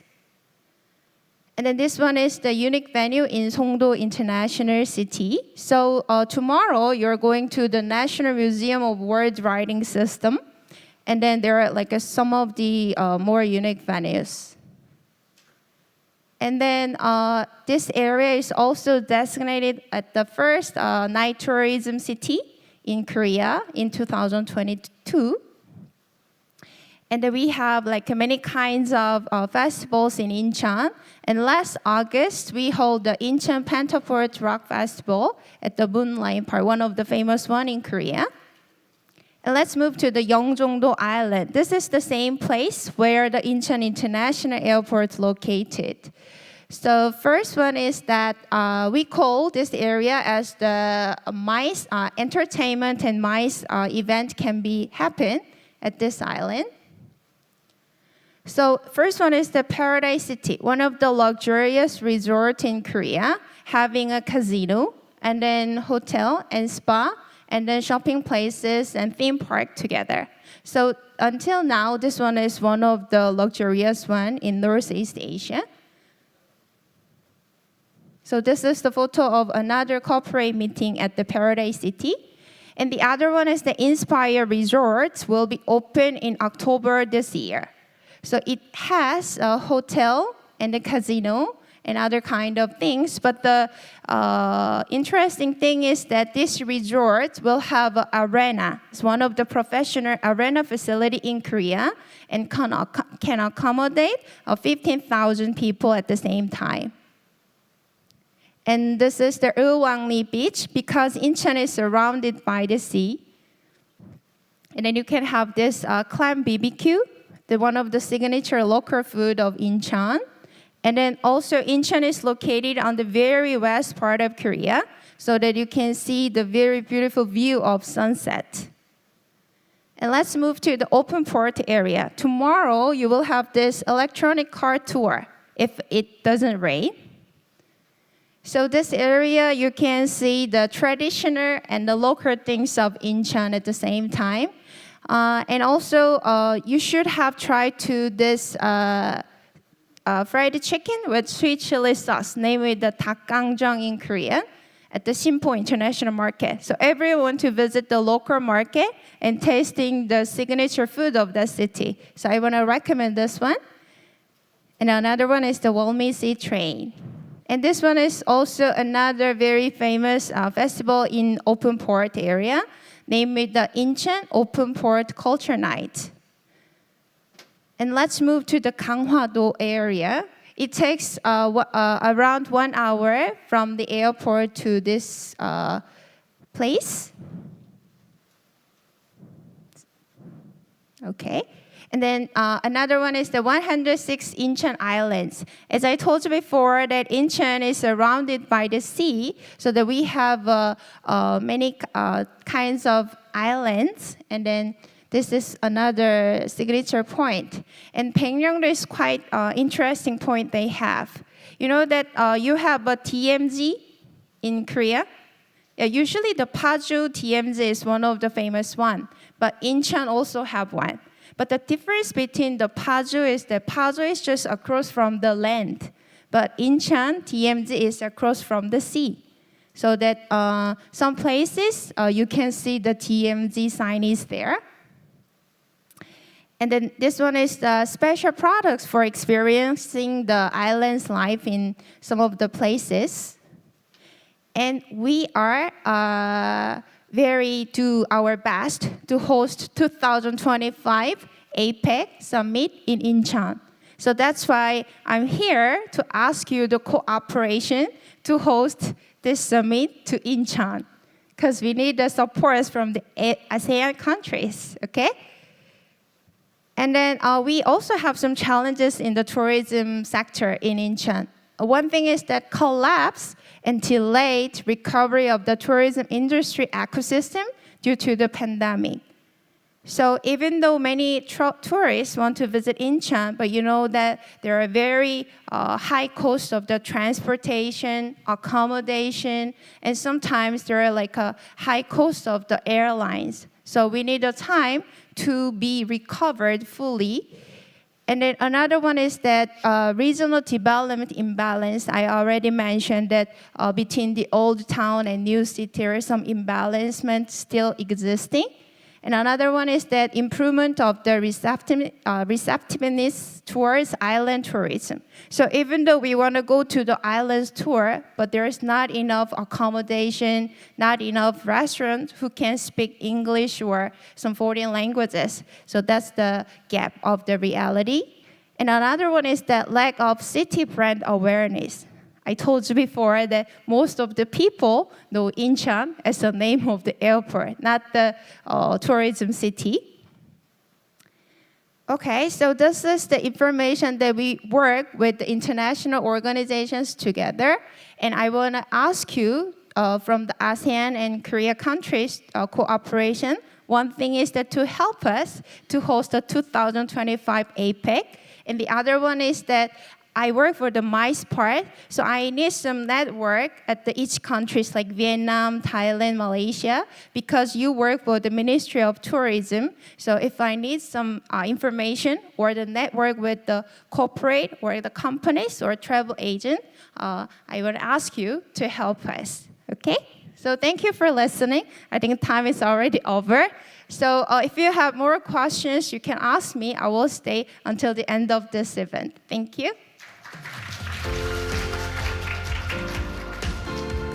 Thank you very much, Ms. So. Now that we are heading towards the end of the seminar, we will now move on to the final panel discussion. Mr. Alex and speakers, please come up to the stage as soon as the setup is ready.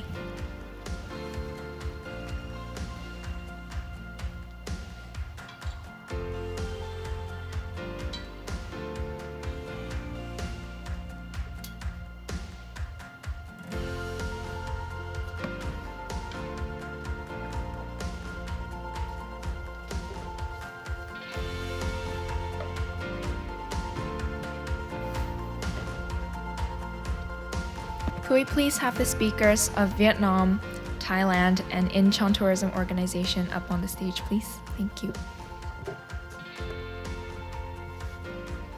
A warm welcome to Kelly.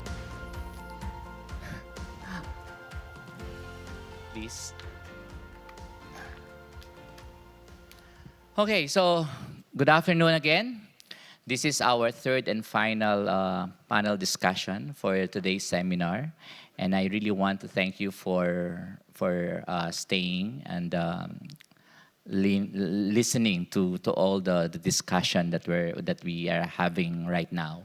So, and I would like to say welcome to Kelly. I know the challenges that you actually faced before. I keep on asking your colleague, where is she now? And she keep on, she said, she's on the way now, she's on the way. Okay, so, but finally you're here, and thank you very much for sharing your time and for making that beautiful presentation. So, you see the timing, right?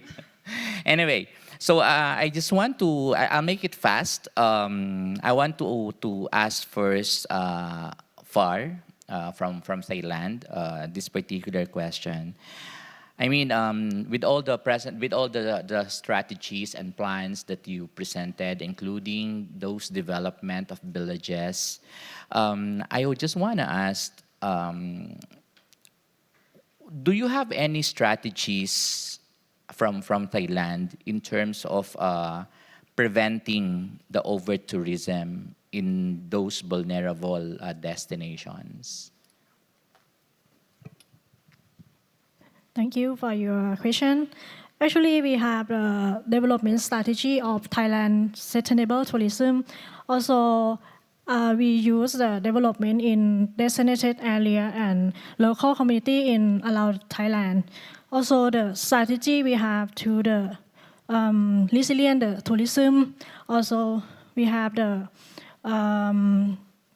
involved improving in all stakeholders. We have to cooperation with all private sector and government sector, and also we have to the strategy to the fundamental of the quality of distribute of in Thailand. So when it is somehow successful in implementing such strategies, okay, that's very good. I'm just a little bit curious on one of your slides that you mentioned, happy community-based tourism. So maybe for not only for my sake, but also for the information of everyone, would you like to expand, more about this happy community-based tourism? You mean how to be the development in community-based? Yeah, because usually we call community-based tourism, but in your case, you have this happy community-based tourism.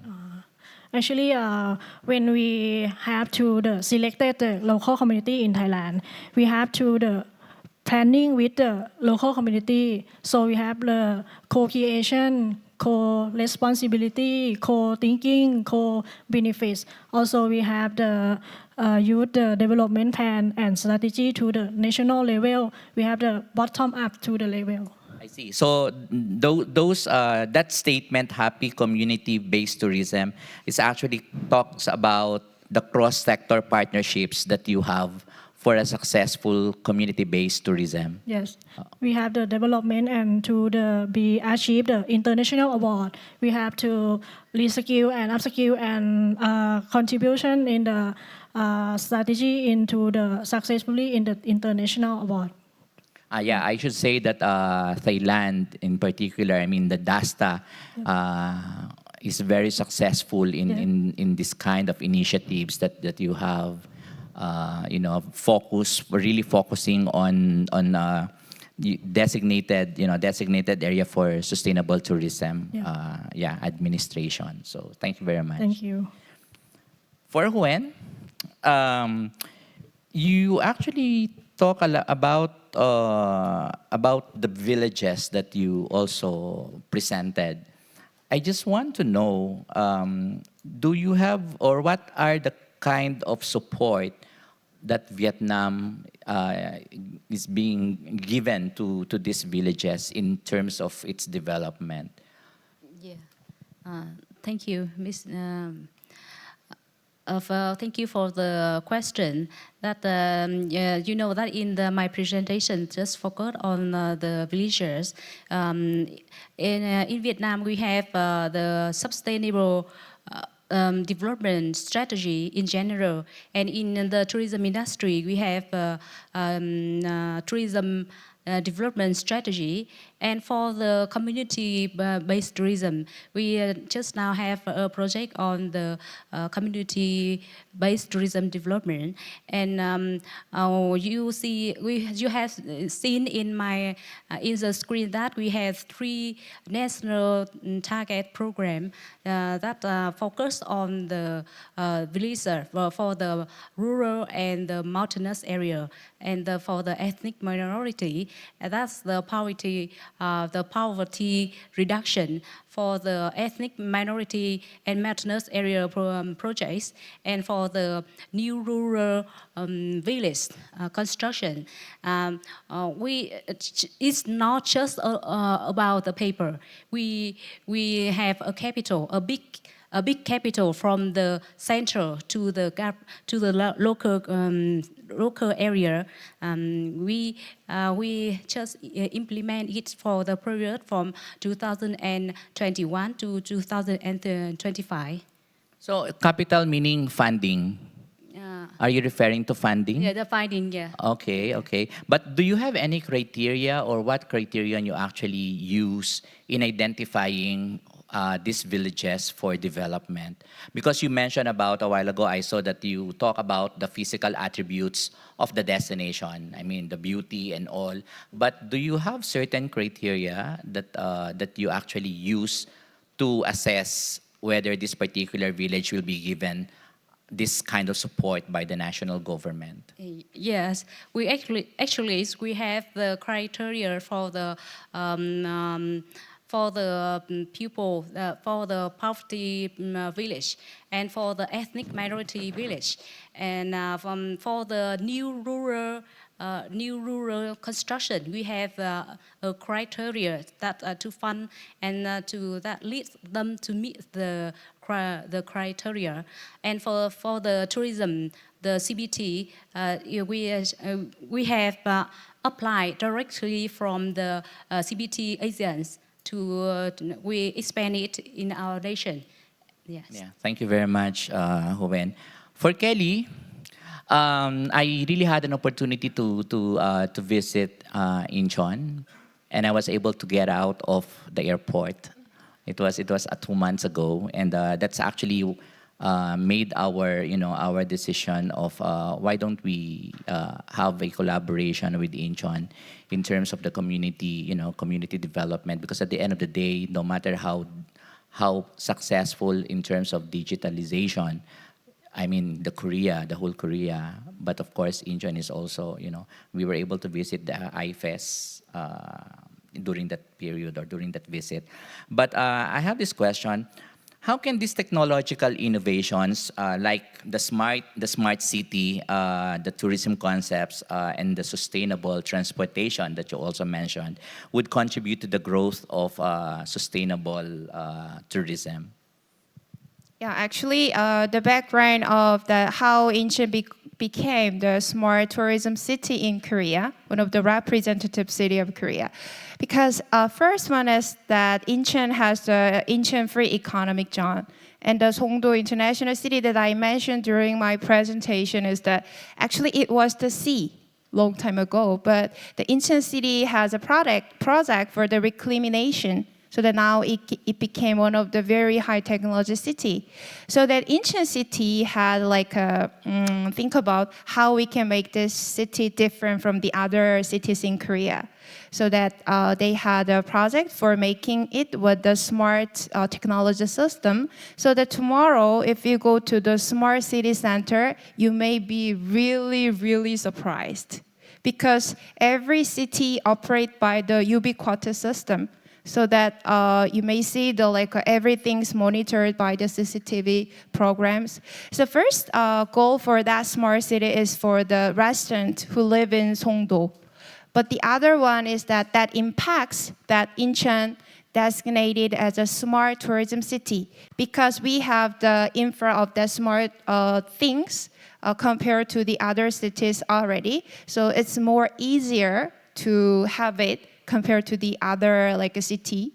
So that in 2020, Incheon has been designated as the first smart tourism city, so that we think about the way to collaborate the smart system for the tourist in convenience. For example, we made the Incheon Easy Web application, so that once the tourists who visit Incheon, once they download that application, everything can be done using that application. So there's no need to find out the brochures, paper, printed out the brochures, or no need to find out some like things. Only you can download the discount coupons or the information through the digital platform. So it's naturally related to the sustainable tourism things. Yeah, actually, there is really a connection because when I came to Korea, in AKC in particular, in 2021, and that was the second year of AKC is implementing the Smart Tourism Program, wherein AKC has organized events or a seminar wherein the theme is smart tourism. And now that you just mentioned that it was in 2020 when Incheon was launched as a smart city, now I can see the connection why during the time, even before it, that was during the pandemic, right? And it was really an opportune time for everyone to somehow adopt the digitalization. I just want to ask now, how do you encourage, how can we encourage the tourists to adopt more responsible in terms of this sustainable behavior while traveling? Yeah, actually, for us, to tell the truth, that sustainability for the tourism is the second goal. Actually, we want to attract many tourists to Incheon. So that's the main goal for Incheon, to make people aware Incheon as the tourism destination. And the other one is the sustainable tourism things. That one example that we want to have it. Last year, my colleague, Ms. Cho, had got the certificate from some of the official records for guarantee the sustainable tourism things. And the other one is that we operate one hotel named with the Harbor Park Hotel, so that we collaborate with the local tourism agencies or local tourism companies to work together. So we made one guest room with very eco-friendly fabric things. So the people think that, oh, this is the, we call the ESG, right? So like eco-friendly, and it's related to the sustainable tourism. Even we have 132 Incheon Mice Alliance together.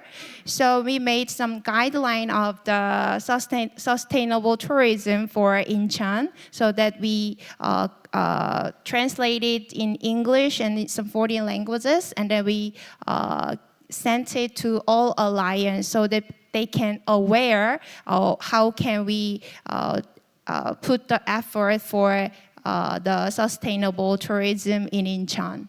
Thank you very much. I know that we're talking of digitalization, but I cannot help it, but I want to ask this question, because in the presentation of Huen, you mentioned about the negative impacts of the development in terms of, you mentioned the losing all alteration of traditions and custom. So I just want to ask the three of you in a very short, short answer. How do you think us would be able to address that concern, that particular concern of there are already alterations of our traditions, our culture has already been affected by all this development? Maybe we can start with Far. Yeah, thank you.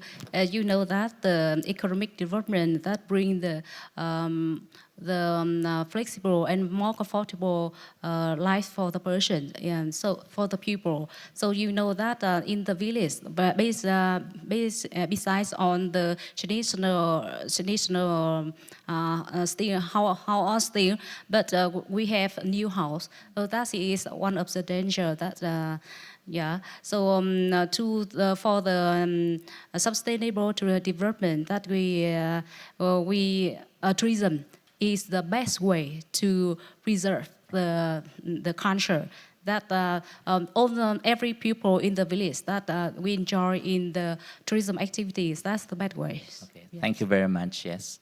In terms of DASTA, we have to create community of happiness and encourage to the co-ownership. We have to promote contribution in culture and economy, and also we have the balance between economics and environment in local community. Okay. Yeah. Yes. So in that part, Incheon is do more focus on the old town area, working with the local people, so that we have like one project for working together. For example, we hold like one festival. That one is related to the agent and the local people and the tourism organization all together. So that we think that we preserve the tradition of very tradition things of Incheon, and that also attract the tourists of the world. Yeah, so meaning let us make this technology as agent for the betterment of how we would be able to promote and conserve whatever heritage or cultural aspects that we have in our respective countries. So thank you very much. But before I end this session, I just want to share with you. In the morning and in the afternoon, we talk a lot of things. We talk about best practices. We even talk about policies and other regulations, and even the challenges that we have. And we coined this particular word, which is local, because at the end of the day, we're actually talking about community-based tourism, rural tourism, and all. So probably you're wondering what is this local, talks about. So number one, letter L, local is actually the laws or the policies and regulations, whether it's local or national level, and its alignment with the new trends and current trends of the tourism international organization. So this is very important and very vital as we go along with the development of destinations, laws to be created, to be enacted, to be followed, to be implemented. The second one is letter O, which is the operations and management of programs and projects that have to be properly handled and implemented in relation to sustainable development, taking into account the SD core elements. What is this SD or sustainable development elements? This is the economic growth. We have the social inclusion and the environmental protection. Letter C is the collaboration. We talked about a while ago, morning and afternoon, we discussed about partnership, collaboration, and I think this is very important, the collaboration and in strong partnership among national and local governments, the tourism industry key players. When we talk of industry key players, we're talking about businesses, we talk about academia, we refer to experts and hosts and other stakeholders.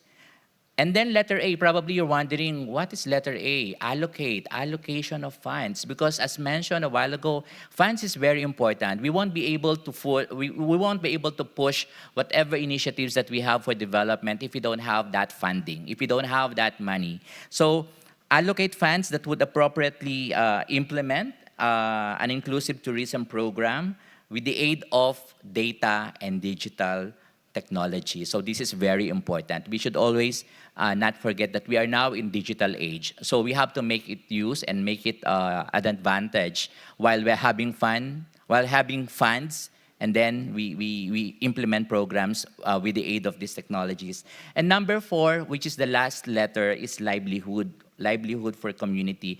Why we want to develop the area, the rural, the community? It's because for their livelihood. We wanted, there is actually a saying, in every success or failure of a local tourism development, the community is always there. That's why we really have to get involved, the participation and commitment of the community, which are very essential factors for a better and improved quality of life for the community. I think that is very important because all of these things, what we're actually doing since this morning and after this, we're actually thinking of a better future and a better livelihood, a better life for our community. And those are the local people that we have who actually managing the destination. So with that, I just want to say thank you. Thank you very much for all our distinguished speakers from the morning and our panelists. And of course, our participants offline and online. We really want to thank you for sharing your precious time and for joining in this seminar. So with that regard, thank you. Thank you very much. Thank you, Mr. Alex, for a nice wrap-up, and thank you all presenters for your insightful presentations and active participation. Before we conclude the seminar, I would like to request all participants who have not yet filled out the program survey to kindly access the QR code here on the screen and complete the survey. Now, this calls for the end of our first day of the seminar. Thank you for your participation both on and offline, and we look forward to meeting you again in future programs run by the AKC. Thank you very much once again, and hope you have a lovely evening. Thank you.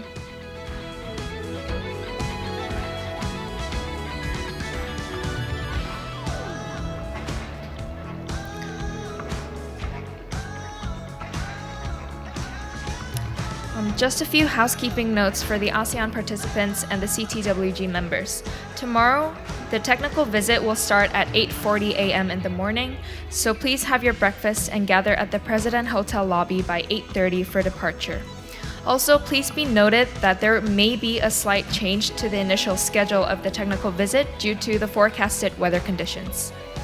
Also, for the ASEAN representatives, there will be a dinner at 6 p.m., so please gather at the President Hotel lobby today by 5:30 p.m. Thank you.